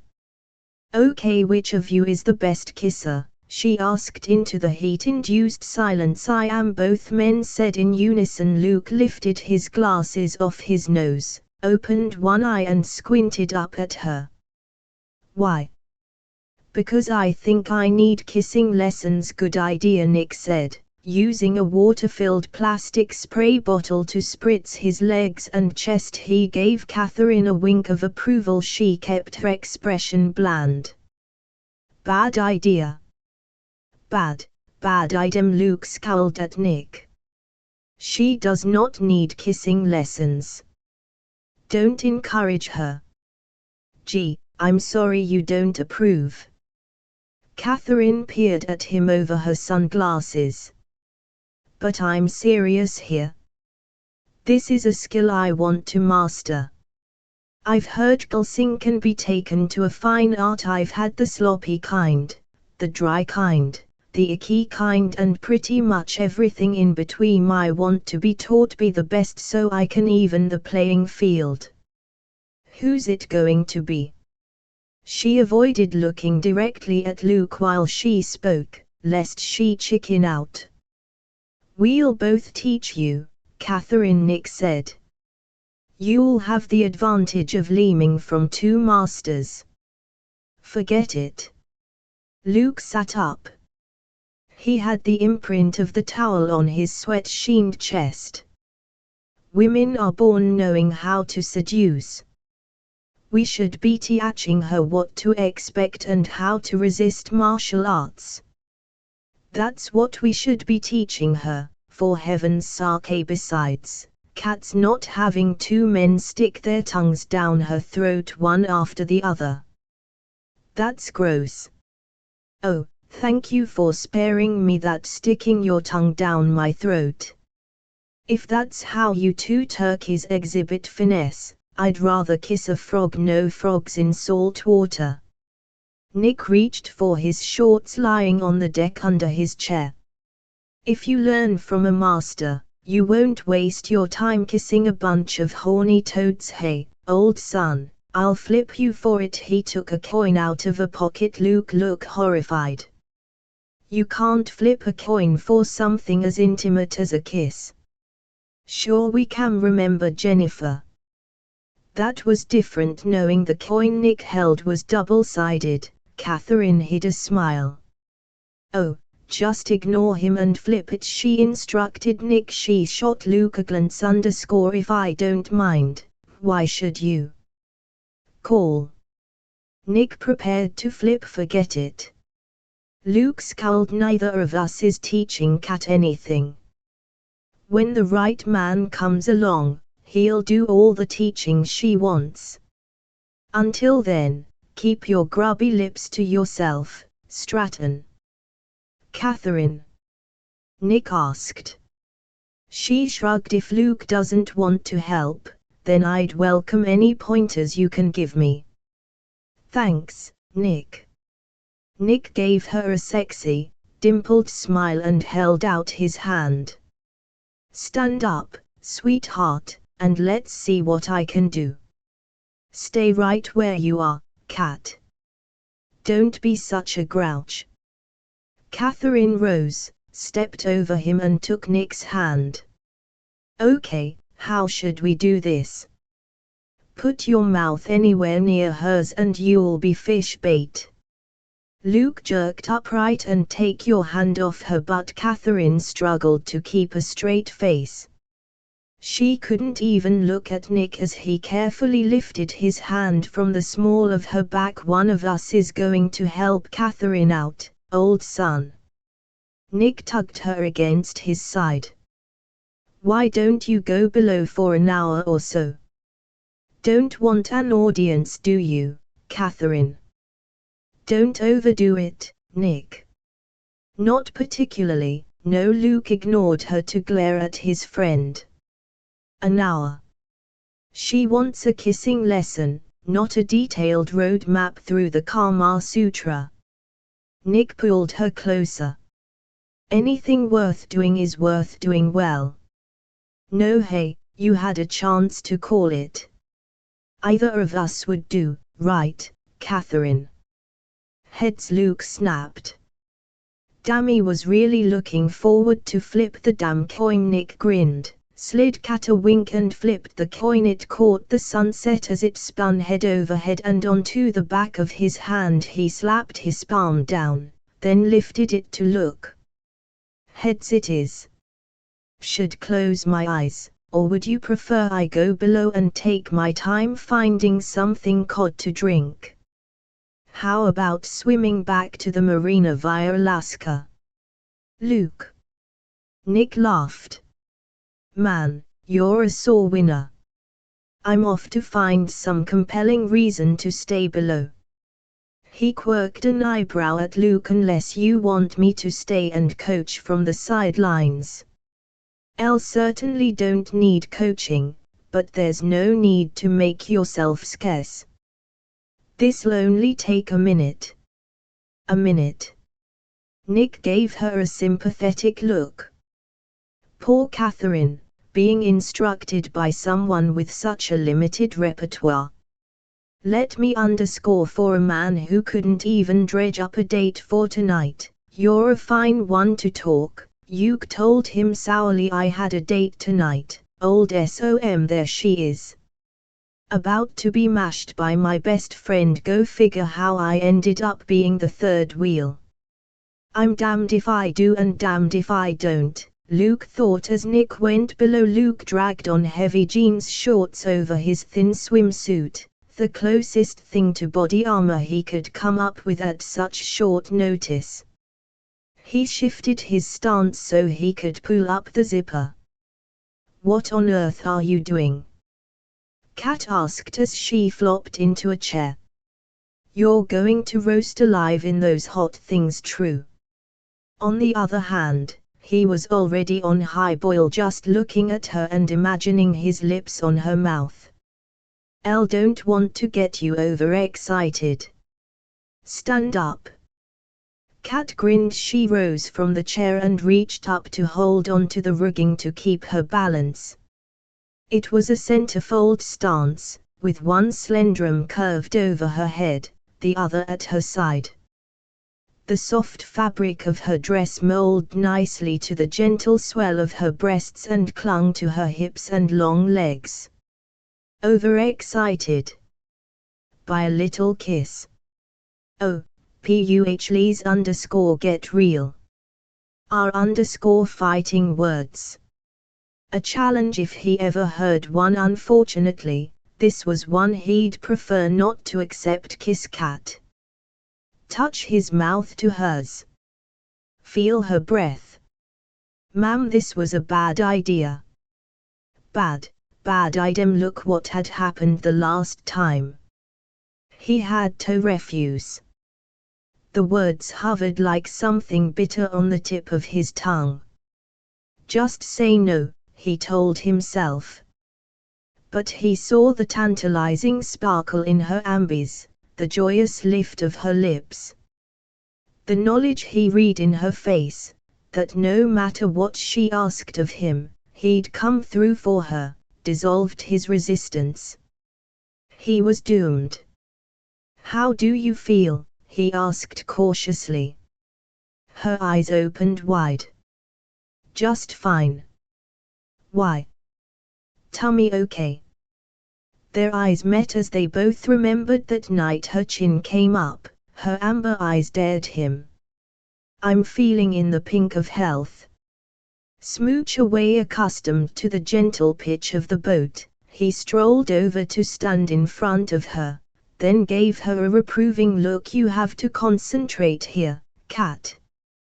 There are kisses and then there are kisses.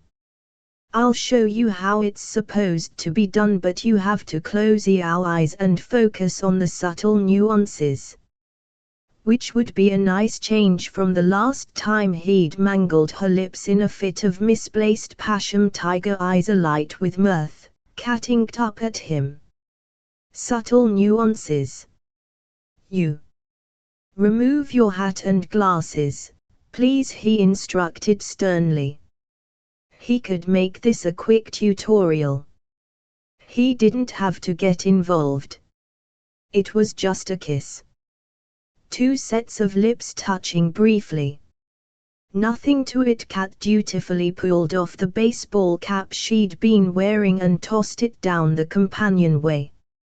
Freed from the confines of the hat, her hymened berserk, an explosion of shiny Titian red curls demanded to be crushed beneath his fingers. Luke kept his marauding fingers and itchy palms at his sides. She removed her sunglasses and glanced around for somewhere safe to put them. He plucked them from her, whipped off his own shades and set both on the chair she'd just vacated. He straightened and scrutinized her face. The anticipation was going to kill him. But now, when he suddenly had the opportunity to show her whatever it was he wanted to show her, he was scared spitless. He saw in her eyes the memory of another kiss. Another challenge. But the only miserable consolation about that disastrous night had been Cat's claim to have only vague memories about what had happened. Thank God. He didn't want those memories to taint this. Which was just a simple kiss. He was delusional. This wasn't just a kiss. He knew that, his body knew that. He just didn't want Cat. Oh no, he felt the thud of his heart deep in his chest. Felt the tightening of his jeans, felt a rush of desire so strong, so profound. He simply stood there, riding the gentle buck of the waves, and looked down at her. How long are you going to stand there staring at me? She demanded, chin out, eyes bright. She narrowed those witchy eyes, and Luke knew he was on a slippery slope wearing wet, leather-soled shoes. In a hurry? Well, no. He reached up and anchored her fingers on the rigging with his own. His hand covered hers completely. Slowly, he slid his right hand under her hair to cup the back of her damp neck. The filaments clung to his hand and arm like living flame. A pulse throbbed, a jungle beat in his ears. The universe around them bled into soft focus, leaving Cat in sharp relief before him. Beautiful Cat. His Cat. He was going to have to make this a lasting memory. You have to take a breath, he reminded her, noticing she'd stopped inhaling completely when he touched her. Her breasts brushed his chest as she drew in a shaky breath. Right, her green dress wasn't particularly low-cut. Luke could just see the freckled swell of her breasts above the fabric. But the thought of that soft material hiding her luscious breasts almost had him in cardiac arrest. She took another shuddery breath, and he caught a glimpse of shiny lime green silk. That teddy thing she'd bought the other day, slick green silk over bare skin. That thong riding between her legs. His fingers tightened imperceptibly on her nape. She tilted her face. He lowered his head and touched his mouth to the pulse at her temple, and felt her slight start of surprise as he feathered his lips on the unsteady flutter he discovered there. He made soothing noises as his lips traveled across her cheek. Discovered the taste of her skin. Gauged her NSE to the lightest of touches. He ran the tip of his tongue experimentally across the eyelashes on her left eye. She murmured under her breath. He duplicated the action on her other lid. Her breath huffed out against his throat. Luke shuddered as her hand crept around his waist. He removed it and patted it to her side, then lifted his mouth a fraction that's less a number later. "Hold your horses, woman." He went back to her eyelids. Oh, yeah, more than her skin felt incredibly soft and smooth under his exploring mouth. He imagined the heady taste of cinnamon as his lips skimmed across her hot cheek, the end of her nose, the other cheek. Cat's fingers flexed restlessly under his on the ropes. Her breasts brushed lightly against his bare chest as she started to lean into him again. He shifted out of reach, dry tinder eluding the gasoline-drenched torch. Already as nard as the mast, his lips brushed the corner of her mouth. She made a strangled, yearning sound low in her throat. Luke resisted the primitive urge to crush her beneath him and take her right there beneath the sunny sky, out on deck. "Cool your jets." He didn't want to scare her away, not now. Not when he was so close to heaven. They touched in only 3 places. Their fingers gripping the rigging, his hand on her nape and the butterfly-like touch of his mouth on hers. Yet eyes entire seemed sensitized by her close proximity. Her breath smelled of the DN peppers she'd been drinking. Sweet, spicy. "Cat.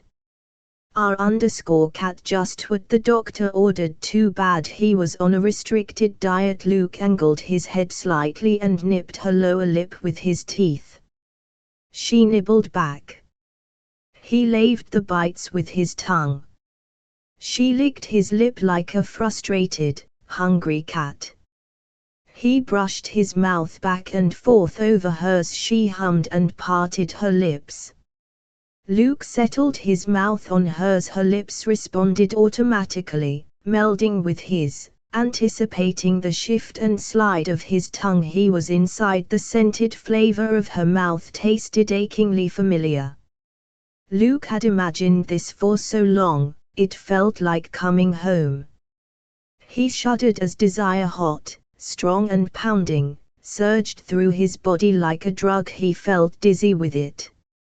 High, ridiculously, disproportionately happy from one tame little kiss. But it wasn't tame.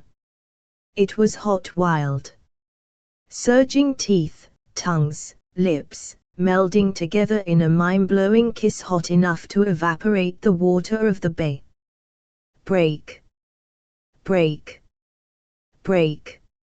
Luke lifted his head and broke contact.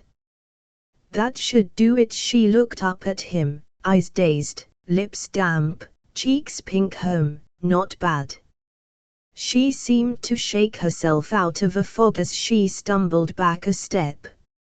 "I'll wonder how Nick DCKS it." It was the night after the kiss. Catherine snuggled back into the squishy cushions on Nick's sofa, ignoring the movie they were watching.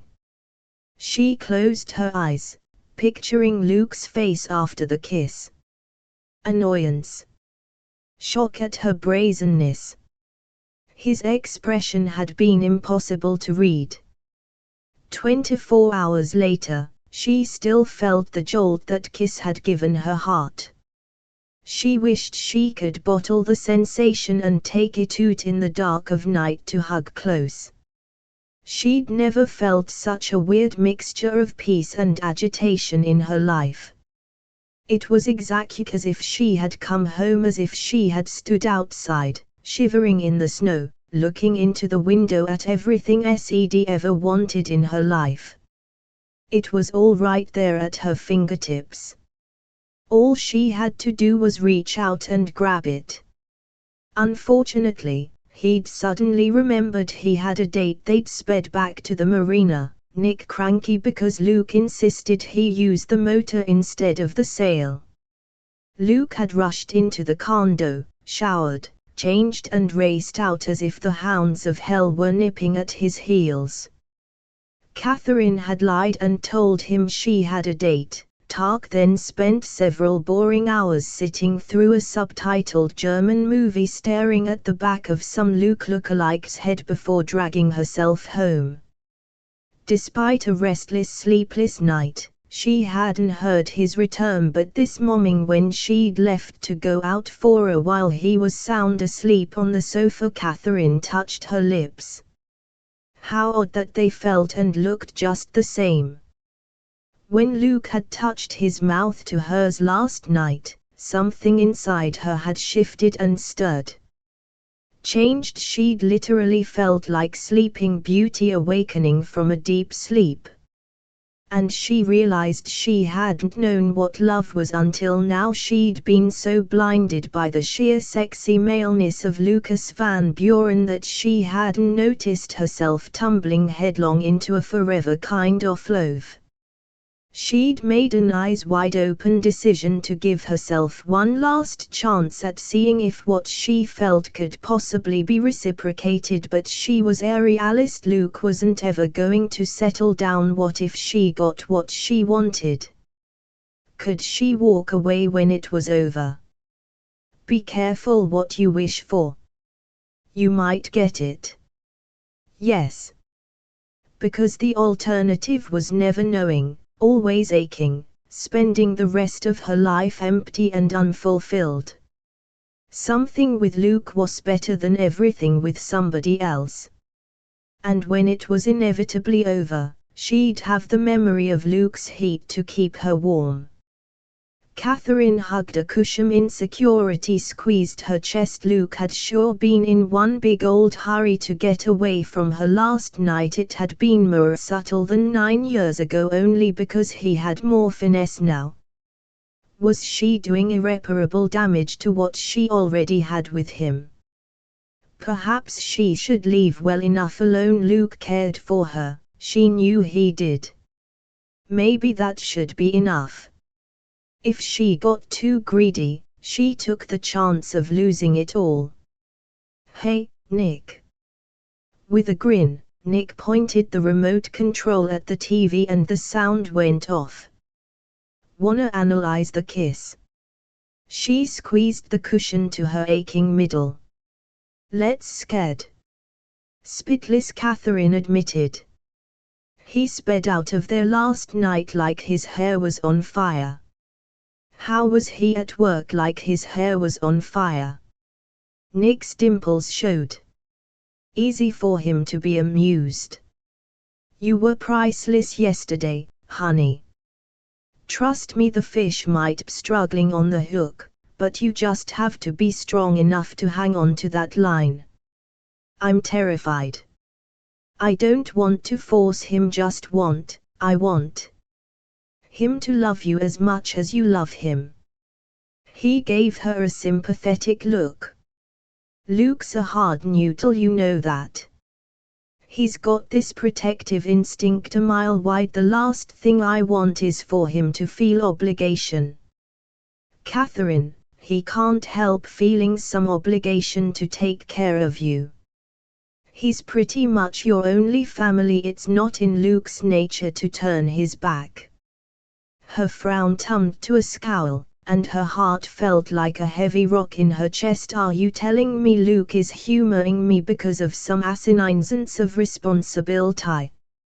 No, I'm telling you Luke thinks he's humoring you because he feels responsible for you. Ha!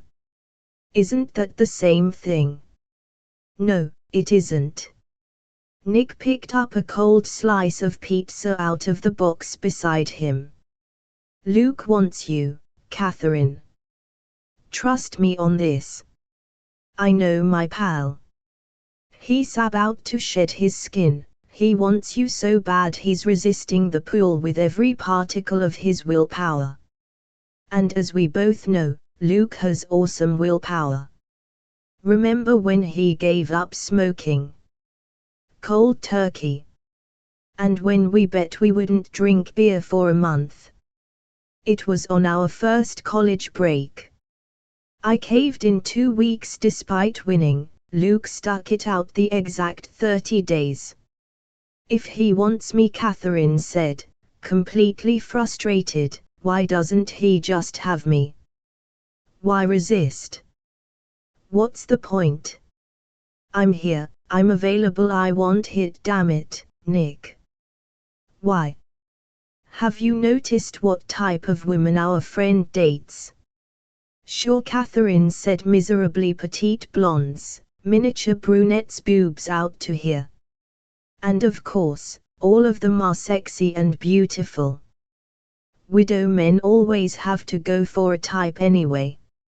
Other than the sexy and beautiful part, which you are, have you ever noticed how much his type doesn't resemble you? Catherine sank her chin into the cushion she was clutching.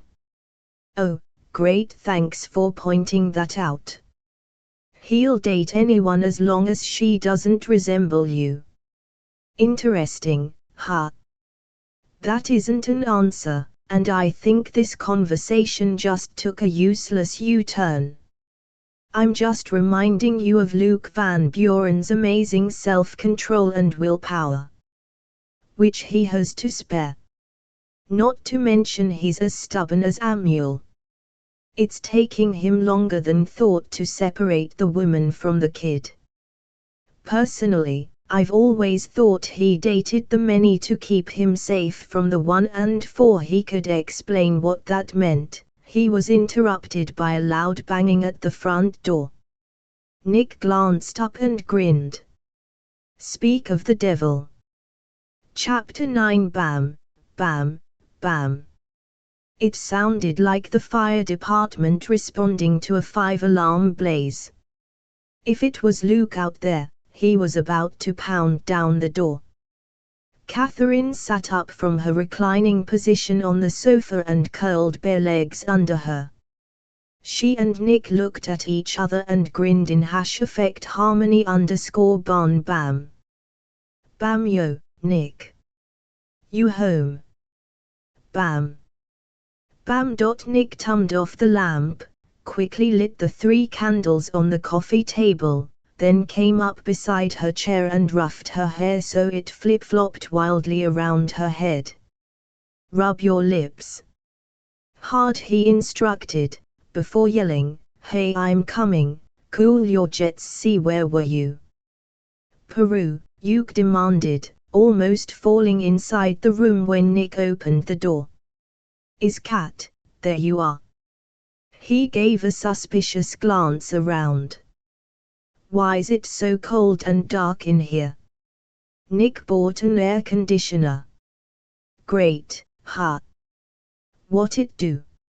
Suck up all the electricity.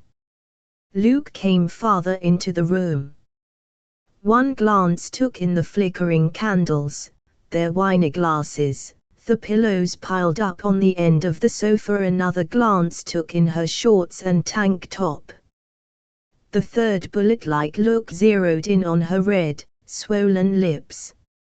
He frowned. His glance shot down to her chest, where her nipples were hard from the cold. How was your business dinner? Cat inquired, stretching out her bare legs on Nick's chenille sofa. She tried for an innocent but really guilt look. The client was enthusiastic. Obviously Luke wasn't going to notice her facial expression at the moment. He was still glaring at her chest. I'll just bet she was. Cat mumbled, appalled at the apple-green jealousy she was experiencing. Want a glass of wine? She asked, reaching forth sweating bottle in the ice bucket.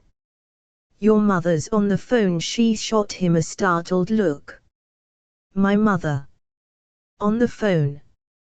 Upstairs. You put Catherine's mother on hold while you came down here. Nick sat on the arm of the sofa, then rested his hand on her shoulder. Where SSHE calling from? Didn't ask. Catherine rose and searched for her sandals. Last time I heard, she was in Portugal. She slipped her feet into them. She didn't call collect, did she? No. He pinched the bridge of his nose. Go see what she wants, and then say no, okay? She pushed her hair out of her face. Sure, she said dryly, then turned to her host. Thanks for a fun evening, Nick. Want me to put the movie on pause till you get back? Catherine smiled. She couldn't look at Luke, but she sensed a scowl. No. But hold that thought, we'll finish what we started another time, okay? I'll be here, Nick told her, sounding sincere and extremely disappointed. He briefly touched her cheek with bent knuckles as she walked by him. I'll come back upstairs with you, Luke told her firmly, walking between them to sling his arm around her shoulders and herd her toward the door. Give me a few minutes first, okay? Sure. At the front door he took her chin in his palm. A shiver traveled through Catherine's body.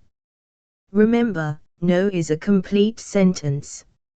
If you use it enough, Faith might get it. Not likely. I'll be fine. Thanks, Luke. He found her standing outside on the patio when he came upstairs 15 minutes later. How'd it go? He asked, stepping through the sliding door and walking up beside her where she stood at the railing. The phone lay on the table behind her, next to the fishbowl, which she must have brought out for company. His patio used to hold canvas cushioned lounges, a low plastic table and several empty beer cans. It now gave every appearance of being set for an Amazon movie. A veritable jungle of flowering plants and vines vied for space, with clay pots filled with flowers and a forest of candles of various heights and sizes. All it needed was a swooping parrot. She hadn't turned on the overhead light, but the lights from inside were bright enough for him to observe her pale face and the stiff set of her lips. Cat wasn't a crier. Not on the outside, anyway. She's getting married again, she told the stars. Or, Cat. Luke casually slung an arm around Cat's shoulders as they stared out at the twinkling lights ringing the bay. She leaned against him slightly, and he ran his hand down her smooth arm. Down, up, down. Mindful of her brittleness, he angled his head toward hers and rested his chin on her crown. Her hair smelled of lemons and fire, and it felt as soft as a kitten's fur where it brushed his chin. Elkina figured that when she didn't call collect this time, Faith always called collect when she needed money. Or a place to stay. Or sympathy. The woman was an emotional vampire. Man, he was in big trouble when the fragrance of Cat's hair turned him on. When's the wedding? Next week. This one's in Arizona. She wants me to be a bridesmaid again. Why, how maternal of her, and how like her to tell you at the 11th hour, then expect you to hot-foot it to her side. Cat turned her head to glance up at him. Her frenetic hair brushed the back of his arm, sending a nice little burst of electricity up his nerve endings. It's only a weekend, no big deal. I'm used to Faith by now. No kidding. This is what? Number 9. This is the man she's been looking for all her life. Cat's hands clenched the wrought iron railing. Luke felt the muscles in her arm bunch under pressure. He stroked her skin until the muscles relaxed. She sounded happy, at least Cat said quietly. He must be loaded. So she said. His name is Chandler Roberts. He's her plastic surgeon. Convenient. She'll keep him busy. Are you going to play bridesmaid again? Sure. Cat's voice was dryh. I firmly believe every woman should have a closet full of frou-frou dresses. You aren't the frou-frou type, really. She looked up at him. What type am I? Into loving. Sexy as hell. Practical. Sensible. Down to earth. Thanks. The corners of her soft mouth turned down. In other words, not in the least little bit like my mother. Who is what? Luke asked cautiously. Sexy, vivacious, beautiful. Try obvious, loud, surgically enhanced. The woman's a walking cliché. Kat smiled. You have a way with words, Van Buren MW11. You come to the wedding with me. Don't I always? She smiled, her eyes shiny. I'm going inside for ice water. Want some? No, thanks. Bring the cookies when you come back. Luke wanted to get Faith Harris, Ford, Van Buren Davis, Turner, Collingswood, Ashby, Landry, soon to be Roberts in a room alone for about 10 minutes for a reality check. Kat, thank God, seemed to be well enough adjusted. Her mother's frequent marriages were met with calm stoicism. However, Luke suspected Kat's nonchalant veneer was only skin deep. How couldn't it not hurt her to see her mother choose one man after the other, with no thought, no consideration for her only child? It amazed him that Kat would even consider marriage. He'd known, even as a kid, that marriage wasn't for him. The thought had always left him cold. Nothing lasted as long as both parties wanted. Someone was doomed to be destroyed. And even if, by some chance, the adults withdrew relatively unscathed, the poor kid left in the middle was always devastated. After the divorce, his mom had held on to him so tightly he'd sometimes wished he'd had Kat's problem. He remembered lying in bed listening to his mother sob for hours. Even though she'd remarried, she'd never gotten over the divorce from his father. Luke couldn't imagine how Faith did. Repeatedly. Kat returned carrying a large glass of ice-clinking water and the plate of chocolate chip cookies he'd baked the night before when she'd been out with some guy she'd met running in the park. Brian something or other. An unknown quantity and therefore dangerous. Luke sprawled out on one of the canvas-covered lounges and held out his hand for the plate. Kat walked around the low table to sit beside him. She set the cool plate down on his stomach, then took a sip of her water. They both wore shorts, and her bare leg pressed against his, sending a spear of electricity up his thigh directly into his groin. She smelled of some spicy sweet powder, a fragrance Luke had associated with her for years. He wanted to interrogate her about the scene he'd just witnessed downstairs. He wanted to discuss, coolly and clinically, the inadvisability of yesterday's kiss. He wanted to politely request she move off his lounger and sit over there, a comfortable 3 feet away, where he wouldn't forced to touch her. But her mouth was pouty, her eyes a little sad, her shoulders not quite straight. He couldn't withdraw his emotional subtlust because he was having a hard time keeping his hands off her. Want to talk about it? He asked gently. Kat fished in her glass for a large piece of ice. Same old, same old. She blew out a huff of air, ruffing her bangs. Doesn't it ever cool off around here? What happened to the San Francisco breezes I'm always hearing about? No breeze was going to cool him off. His concentration was shot, intent on erotic, inappropriate thoughts. Like how soft her skin looked. Like how delicious her lips had tasted yesterday. Like how good she smelled. They say the heat will stick around for another couple of days before it slacks off. We could always get an air conditioner. And what had been going on downstairs earlier with Nick? No can stand it for a while. She ran the ice down her throat, leaving a trail of moisture on her skin, then tilted her head and slowly drew the cube down the side of her neck. The muscles in Luke's stomach clenched, and he had to force rational words through a constriction in his throat. What's she trying to entangle you with this time? She doesn't really try to involve me in her life, she only calls when. Kat waved a dismissive hand. Hey, fine with me, figured out years ago that what Faith does, and how she does it, has nothing to do with me. Luke dragged his gaze away from the gleam of moisture on her throat. What else did she have to say for herself? She'd just returned from Paris. Kat smiled. She has a French accent this time.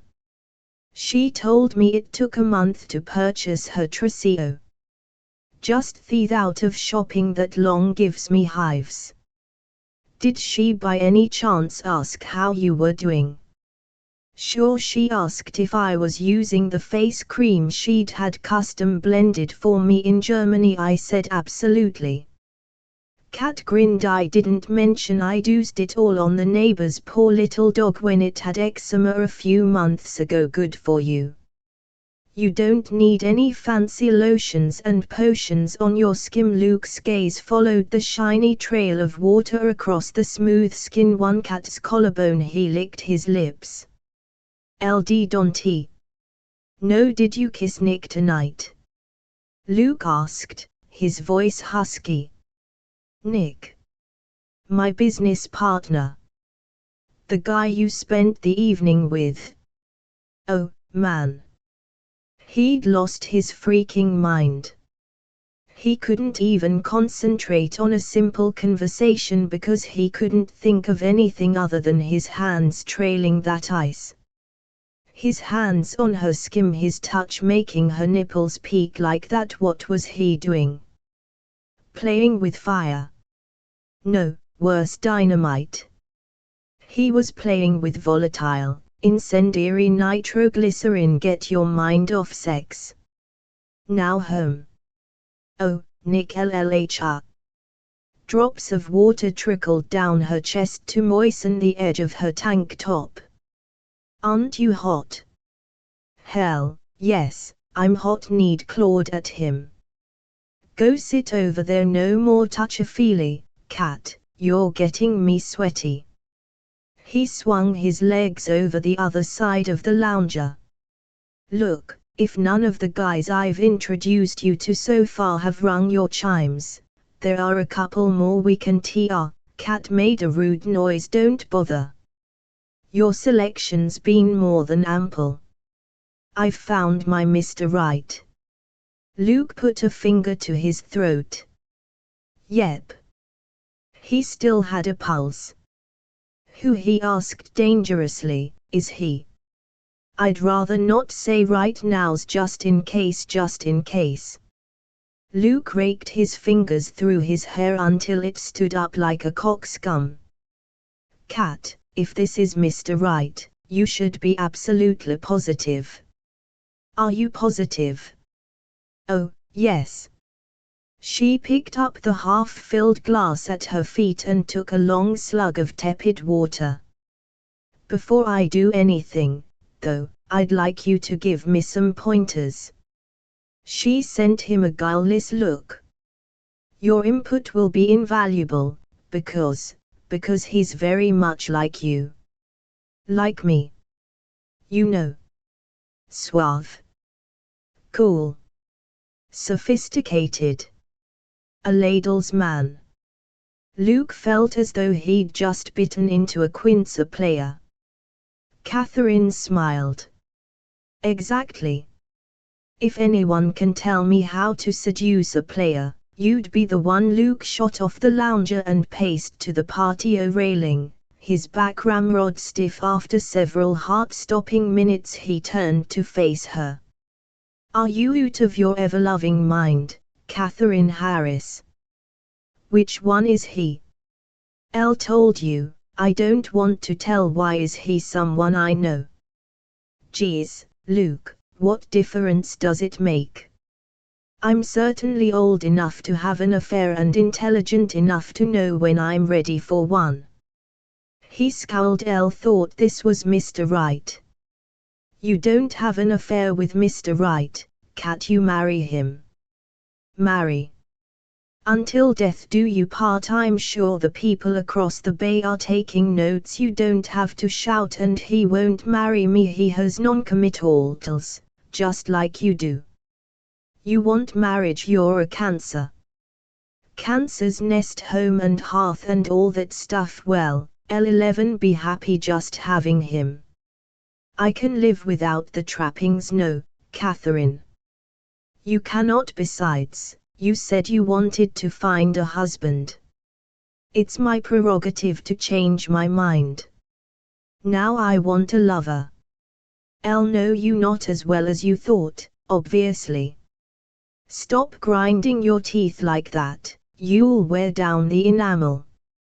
I can't imagine any sophisticated man would be interested in teaching some little hick virgin the finer points of making love, can you? Now, will you give me the help I need or not? Cat.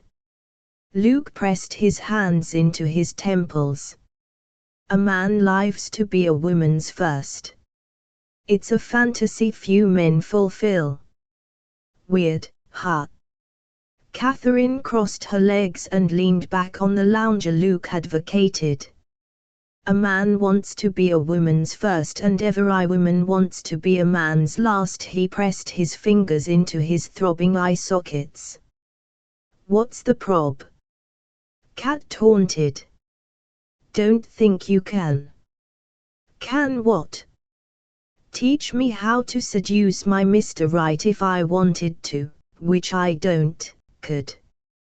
But I won't. Cat leaned back and smiled. Bet you can't. Chapter 10. This required some serious mental gymnastics, Luke decided, lying on the sofa in the dark. The new wrinkle had been added 3 days ago. For a while there the temptation she offered was almost more than a man could take. He'd managed to control himself. Barely. Right now he was waiting for Cat to come home from another date. A date how delightful for her. Thanks to her, Luke hadn't had a decent date in weeks. His love life had gone to hell. He was permanently erect and would go into the Guinness Book of Records for the man with the hardest permanent erection in history. Probably for taking the most cold showers per day, too. Mr. Right. How could she have found this guy so fast? What did this jerk have that was special enough for her to abandon her lifelong dream of marriage? And could Luke be chivalrous enough to put his own needs and desires aside if Cat truly had found her Mr. Right?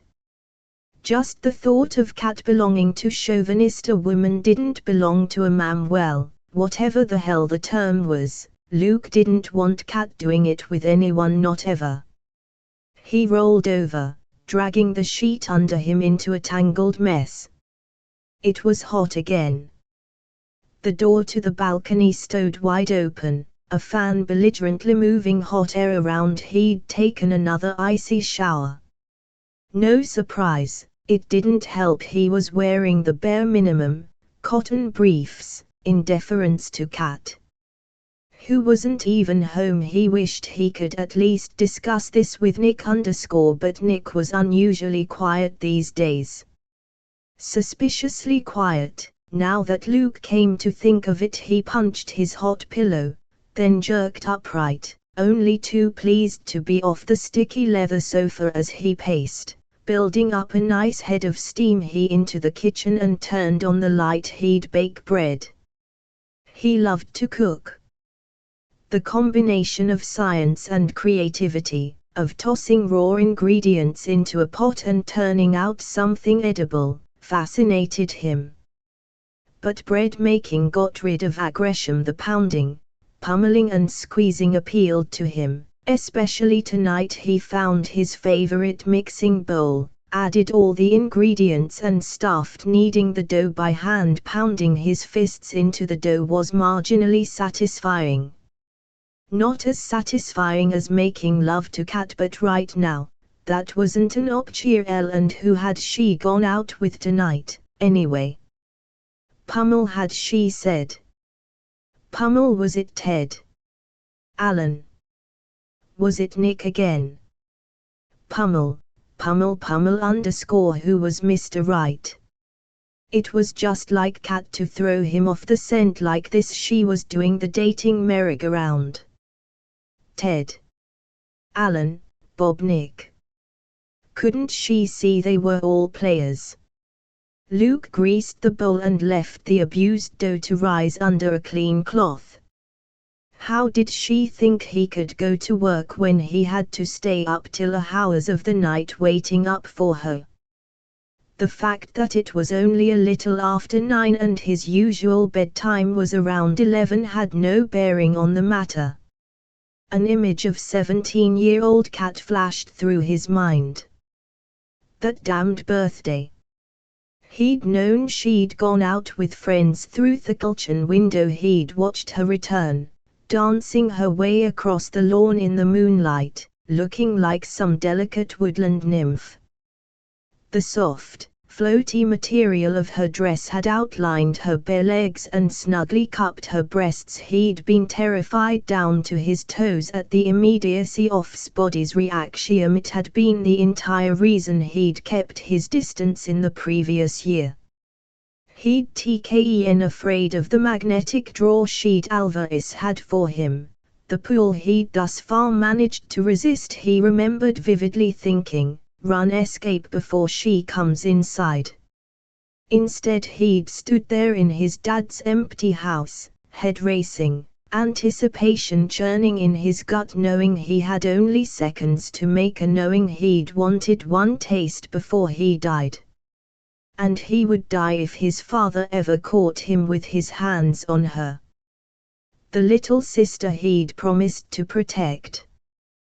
The defenseless semi-orphan he and Dad had vowed would never be hurt again. The back door had crashed open, and there she'd stood, swaying in the open doorway. Luke, you came. She'd sounded so delighted. Her exuberance had been contagious. He'd risen, hard and ready, to the occasion, and had known right then and there that he was damned. One moment there'd been a safe, respectable 10 feet of linoleum between them, the next instant Kat had flung herself into his arms, clinging like a baby monkey. His embrace had been as far from brotherly as sugar from salt. Giving her no chance to voice a protest, he'd crushed his mouth down on hers. She'd tasted intoxicatingly sweet as her pliant body wrapped around his in the most compelling, amazing way, pressing her firm young breasts against his chest. In the 11 years he'd known her, Kat had always been reserved, always trying to remain inconspicuous. Her exuberance that night had been totally unlike her. He hadn't thought. He'd felt with more passion than finesse. He'd pressed her supple young body against the refrigerator. He'd kissed her until they'd both been breathless, then he'd kissed her some more. He'd touched her breast through the flimsy fabric of her dress and wanted it all. Wanted her naked beneath him, wanted her strong runner's legs wrap about his waist, wanted to sink into her wet heat and have his wicked way with her.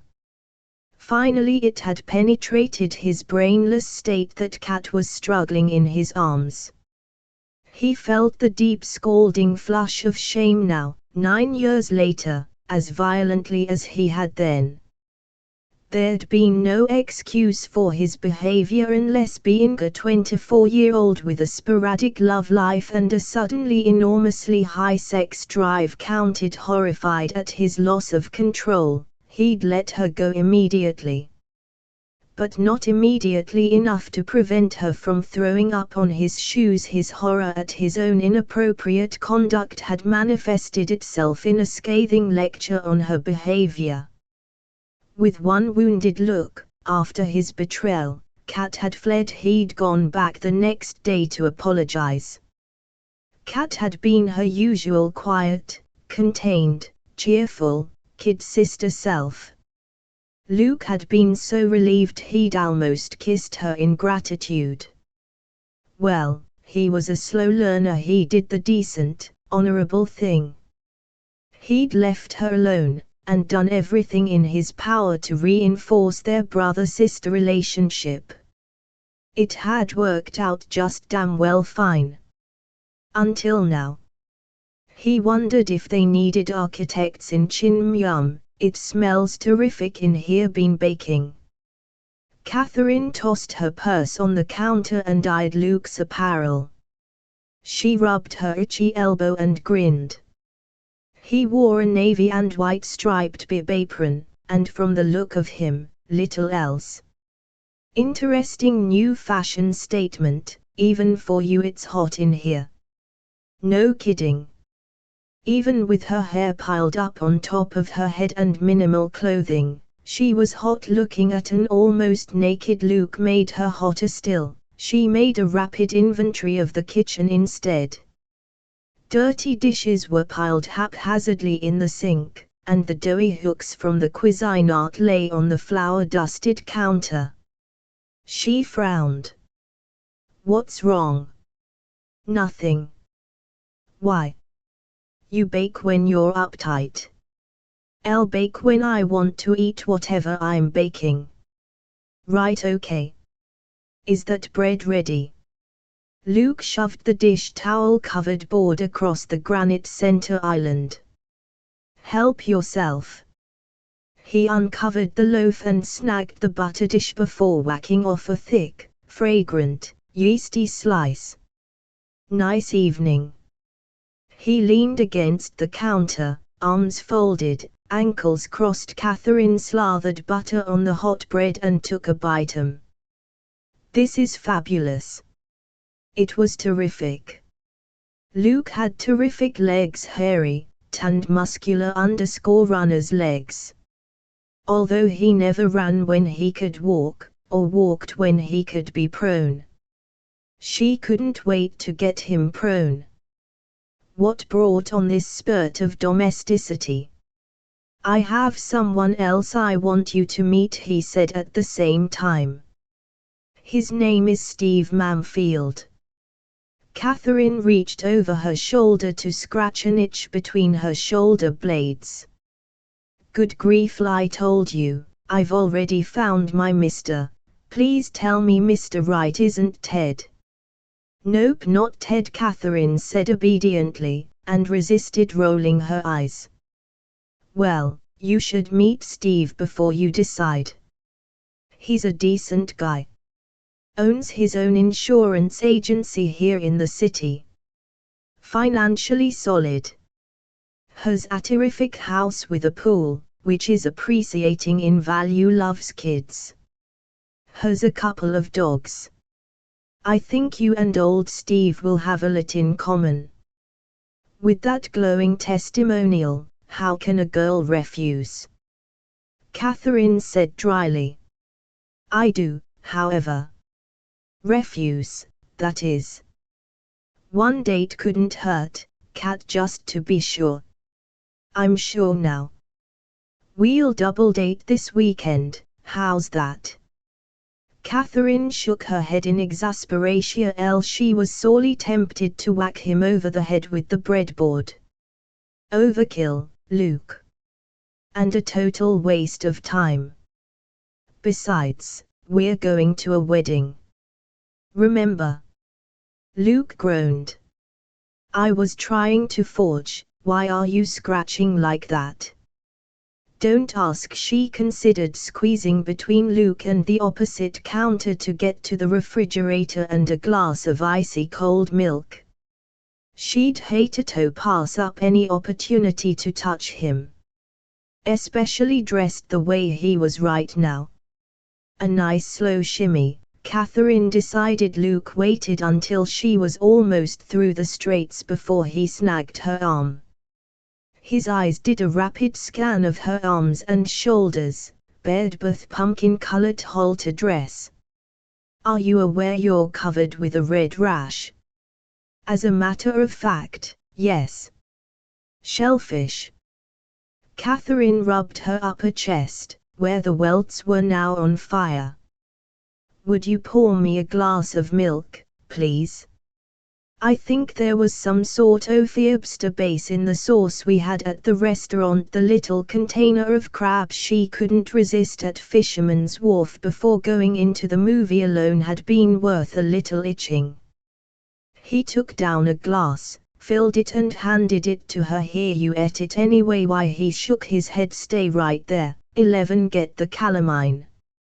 Luke brushed past her to go to the cabinet where he kept his vast array of first aid supplies, a 5-year-old box of Band-Aids, a year-old bottle of aspirin and the calamine lotion. Luke was, as they said, always en route. Got HD health. It warmed her heart to know he had the lotion, which only she used. Catherine sipped the milk without tasting it. He had the neatest, tightest little butt she'd ever seen. Luke in underwear and an apron was the sexiest thing she'd ever seen in her life. More than her skin itched. Catherine bit her lip. What did she have to do? Use Nick's 2x4 over his head?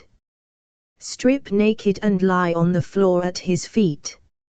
Luke grabbed the paper towels from under the sink and came back with the pink bottle in his hand. "Tum round." The first dab was nice and cold. His stiff cotton apron brushed the back of her legs as he stepped closer. "What are you doing?" he asked, dabbing away at her shoulders with the calamine-soaked paper towel. "Undoing the halter so you can get to my neck." "Stop scratching, I'm rubbing." "Don't do that, either." He pushed her hand gently out of his way, then his fingers touched her shoulder as he patted downward.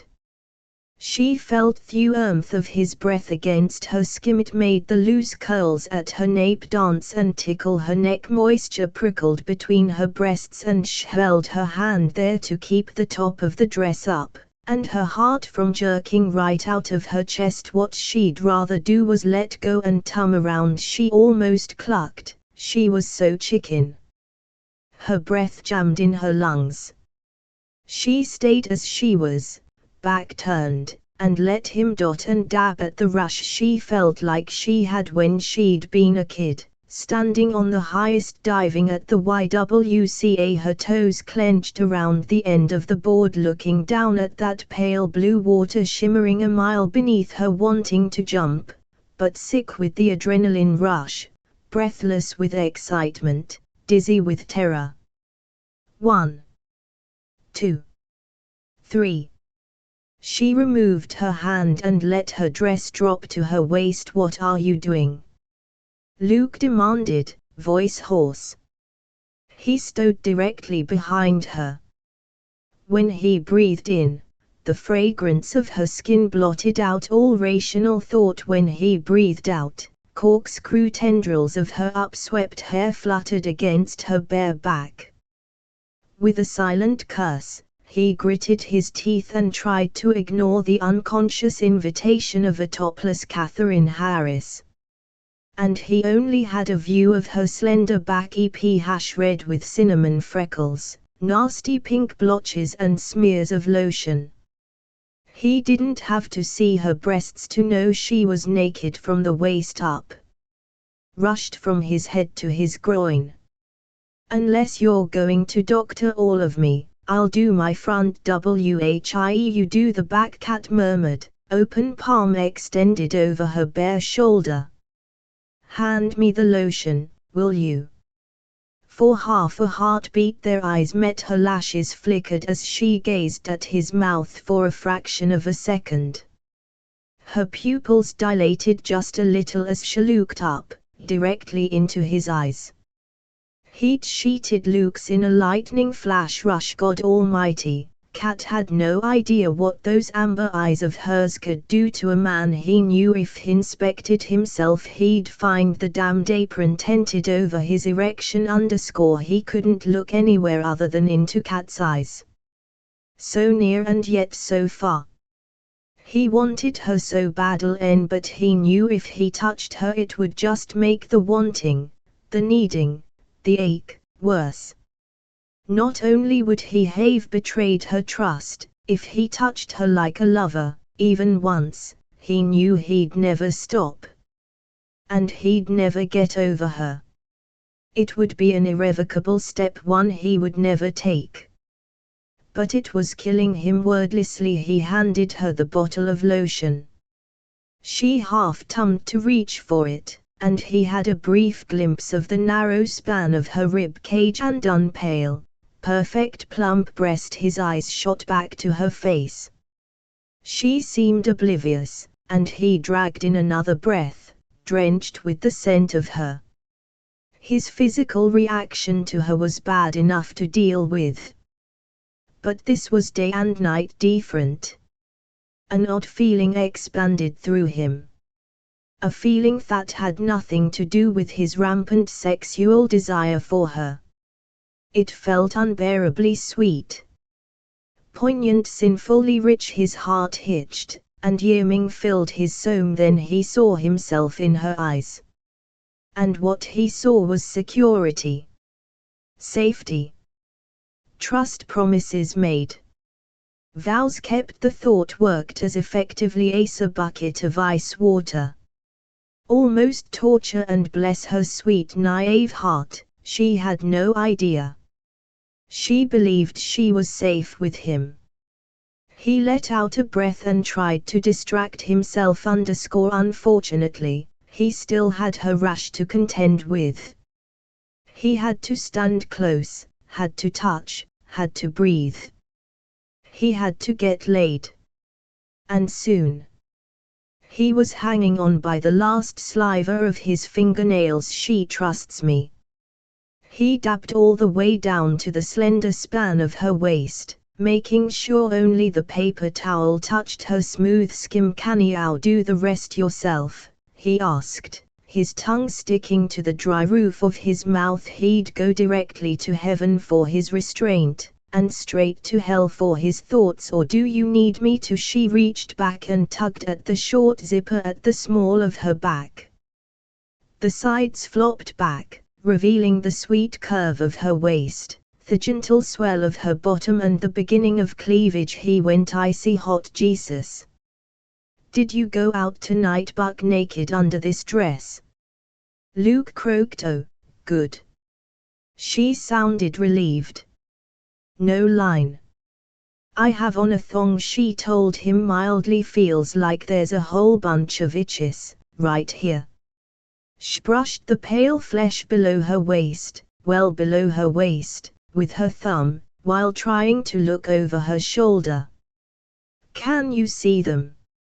Luke prayed for an earthquake. A flood. A famine. A natural disaster. Something. Anything, Luke, Debar. She moaned as the cold liquid soothed the bumming itches.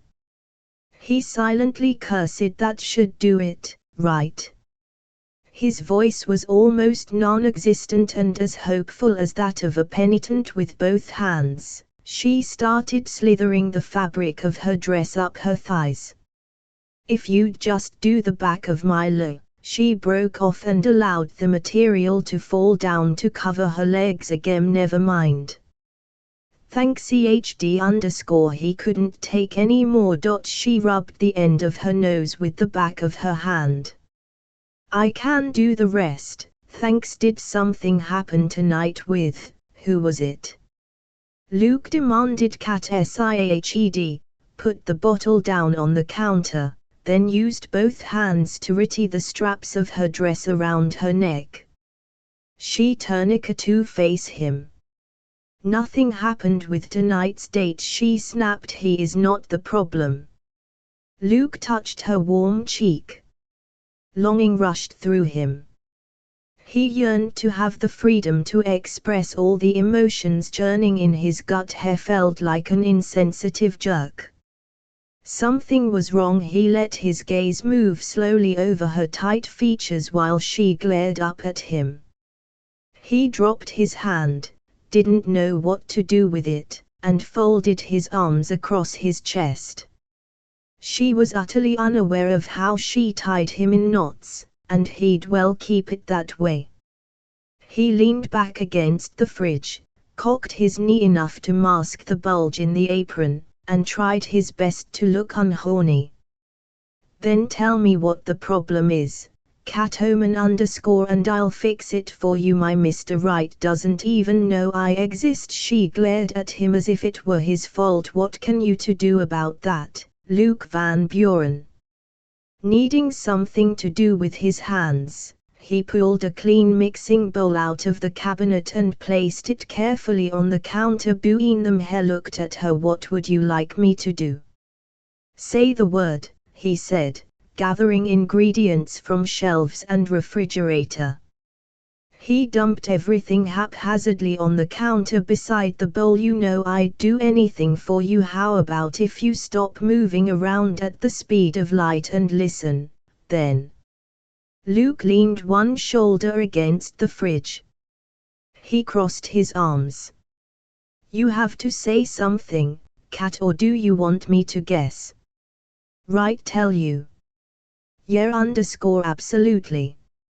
Luke's eyebrows rose. He waited as she hoisted herself up onto the counter. I have a problem and you need my deft touch. Deft touch? Catherine hooted, amused. You're as clueless as he is, you turkey. He who? Mr. Right.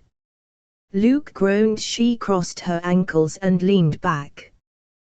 The silky fabric of her dress slithered up her bare thighs. Okay, we can talk about me helping you if you're absolutely positive. What are you doing?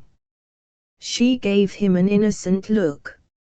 You said not to scratch. I'm rubbing. You're stroking, Luke said in a choked voice.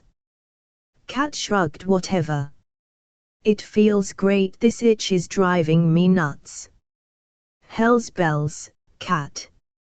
Your itch is driving me nuts _ Stop the full. Tell me what the problem is, and let's work on it. Cat. I'm thinking here. He clenched his teeth, pushed away from the fridge and took out his measuring cups and the big wooden spoon he liked to use for mixing. Without measuring, he tossed butter, then brown sugar into the copper bowl. Right, what do you think I should do? Just pull out all the stops and seduce him. Luke jerked away from his mixing as if he'd been catapulted across the kitchen. Sugar and butter went flying. Hell, no. He raked his fingers through his hair, leaving glimmering speckles of sugar in the dark strands. She put up her hands. You don't have to shout. It was a simple question. You refused to help me by educating me on seduction. Now I'm on my own. The question is, how do I make him desire me? Share your vast experience and tell me. Luke stuck the spoon back in the bowl and stirred it to china. What's wrong with this Mr. Right of yours? He broke eggs into the mixture as if he were doing intricate brain surgery. She laughed. Look, I know he likes me, but want him to realize that he could love me. Right now he thinks of me as more of a friend. What's wrong with that? Luke demanded. That's a good place to start. Most couples start with less. Fine. Great, terrific. But I'd like it to move a little faster than another 20 years of friendship. Something in her tone made him stare at her with added intensity. Nick, she's talking about Nick. Luke's knuckles went white around the sln. He stood very still. How do you feel about this guy, Cat? For real? Their eyes locked, and Kat said very quietly, I love him with all my heart. Chapter 11. You're in love with him? Yes. Very much. The real thing. Very carefully, Luke put the dough-covered spoon down on the edge of the counter and didn't notice when it clattered to the floor. This was Kat, cautious, crab-like Kat. He stared at her as if she were an alien life force. Are you sure? Without a shadow of a doubt. For several seconds he searched her face without saying anything, then sighed and said heavily, I have a sinking feeling I know who it is.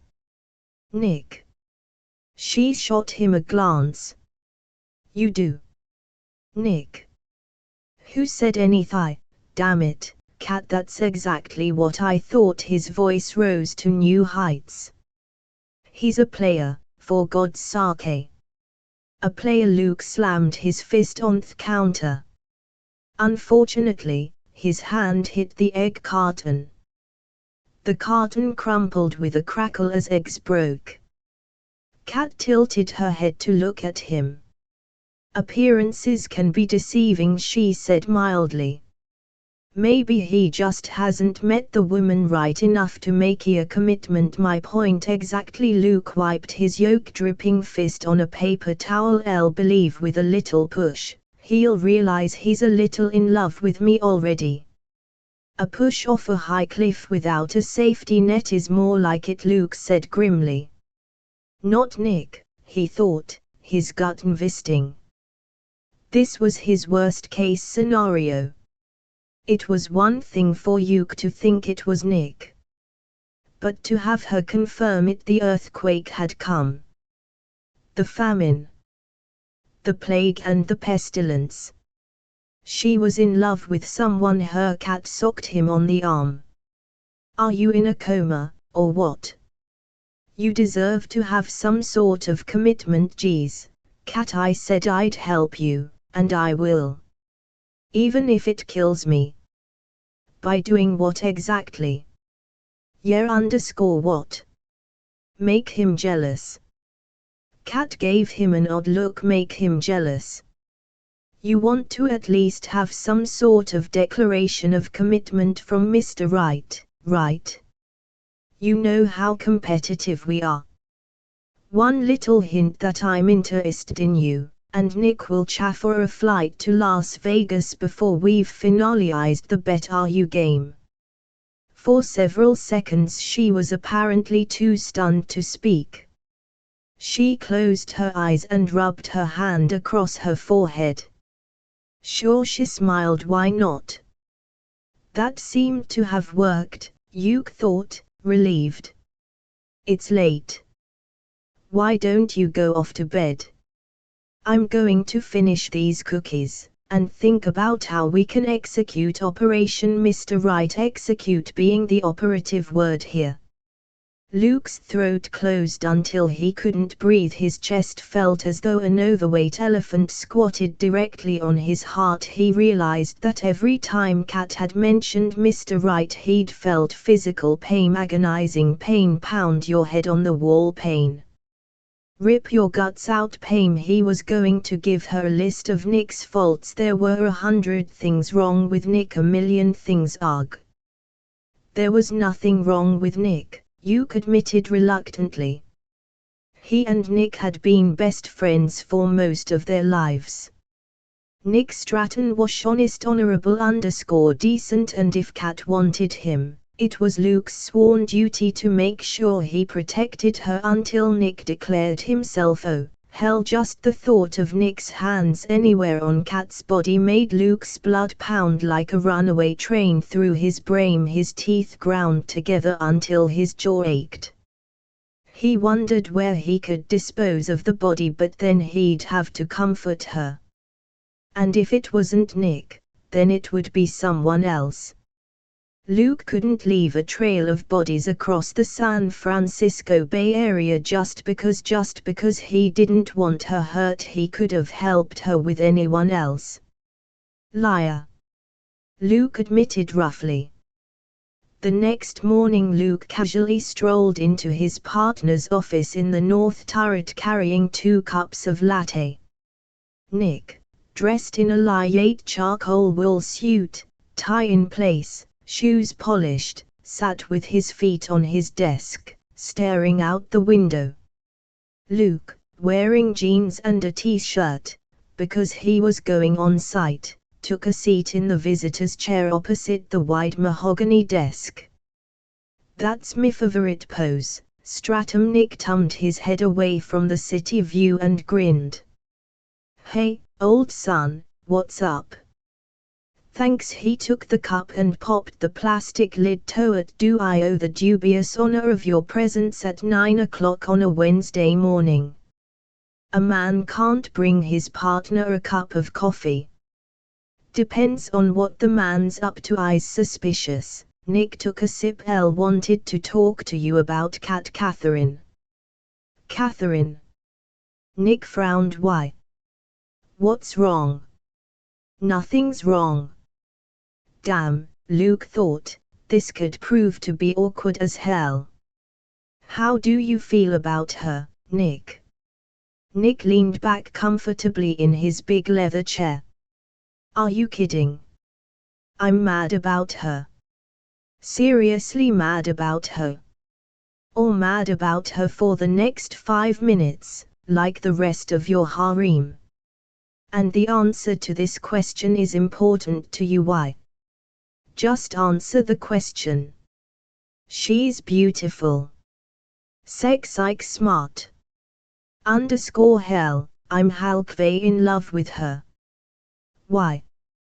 Halfway in love with her?" Luke scoffed.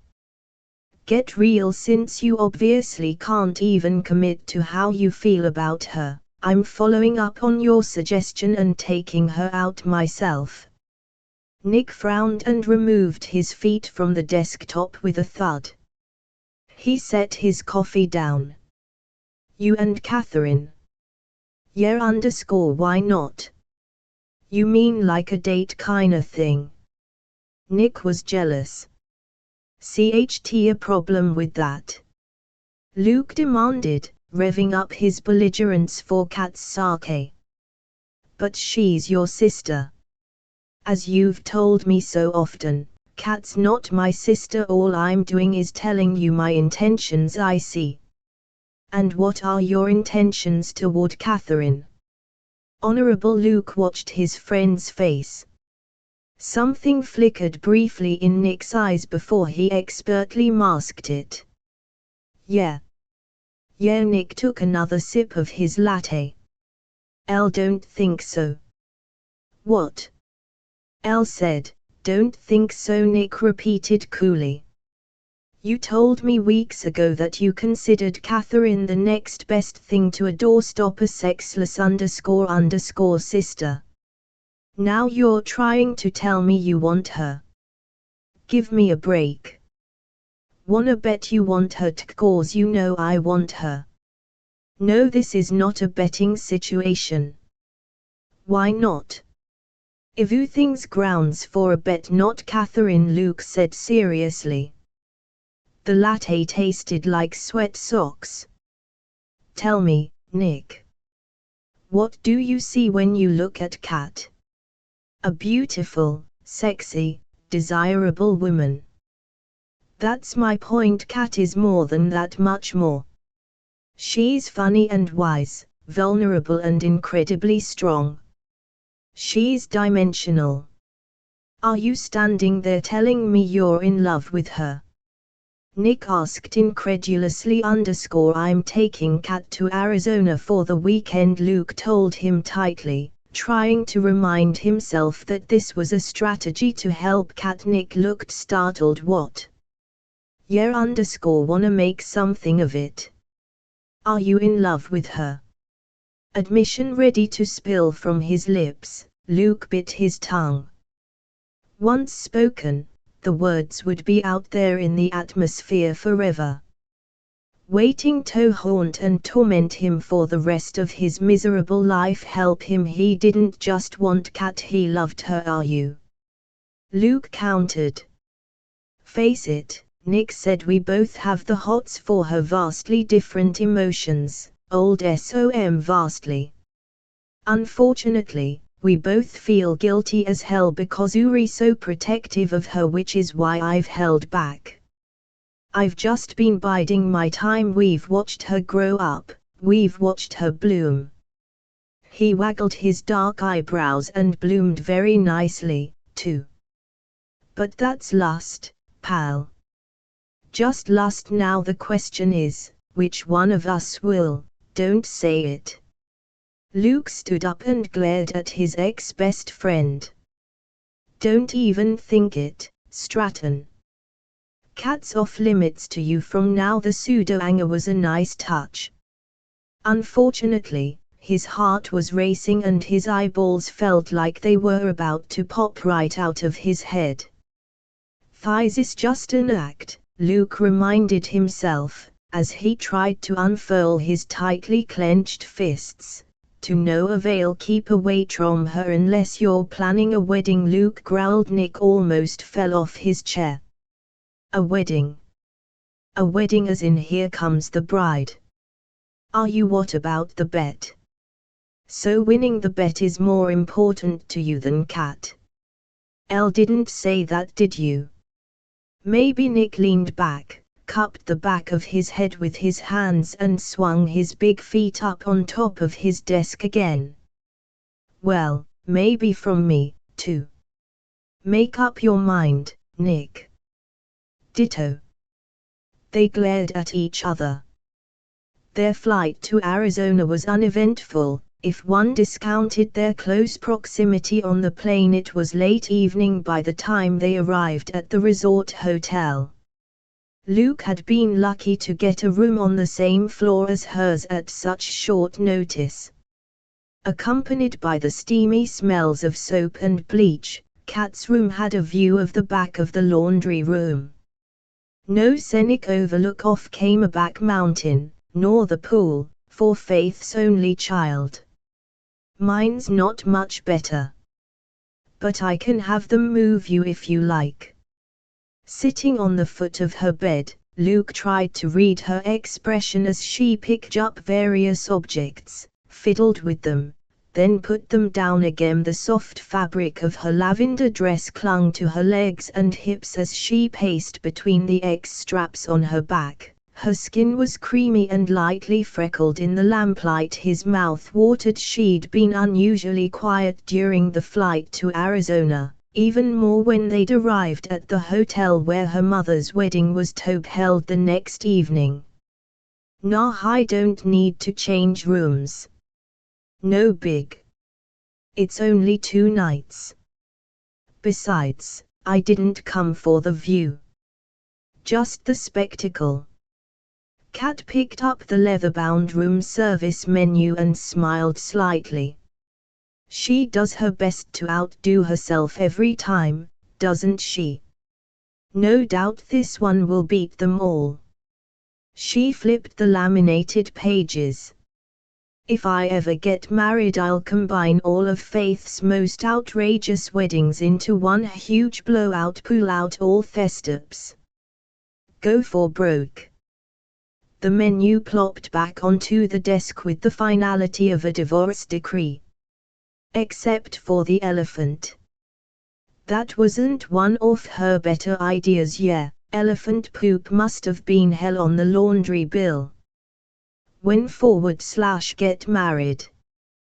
The words hit him like a fist in the gut. You planning on getting married in the near future? He asked casually. She gave him an indecipherable look. Let's get something to eat before I start gnawing on the fruit in that painting. Come on, Van Buren, get the lad out, I'm famished. Was she missing Nick? Luke already felt like a pulled taut rubber band, whitened by the excessive stretch.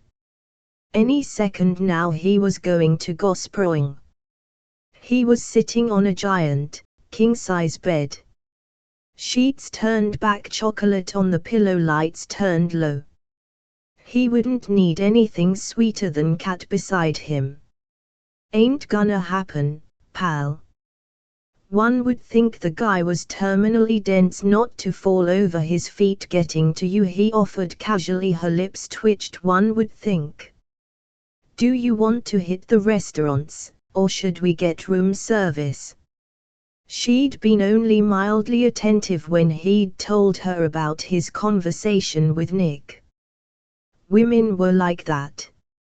Not interested until the nights drew bloker. It had been damn close. Let's go out and eat, then reconnoiter if you're not too tired, that is.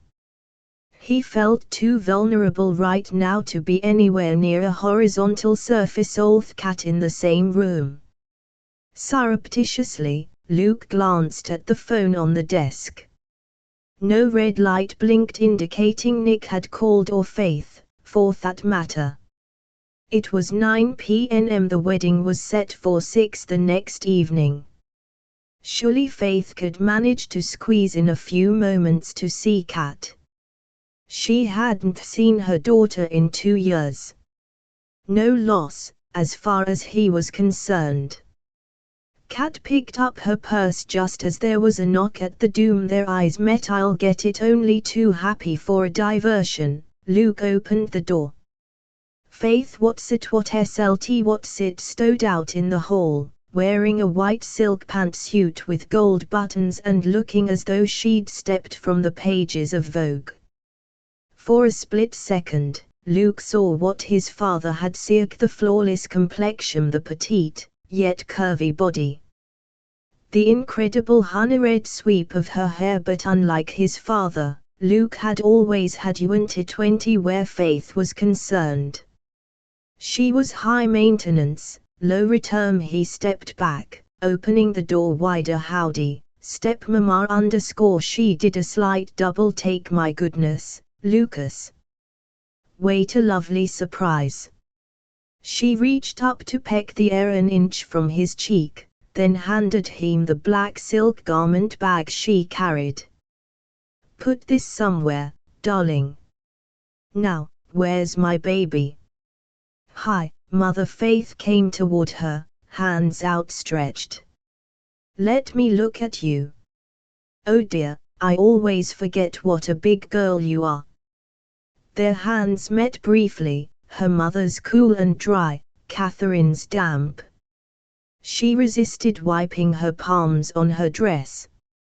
As always, in Faith's presence she felt gangly and plain, and as though she took up too much space. She despised her own reaction to this beautiful stranger who was her mother. Faith was a softer, paler, more petite version of her offspring.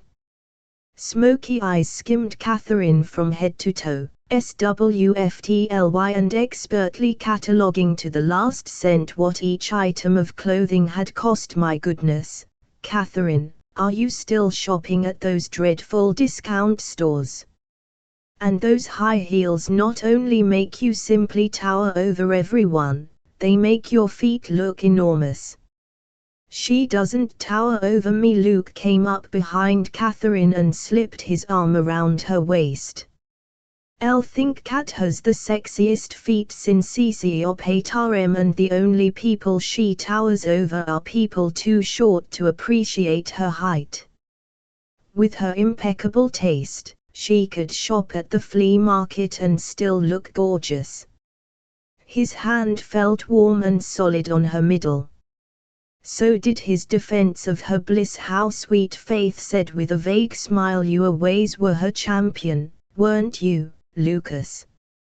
Catherine, I only stopped by to drop off your gown for tomorrow.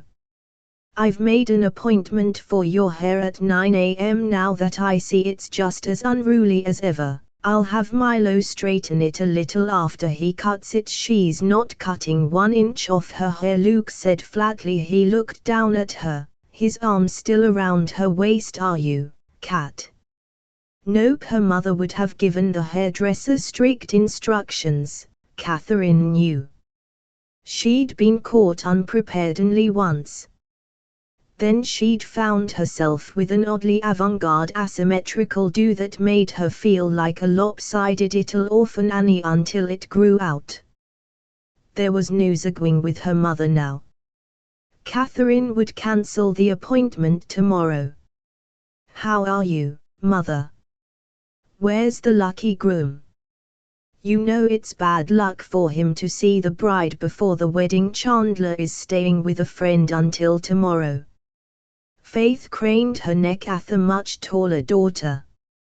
And I think that now we're both adults, you should call me Faith, don't you, darling? She smiled, showing straight, beautifully bleached white teeth.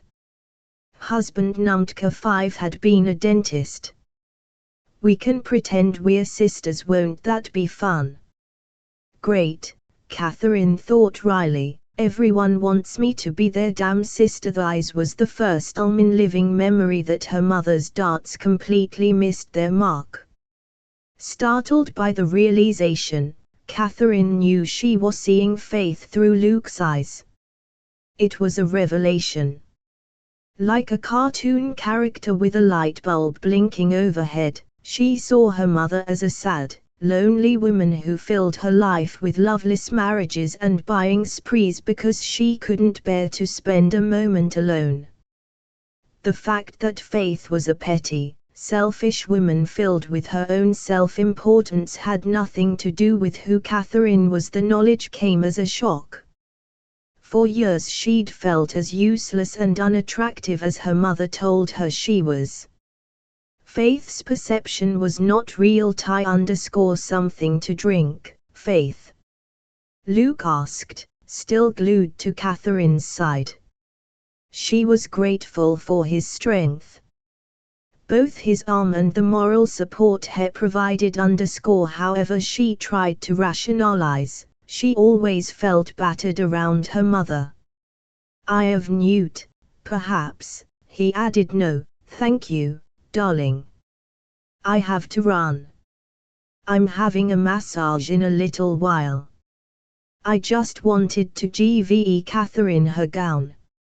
She glanced around to see who Luke had put it. Do come and look. I bought it for you in Paris, darling. She eyed her daughter the only way Catherine had ever seen her mother look at her. Critically. Although now I look at you it might be just a teeny bit snug around the hips. You have packed on a little weight, haven't you? And my lord, what have you been doing to your poor skin?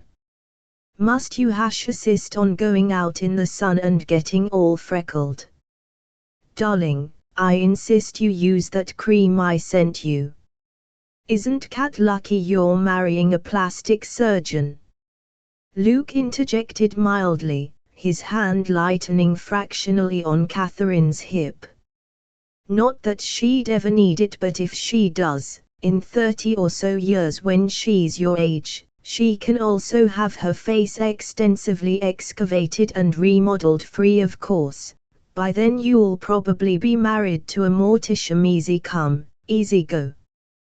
Catherine almost choked. She couldn't look at Luke in case she started to laugh.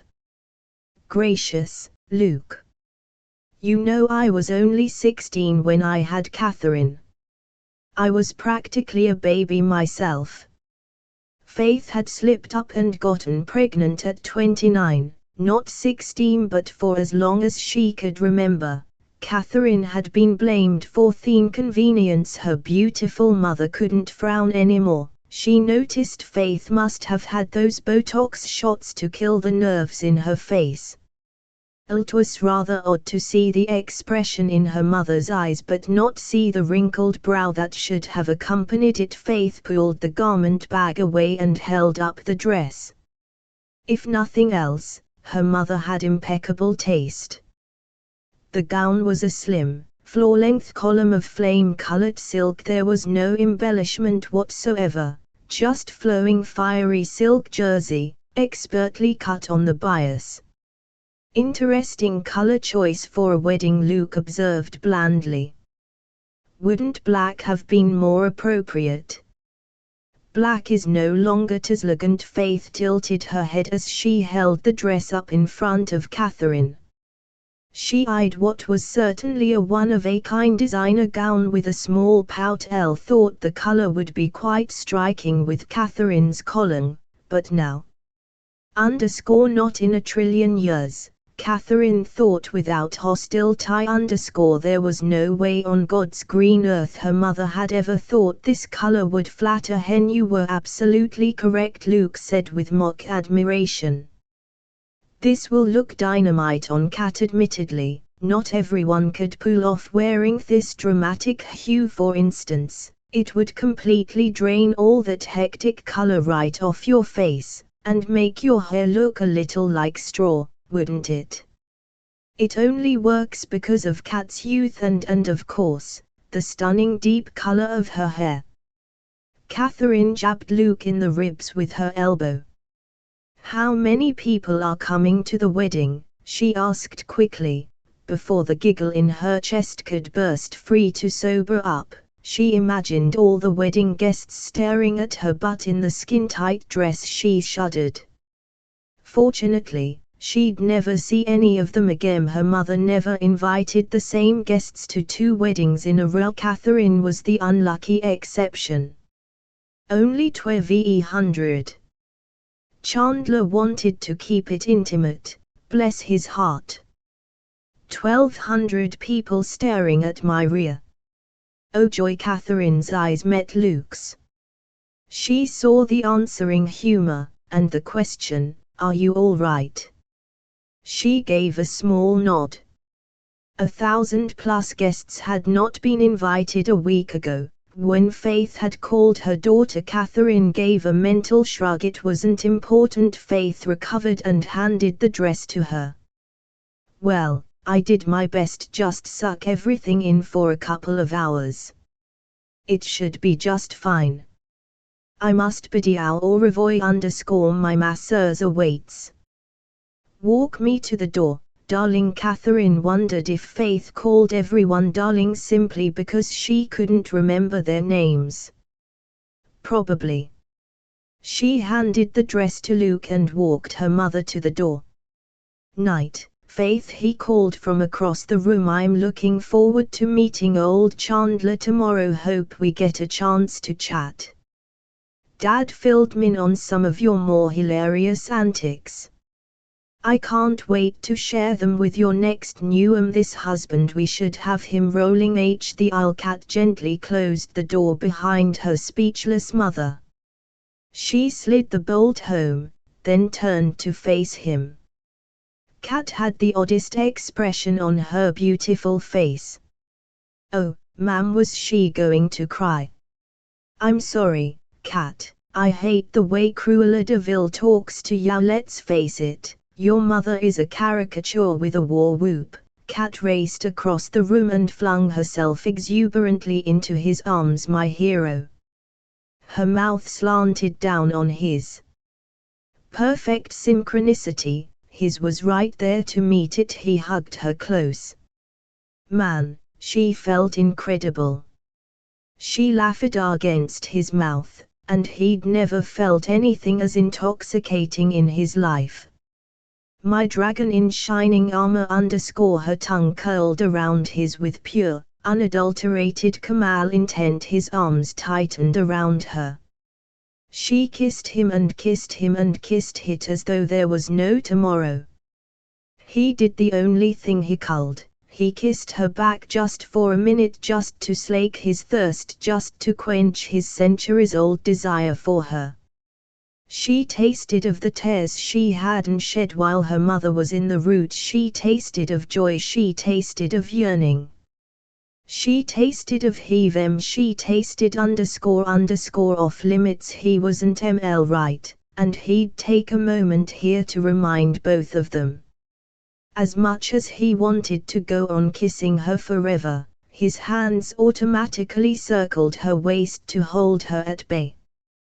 There was only so much he could stand. He dragged his willing mouth away from the sweet succulence of hers. He hadn't resisted her for 10 years to fail now. LLH, Cat. Instead of answering, she gave him a little hip shove. They landed with a small thud on the bed behind him.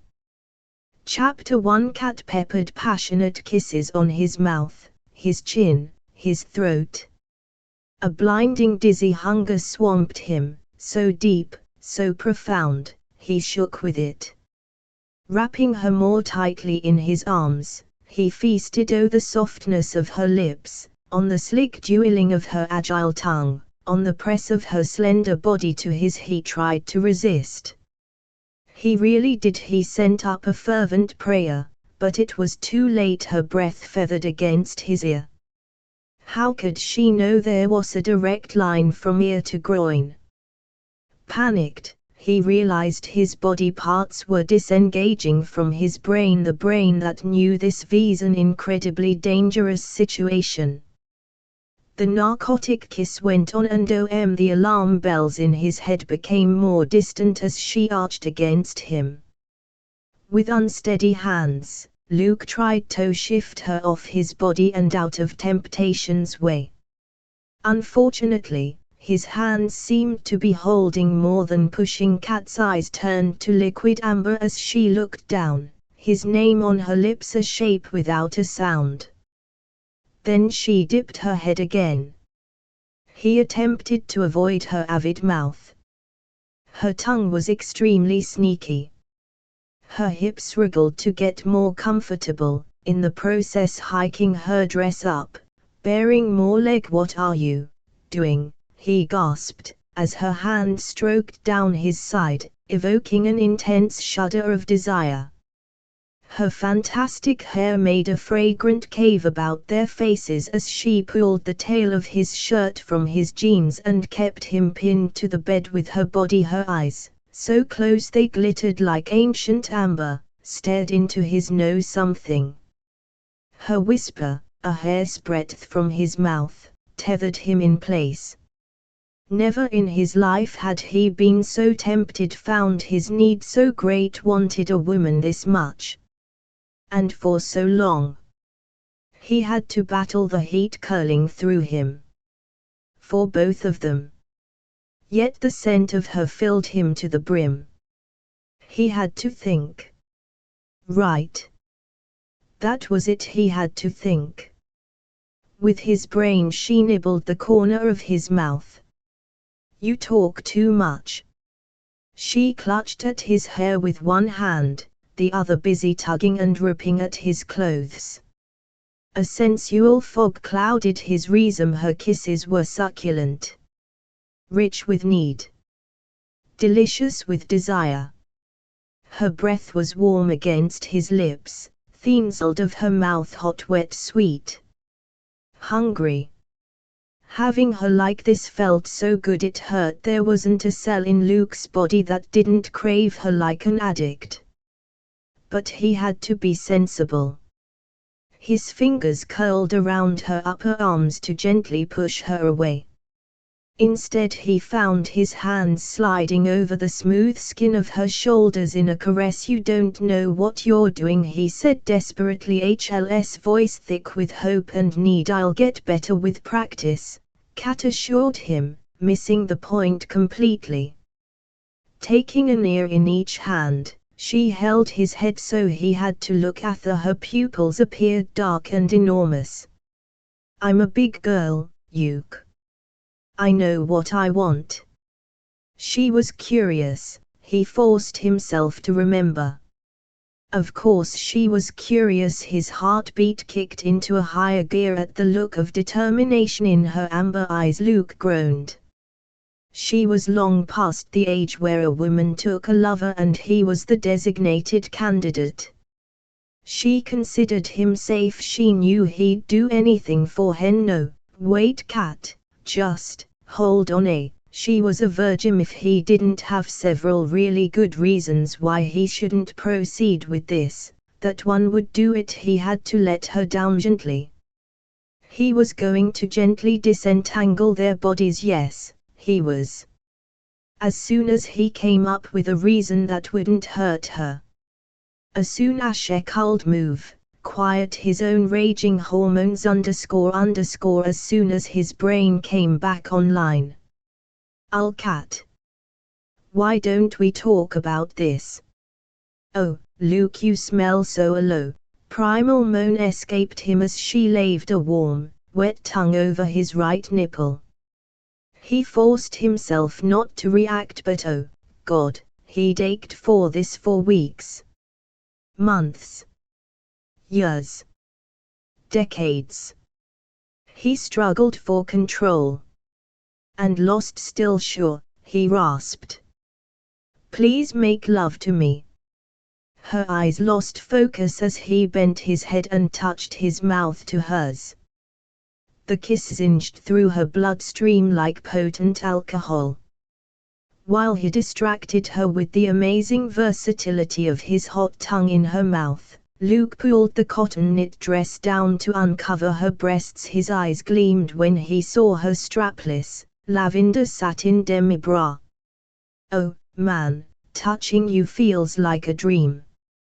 He traced the pale swell above the cups, making her shiver. I'm real. Thanks CHD_ this looks incredible on you. His smile was feral. It'll look even better on the floor.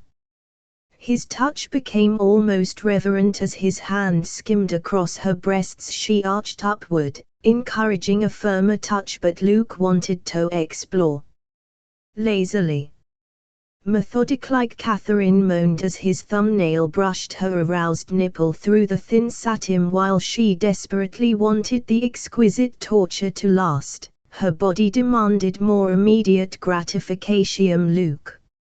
She took his hand and pressed it hard against her. He found the front clasp of her bra. The cups fell away, bearing her to his hot, damp breath. Luke palmed one breast at his own speed, his hand hot against her better than a dream. He dipped his head and, gentle as a butterfly, settled his lips on her nipple. It felt exquisite. Then he sucked the hard nub deep into the cavern of his mouth, making her arch with pleasure. A blinding shimmer of lust shot straight to her crotch. Mindless and frantic, Catherine clutched the back of his neck. Her need went beyond his gentle touches. She throbbed. She ached. She had to have. Luke, please. His lips closed with delicate greed over the other nipple. She didn't want delicate, she wanted desperate. Luke, take off Mydra, she swallowed. Naked. I want to be na. Long moments ticked by before she remembered what she'd been trying to say. No rush, he said between nibbles and licks. Yes, she told the top of his head breathlessly as the pressure inside her built. There is no way am I going to rush through the hors d'oeuvres just because you're greedy for the main course. Relax, Catwoman, you're in good hands. Great hands, she assured him, but slow hands. Luke's chuckle vibrated through her chest. He cupped and kneaded the neglected breast while increasing suction on the other nipple, driving her insane. Her head thrashed from side to side, her hips arched up off the bed as he blew on the wet bead. He bit down, not so gently, his fingers squeezing the twin with the same intensity. Then he skimmed her dress up her thighs. Catherine vaguely felt the air cool her bare legs. Luke's palm burned a path from knee to upper thigh. Air spilled from her lungs as, with a low growl, he kissed her mouth, nibbling and teasing as his hand reached its goal. Jovu.inet. His fingers brushing the apex of her thighs through thin tab got her panties, made her body writhe in response. His finger dipped skillfully into the top elastic of her lavender satin panties. Easy. Easy. Luke paused to breathe reassurances, then his mouth came down on hers once more. Catherine felt her face grow warm as he intimately stroked her. She blushed hotter at the moisture his fingers encountered. While his clever mouth worked magic, Catherine shuddered, her entire body sensitized to Luke's touch. It was electrifying. Amazing. He grazed the corner of her mouth. His lips traveled over her eyelids to close her eyes against the bright light. She felt the tips of his fingers brush satin-crushed curls, and she shivered deliciously. She moved her legs, aroused beyond bearing. Luke deepened the kiss. His fingers sneaked into the slick wetness between her legs. He made a sound, almost of pain, as he slid a long finger deep inside the swollen folds. A low, hungry nose came from her own throat. Too much. It was too much. She shifted frantically against the scratchy hotel bedspread. Luke lifted his head, his eyes dark and smoky. Still with me?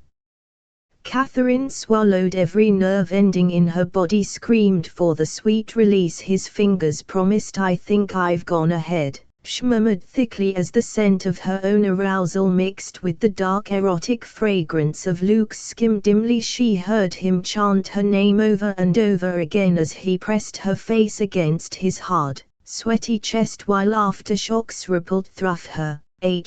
She loved him. She loved the twist of his mouth as he concentrated on her pleasure.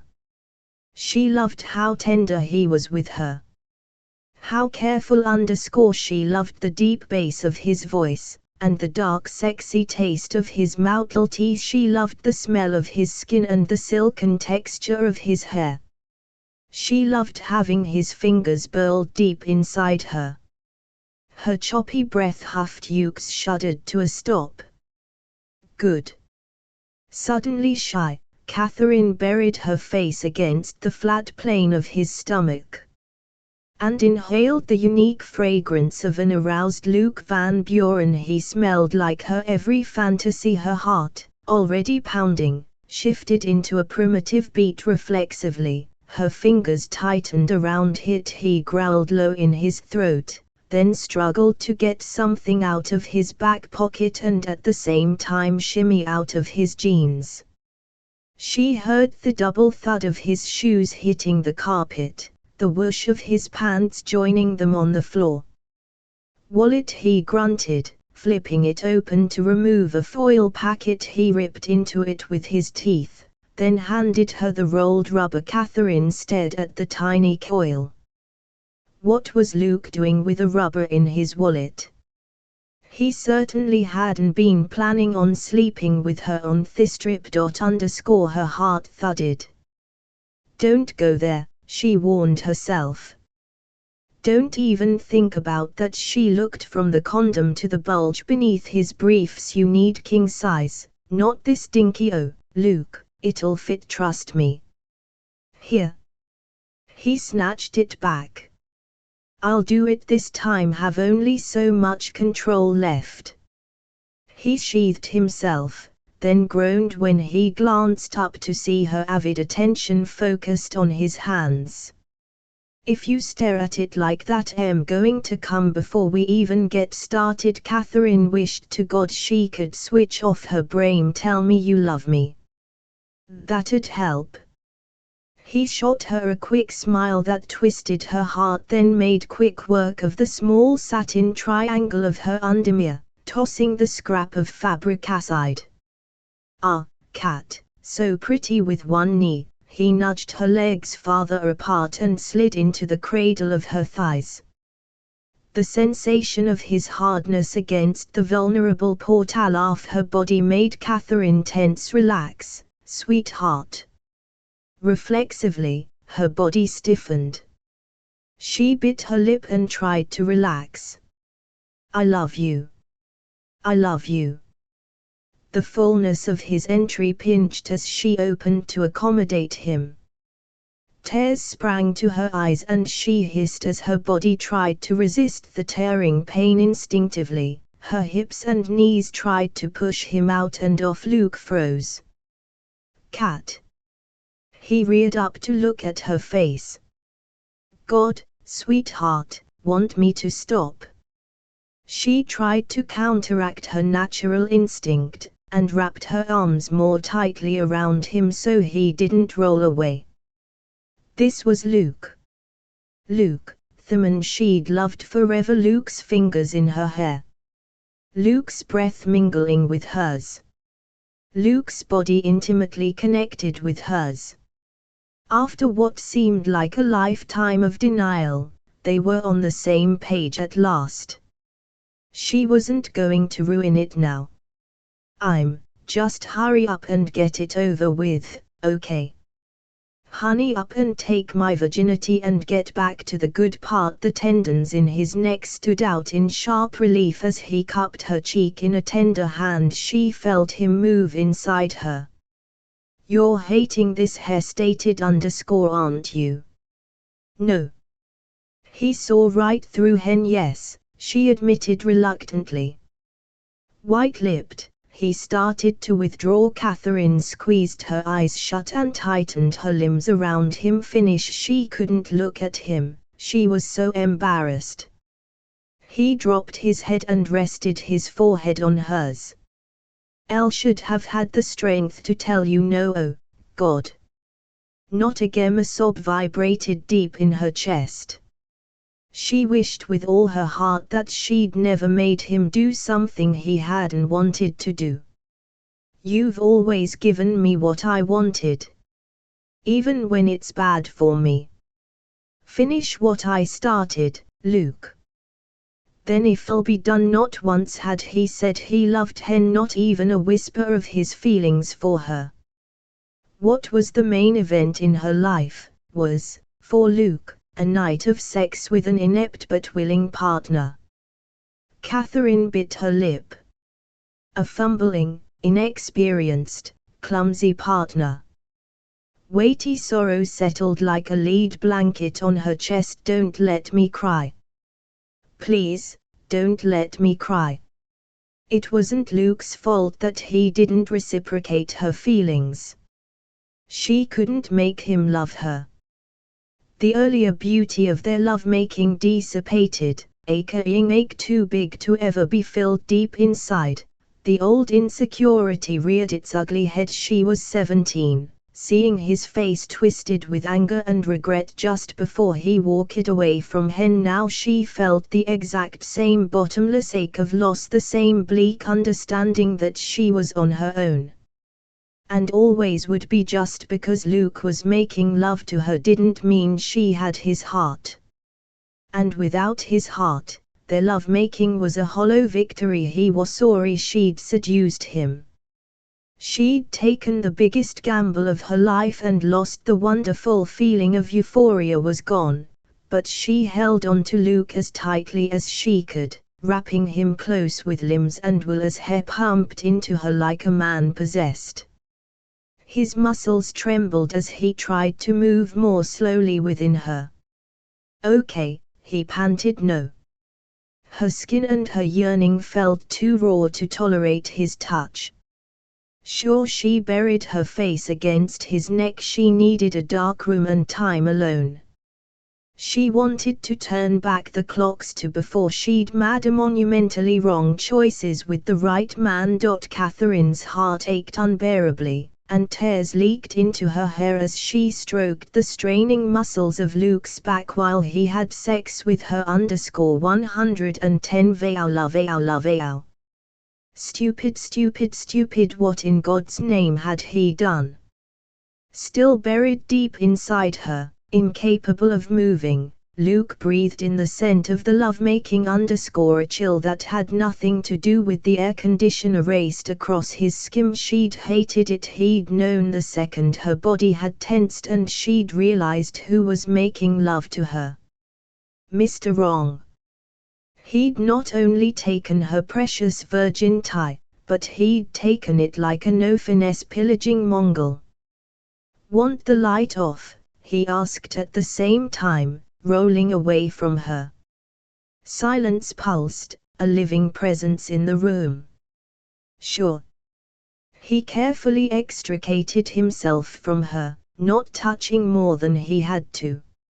She flinched and struggled to cover herself. The pale purple material Oma dress was twisted around her middle. She tugged and pulled at it, not looking at him. God, he'd never seen a more abject picture of embarrassment in his life. He pulled the edge of the sheet to cover her pale, perfect, freckled body. You're not going to be sick, are you? No, her voice was muffled by the arm she'd flung over her eyes. The only way his little crab could hide. He reached out and clicked the light off, plunging the room into darkness, then lay down beside her. Inches separated their bodies. Miles separated their needs. That was probably the dumbest thing I've ever done in my life, he said with a sigh. I'm sorry, Cat. The pause was so long he wondered if she'd fallen asleep. Down the corridor someone broke the thick silence, filling an ice bucket. The room smelled of sex and heat and lost opportunities. Beside him, Cat lay mute. Can you forgive me? An overwhelming sense of dread settled on it. Of course that's not how it's supposed to be done.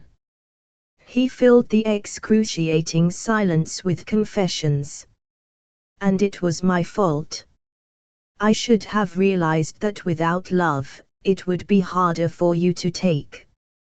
I just hope to God I haven't spoiled it for you with the next man. The next. You think if it wasn't right with you it would possibly be right with someone else? She asked bitterly into the darkness. He reached out to touch her. She jerked away. God Almighty.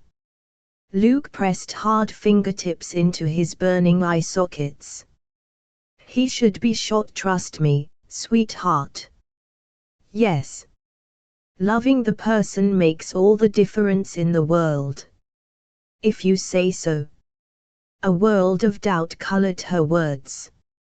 Are you really okay? Couldn't be better.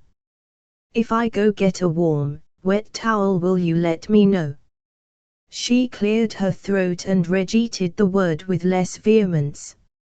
I'm going to get up in a minute and take a shower. It was evident what she really wanted was to see the south end of his sorry ass heading north. Luke's elbow bumped her ribs as he rolled over. She flinched. He swore under his breath.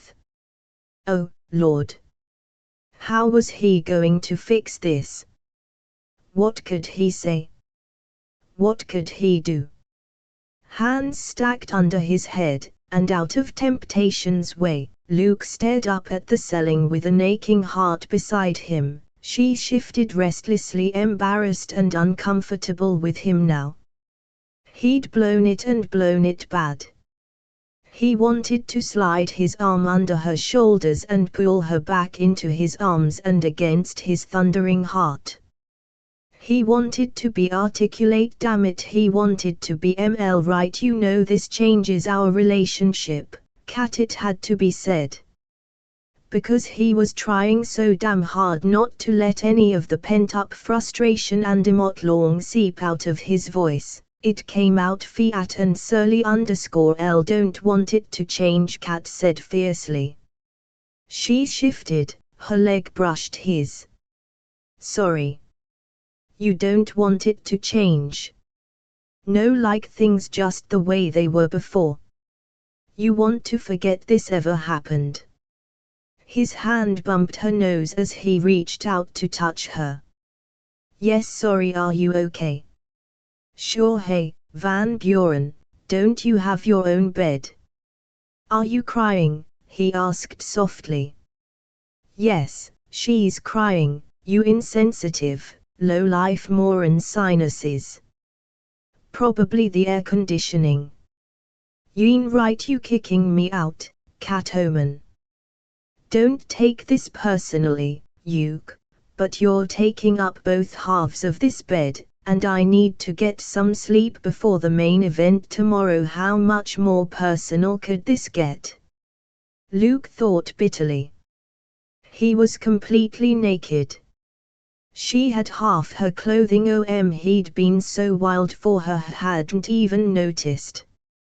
Of course she wasn't used to a man in her bed, especially not Mr. Wrong. She'd been a virgin just because he'd never been any woman's first was no excuse. Can at least wait until I get my breath back. Until I can think of something to say or do that will make this better for you home. Oh, sure. Gasp away. The mattress shifted. I'm going to the bathroom. See you in the morning. See you in the morning. He heard her pad across the carpet. The bathroom door slammed shut. He watched for a sliver of light. He waited in vain. Luke's throat closed. He was no Casanova, but he knew he had more finesse than this. What the hell was with him, anyway? He was so discombobulated with the taste, the touch, the smell of cat that he didn't know up from down or in from out now. When he wanted to be smooth and suave and say the words she needed, wanted, deserved to hear, he'd fumbled badly. Even if he was Mr. Wrong, he should have made it good for her. Not only had Kat lost her virginity to the wrong damn guy, he'd made her first sexual experience awful. He'd been a lousy lover, and if that wasn't enough, he'd betrayed her trust, broken his promises and hurt her in all the ways a man could. He was a real prince of a guy. He wanted to love her all night. He wanted to love her forever. Instead he'd behaved like a 16-year-old with his first girl. Hell. He felt like a 16-year-old with his first girl. With startling clarity, Luke realized that the last few weeks with Kat had been foreplay. Blow your socks off, let's get ready foreplay. He'd had about as much willpower as a wet rag. Luke wiped his damp palms on the tangled sheets. He felt as if he were traveling through an emotional storm. They'd taken an irrevocable step. He wanted to howl like a savage beast. He wanted to burst into the bathroom, grab hold of her and toss her over his shoulder. He wanted to bring her back to this mangled bed and make love to her slowly, tenderly, until they were both too weak to move. He wanted to grab her by her shoulders and demand she see that he was Mr. Right. But Kat's feelings had to be paramount, not his own. He knew Kat inside and out. Luke jerked upright, eyes narrowed on the bathroom door. He did a mental forehead slap. Damn right, he knew her inside and out. No way would his Kat make love with a man she didn't love. What had he been thinking? As insecure as Kat was, she would never have slept with him if she didn't love him.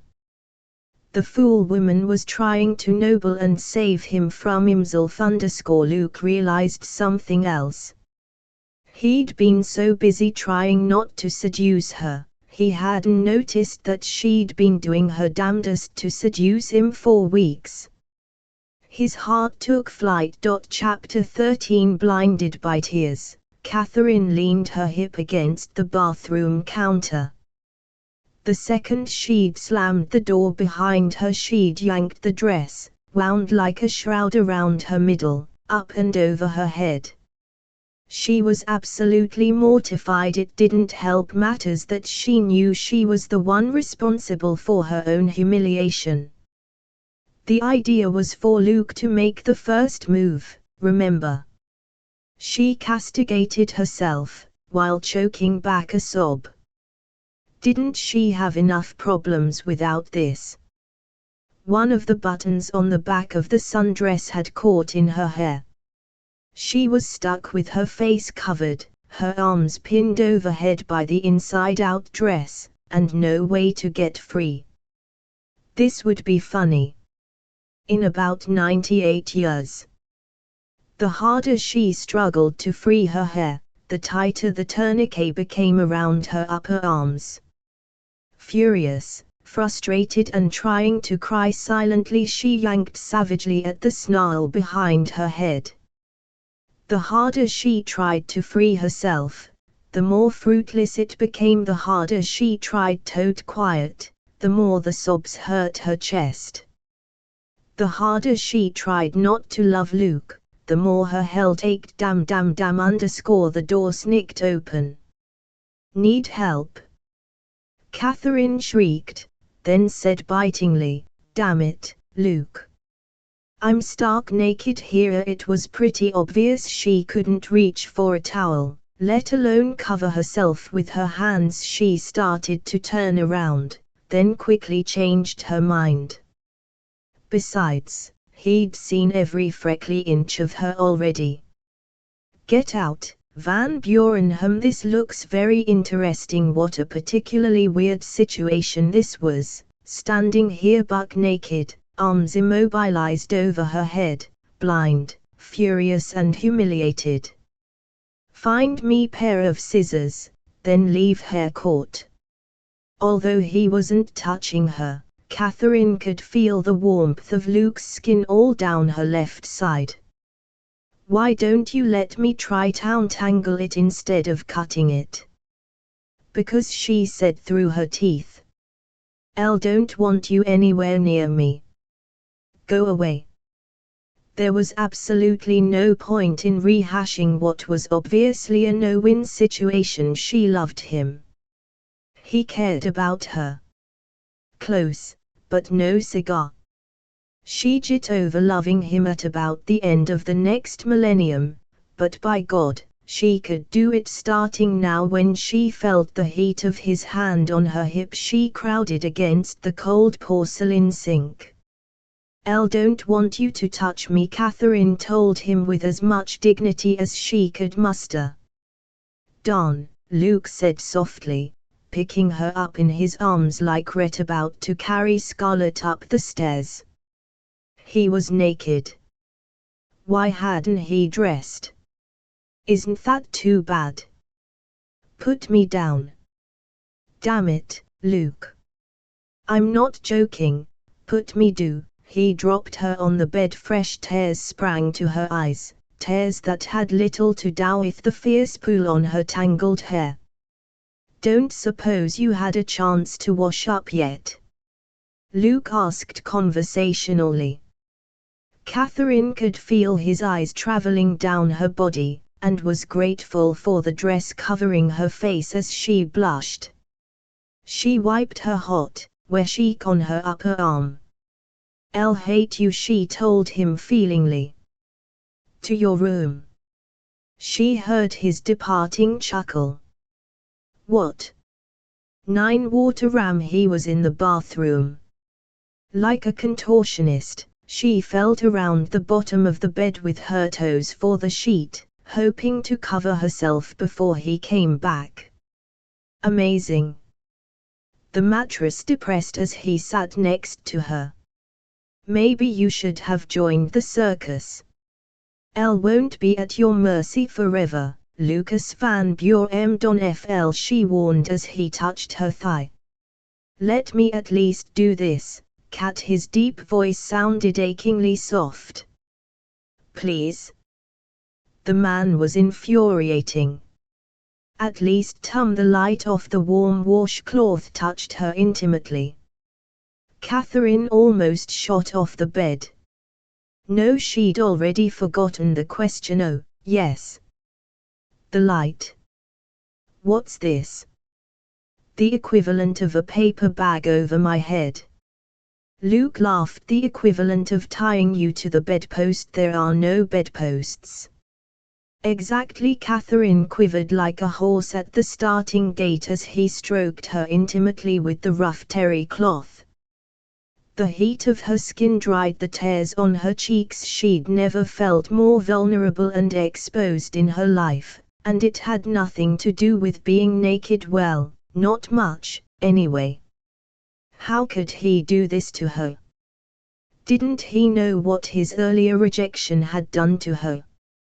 Luke efficiently finished bathing her with the washcloth, then tossed the cloth aside. She felt him get off the bed. See you in the morning, she said briskly. Not if I see you first. Mighty cratty convenient that you can hide under that pretty dress of yours. How lucky can a guy get? The mattress between her feet depressed, she shrieked. She'd pictured him dragging on his pants and walking to the door. He digged up her right mount. Don't scream so loudly, be Emily embarrassing it. Hotel securest in here and saw you like this. We'll start here. Catherine's toes curled as his warm hand closed around her instep. The first time I fell in love with these feet was __oh, I guess you were about 16. His thumb caressed the length of her arch with sure, strong strokes. She tried to pull away, but he wouldn't let go. You were sitting by the pool. You had on a swimsuit the same color as the water, do you remember? And you were painting your toenails passion pink. I thought you were the prettiest sight I'd ever seen. You're crazy. My feet are huge. Nah, hi, your feet are just the right size. Moist breath flirted with her toes. She instinctively tried to tuck them out of sight. Luke chuckled. Remember when we went shopping? Holy hell, Catwoman, I should be nominated for sainthood. I wanted to grab your feet, and do this. He sucked her toes into the wet cavern of his mouth. Catherine almost came off the bed. Damn it, she wanted to see. No, she didn't. She lay back against the mound of pillows and felt the freshness of his tongue as he ran it along the underside of her toes. The sensation was indescribable. Luke. She had no idea what she wanted to say, so it was a good thing he ignored the interruption. He licked and sucked and nibbled her toes, instep, arch, heel. It was the most intimate of seductions. Yet he'd gone no farther than her ankles by the time he set the second foot down on the bed. Catherine's heart raced and she felt as limp as an overcooked noodle, yet as wired as if she'd just run a marathon. Blinking open her eyes, she wished she could see Luke's face. But the darn dress was still firmly over her head. Luke, could you please? Now I noticed your ankles a lot earlier. I must admit you were probably 15 or so. You'd just bought those gold high heels for that dorky tennis prom, remember? Luke's thumb caressed her right ankle bone, while his lips skimmed over the left. The sensation shot to her very core. You came down the stairs and the first thing I saw were your ankles. I about swallowed my tongue. World-class ankles, these. He paid homage to every indentation. How could licking her ankle be erotic? You were dating Anna Silk at the time. Catherine shifted on the bed, wanting. I was spitting jealous of her, and all those other girls you brought home to introduce to Dad. They were always beautiful. You don't remember Anna at all, do you? No, remember a young girl who was all wild red hair and witchy eyes. I remember wishing she'd hurry and grow up. His tongue felt slippery and rough at the same time as he laved her ankle bone. Elle loved you quite desperately when I was 15, you know. His hands stroked up her calves. Did you? Luke Weiss #redo, yes. Catherine's BCHDY vibrated like a tuning fork. I'd loved you from the moment we met, but that was the year of my first full-fledged crush. You were so romantically wounded and brooding. Was Elle? She struggled anew with her recalcitrant hair. And that damn bottom Elle must have driven you crazy, trailing after you. You accused me of stalking you, remember? Luke kissed the back of her knee. His lips felt hot, and the touch of his mouth sent a shaft of pleasure skittering up her leg. I wasn't very kind. No, you weren't, but I understood you didn't sleep over at the house very often, but when you did I'd try to be with you at every opportunity. I was starting to feel very grown up, and I couldn't understand why you didn't notice me. Elle noticed, as I recall. You came home from a barbecue and you were wearing those funky shorts that came down to here. The edge of his nail skimmed mid-knee. Remember. She could barely think now. You mocked me about those long shorts. Only to prevent myself from dropping to the ground and licking these knees. Trust me, Cat, I had dreams about these knees. His tongue laughed at me in turn, while his clever hands stroked and petted. Serious fantasies about them. Catherine ached and throbbed, her nipples painfully hard. Moisture and longing pooled between her thighs. Luke had to able to smell how hot was making her again. She struggled to remove the darn dress binding her.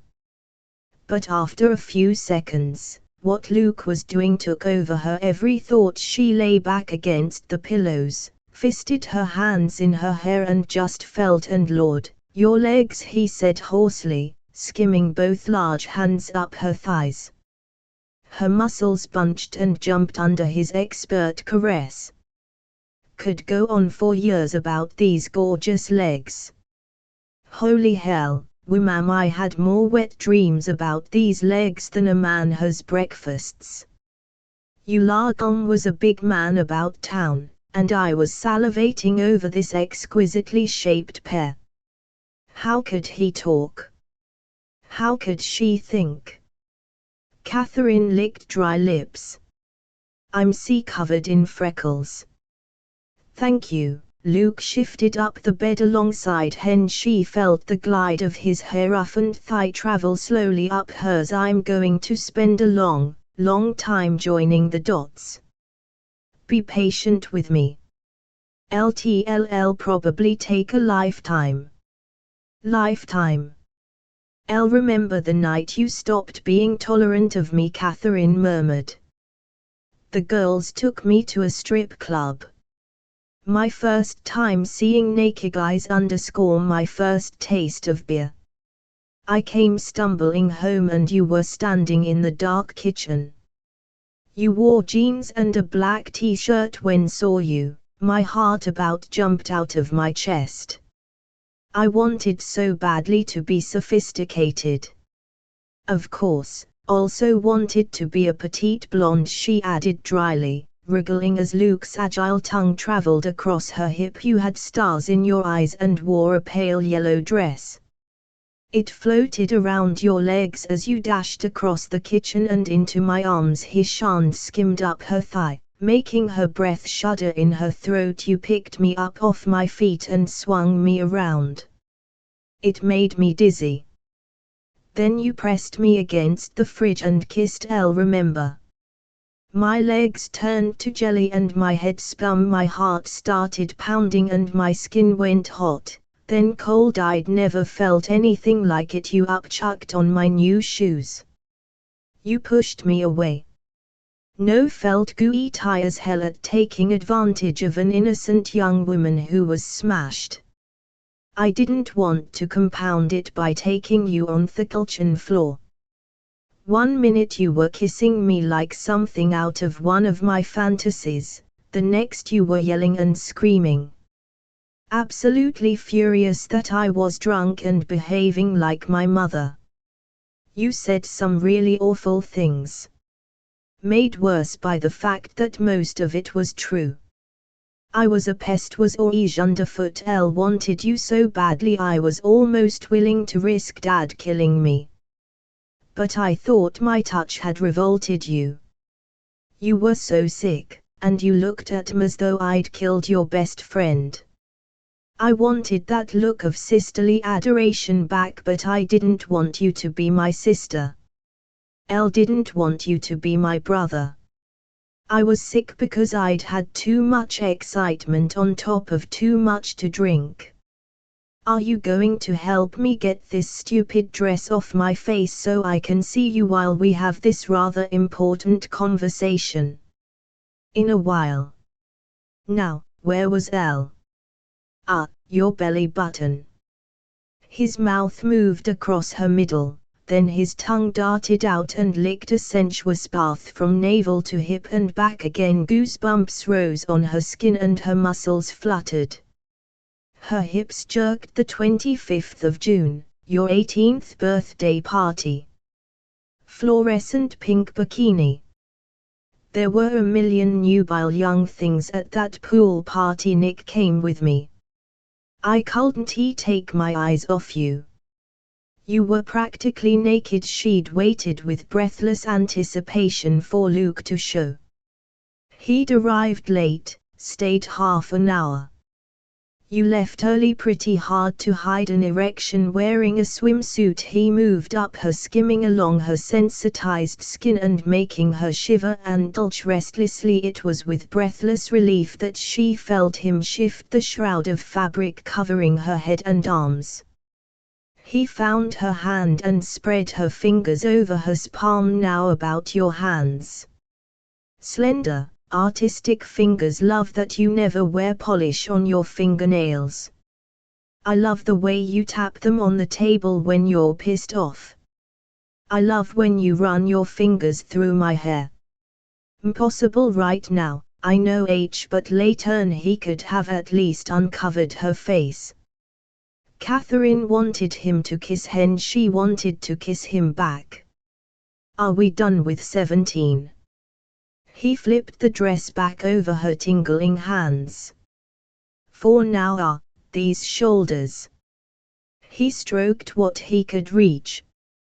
Poets write sonnets about shoulders like these. They do support my neck. He ignored her. Slender, yet strong. You carry the weight of the world on these shoulders. You don't need to. He touched 2 fingers to the pussy off her throat. Do you want me, cat? More than my next breath? What would do with you if I had you? She asked lightly, her heart pounding harder. Rougher. Let me count the ways. He cupped her left breast in his palm and flicked his thumb over the engorged nipple. The sweet, sharp sensation shot like a flaming arrow to her groin. She moaned. Luke chuckled, but he sounded choked. Catherine felt giddy with desire. High on love. Delirious with hope. But first his breath whispered across her right breast, his hair tickled her chin. I need to pay homage to the most incredible pair of breasts. It's been my good fortune to meet. Way too small. Are you mad, woman? More than a handful is a waste. He proved it for several minutes. The only sound in there was Luke's mouth against the breasts. The noises alone should be bottled and sold around the world as an aphrodisiac. His head shifted lower and lower. Licking, caressing, touching, stroking. Until she couldn't tell where Luke ended and she began. He slid down her until his clever mouth touched her intimately. Cat, the ultimate prize. His tongue opened her slick folds, delving inside. He nuzzled and licked her like an ice cream cone. She melted when his breath stroked her thighs as he shifted between her legs. He licked slowly up her furrow, was down again, my ultimate fantasy. His tongue darted inside. Catherine arched off the bed. He held her cold bottom in his hot hands and kissed her again hard. Soft, deep, shallow. Catherine forgot to breathe. Don't come, Luke told her harshly. Don't. He licked her to the edge. Come. He breathed warm air intimately into her, and his fingers tightened on her behind, like she could help it. Her body tensed as tight as a bowstring. Every nerve ending quivered for his touch. She was hot enough to melt, sorest that the next touch would send her over the edge. Luke shifted across her body. I'm here, wait for me. His penis nudged her opening. A sob burst from her lungs as he slid home to the hilt. Smooth, hard, impossibly deep. The pleasure took her breath. Tears ran into her hair. She turned her face against her arm as her heart pounded frantically against her ribs. The tribal beat amplified throughout her. I love you. I love you. I love you. Wet and wild but still tight, he murmured, kissing her throat. Am I hurting you?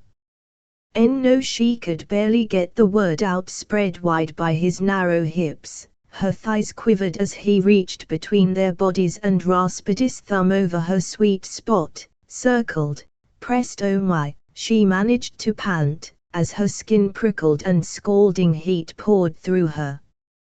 Her body arched. Please let go, sweetheart, let go, I have you. She fell. And Luke was there to catch her like an approaching storm cloud, filled with heat and energy. She felt her BCHDY flex and tighten as the climax thundered closer. And closer. And, her body convulsed. Luke held her tightly, controlling his own finale to slowly, skillfully rebuild her desire, until she climbed again another impossible peak. Ello, yes, sweetheart, yes. They came together in a burst of light. Finally her spasms eased, and she lay sprawled beneath him, their skin bonded and slick with sweat. Luke's chest heaved against hers as hair dragged in great gulps of air. She felt him move inside her, and tightened internal muscles to hold him there. Cat, he sighed with satisfaction and stroked a still shaking hand down the damp skin of her throat and over her sensitized breast. Are you going to help me get this thing off my head, Van Buren? Catherine murmured. Having your head buried is a perfectly crab thing to do. That's a turtle, not a crab. Come on, Luke. My arms are killing me. Catherine felt as though she were on a high wire without a net. Either she quickly acknowledged that Luke's ego as a lover had been sorely compromised by their earlier lovemaking, and he'd done that wonderful seduction to prove he still had it, or she could continue this dream. She loved him so much it was a physical ache in her chest, yet she felt shaky inside, terrified that this would once again blow up in her face. He lifted his head and she could feel him looking down at her. Know what I think, my little crab? Elle trembled to think, my big turkey, why she wanted to stay this way forever. Drowsily she nuzzled her fabric-covered nose against his chest. There'd be time later to unveil and have a real tie check, but not now. Not when she had him here like this. I'll think you wouldn't recognize ML right if he bit you on the butt. She yanked the last few remaining strands of hair knotted around the button and freed her face. You do you? His eyes danced with idle green lights the second they met hers. Hell, yeah. She dragged the dress the rest of the way over her head and tossed it on the FLNR. Then looked him in the eye again. They were only a few inches apart. Matey, he's so blind you wouldn't recognize my butt if it was sewed to him on a silver platter. She finished in a rush. Luke rubbed his chin, blast his hide. Now he was grinning. Maybe he would. Maybe he hasn't. He bent his head to kiss her lightly on the mouth. We're getting nowhere fast, aren't we? Boy, I'm going to deserve a medal when this is all over. Cat, we're going to have to learn to communicate better than this. She could still feel dried tears on her cheeks. She tried to read his expression, then blinked at what she saw on his face, in his eyes. He took her face between his hands. I love you, Cat. Love. What about all those emotional eggs in one basket? You are all my emotional eggs, cat, oh ma'am, every last one. Your love, and hope, and promise. His green eyes darkened. Do you want what's best for me? You know I do. You. Me what? You're what's best for me, Catherine. Catherine. I want you to know how serious I am. You're my head. Obligation. Misguided responsibility. A knight in shining amore complex. Amore is exactly what I feel for you. Let me spend the rest of my life showing you how much I love you. He closed his eyes. This was going to kill him if it didn't work. Okay, he admitted raggedly before she could interrupt. I did make you and Dad that promise that I would be your brother and take care of you forever. I made that promise, Cat, with every intention of keeping it. But I haven't felt remotely brotherly for a long time. I fell in love with you, and now I'll have to break my word. She smacked him on the arm. That was when I was a child, you turkey. Why? Why didn't you tell me? Because I thought you needed family more than you needed a temporary lover. I was waiting for you to grow up and make a rational decision about us. But it wasn't you who had to grow up, Cat, it was me. Do you love me, Luke? Really love me? Not a morning after, gee, thanks, that was great, sex kinda love. Not, oh my god, just bonked Cat. And now what am I going to do? But the genuine thing. Yeah, he laughed, a joyful, exuberant sound that traveled through her as hot and pure as sunshine. Love. As in heart and soul. As in crazy about, as in forever. You do, huh? Cat felt a smile blossom from the depth of her being. What about Mr. Right biting my butt? He'd be more than happy to. Yeah. Oh, yeah. Thrilled at his grumble of protest, she slipped from beneath him and rolled over onto her stomach. She to her bottom, where the word LUKE was tattooed in inch-high red letters. Luke stared. Oh, my god, this must have hurt. She tilted her head to see him better. Not as much as you not knowing I existed. Or, Cat, his voice sounded gravely soft. He ran a tender finger along the cursive script. When did you have this done? For my 17th birthday. I've always known my Mr. Right. Luke. Yes, my love, he managed to reply thickly. Bite me. Chapter 14. We missed your mother's wedding. Do you mind? Luke asked. He leaned across the armrest between their seats and played with a lock off her hair. The back of his hand kept brushing her breast. Now we'll catch the next one. When you've seen one, you've seen them all. Catherine touched him intimately under the in-flight magazine on his lap. Tit for tat, she whispered naughtily in his ear. Luke groaned. He loves me. Catherine wanted to stand on her seat and yell it to everyone on the plane. She wanted to do cartwheels down the aisle. Lucas Van Buren loves me. They'd missed the wedding, the reception and saying goodbye. They'd only managed to drag their exhausted bodies out of bed and off to the airport in time to catch their flight home. What's in that bag? She demanded of the small sack he'd raced out of the hotel with this morning. A present for me. You bet. His eyes gleamed and she felt him twitch beneath her hand. He wiggled his eyebrows. I bought out the hotel's supply of condoms. She smiled. How many did you buy? 33. Cat almost choked. Condoms. 33 condoms. Too few. Luke asked, straight-faced. Don't take offense, Kat. If they'd had more, I would have bought them. Laughing, she swatted his arm and shifted in her seat. Behave yourself. We can't do anything. Oh, no, Luke. No. Absolutely not. He kissed her silent. The captain lit the seatbelt sign and announced their imminent arrival in Las Vegas for a brief layover. In a couple of hours they'd be back in San Francisco. Home. Was there ever a sweeter sound? Home to their big bed. Home to share that big bed. Together. Home with 33 condoms.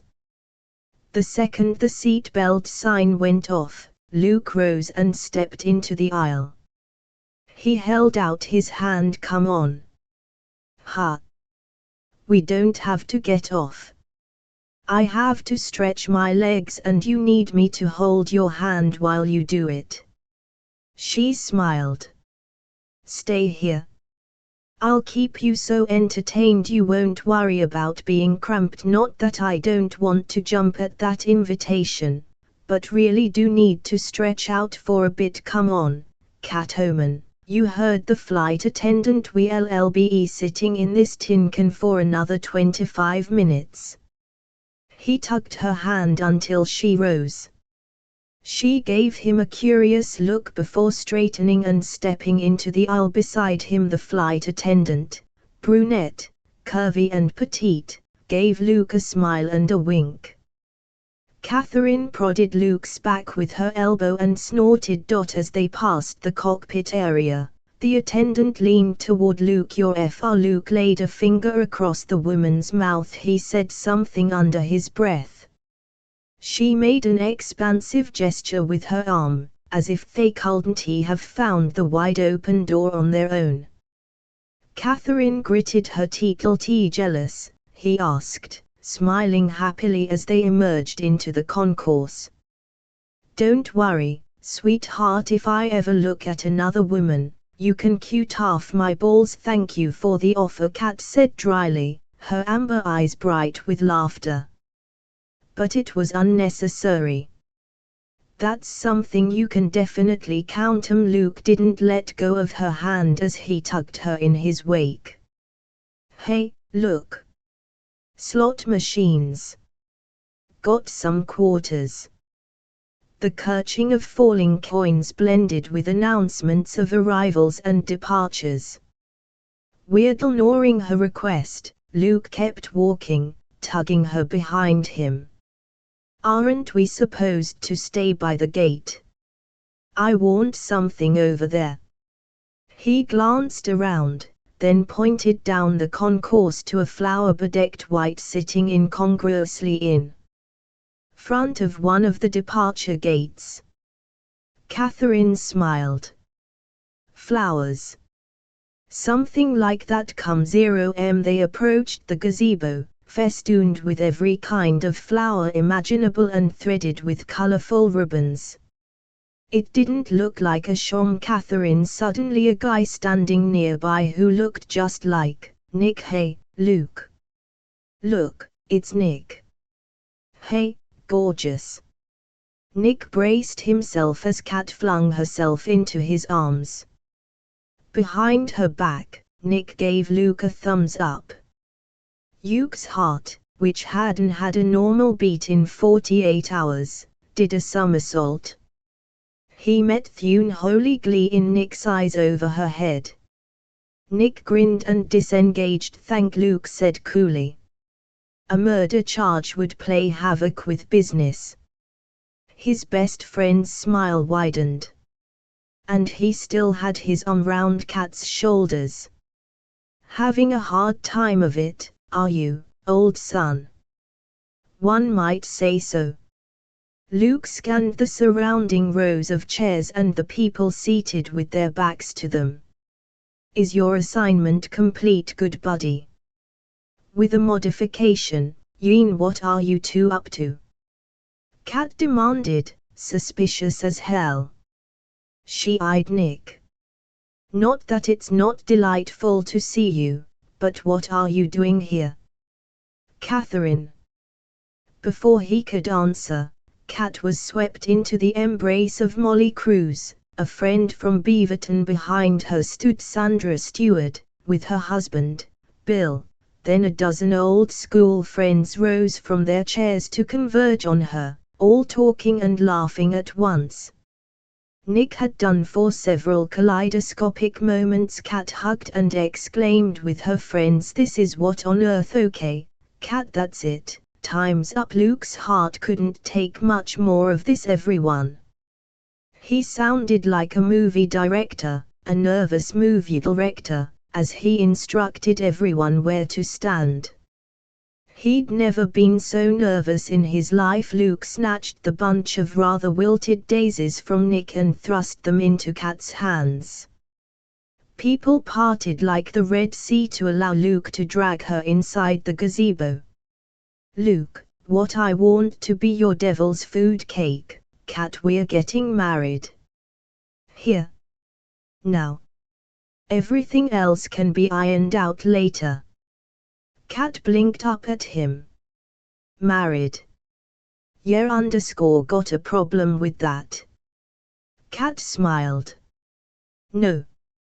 "Good, let's do it, Nick. Where's the min?" "Right here." Nick stepped aside to reveal a miniature Elvis Presley. The top of the man's black bouffant came to Luke's belt buckle. Dressed in a skin-tight, white sharkskin suit, replete with rhinestones and stand-up collar, the pint-size minister held a black book in his hands and smiled up at them, showing large square teeth. Kat eased closer to Luke and gripped his hand tightly. "Dearly beloved, till death do us part," Luke whispered to a wide-eyed Kat. "Gathered here." Kat pressed her cheek against his shoulder, eyes alight with love and laughter. "Want to live in our house together. I want to have children with you. I want us to grow old together. I want commitment, and stability, and knowing we'll have each other for the next 60 or so years. I want it all." Kat joined Catherine and Lucas in holy matrimony. "Look at the cake." Luke jerked his chin to a small table supporting a white frosted wedding cake. "Devil's food." How Nick had found someone to make this cake at such short notice, Luke had no idea. He owed his friend big time. The top of the cake held a small basket filled to the brim with eggs. On one side was a tiny orange crab. On the other, a plump turkey. As Feminista continued, Luke met Kat's tear-drenched eyes. Her smile lit up his world. Man and wife. You may kiss your bride. Then do.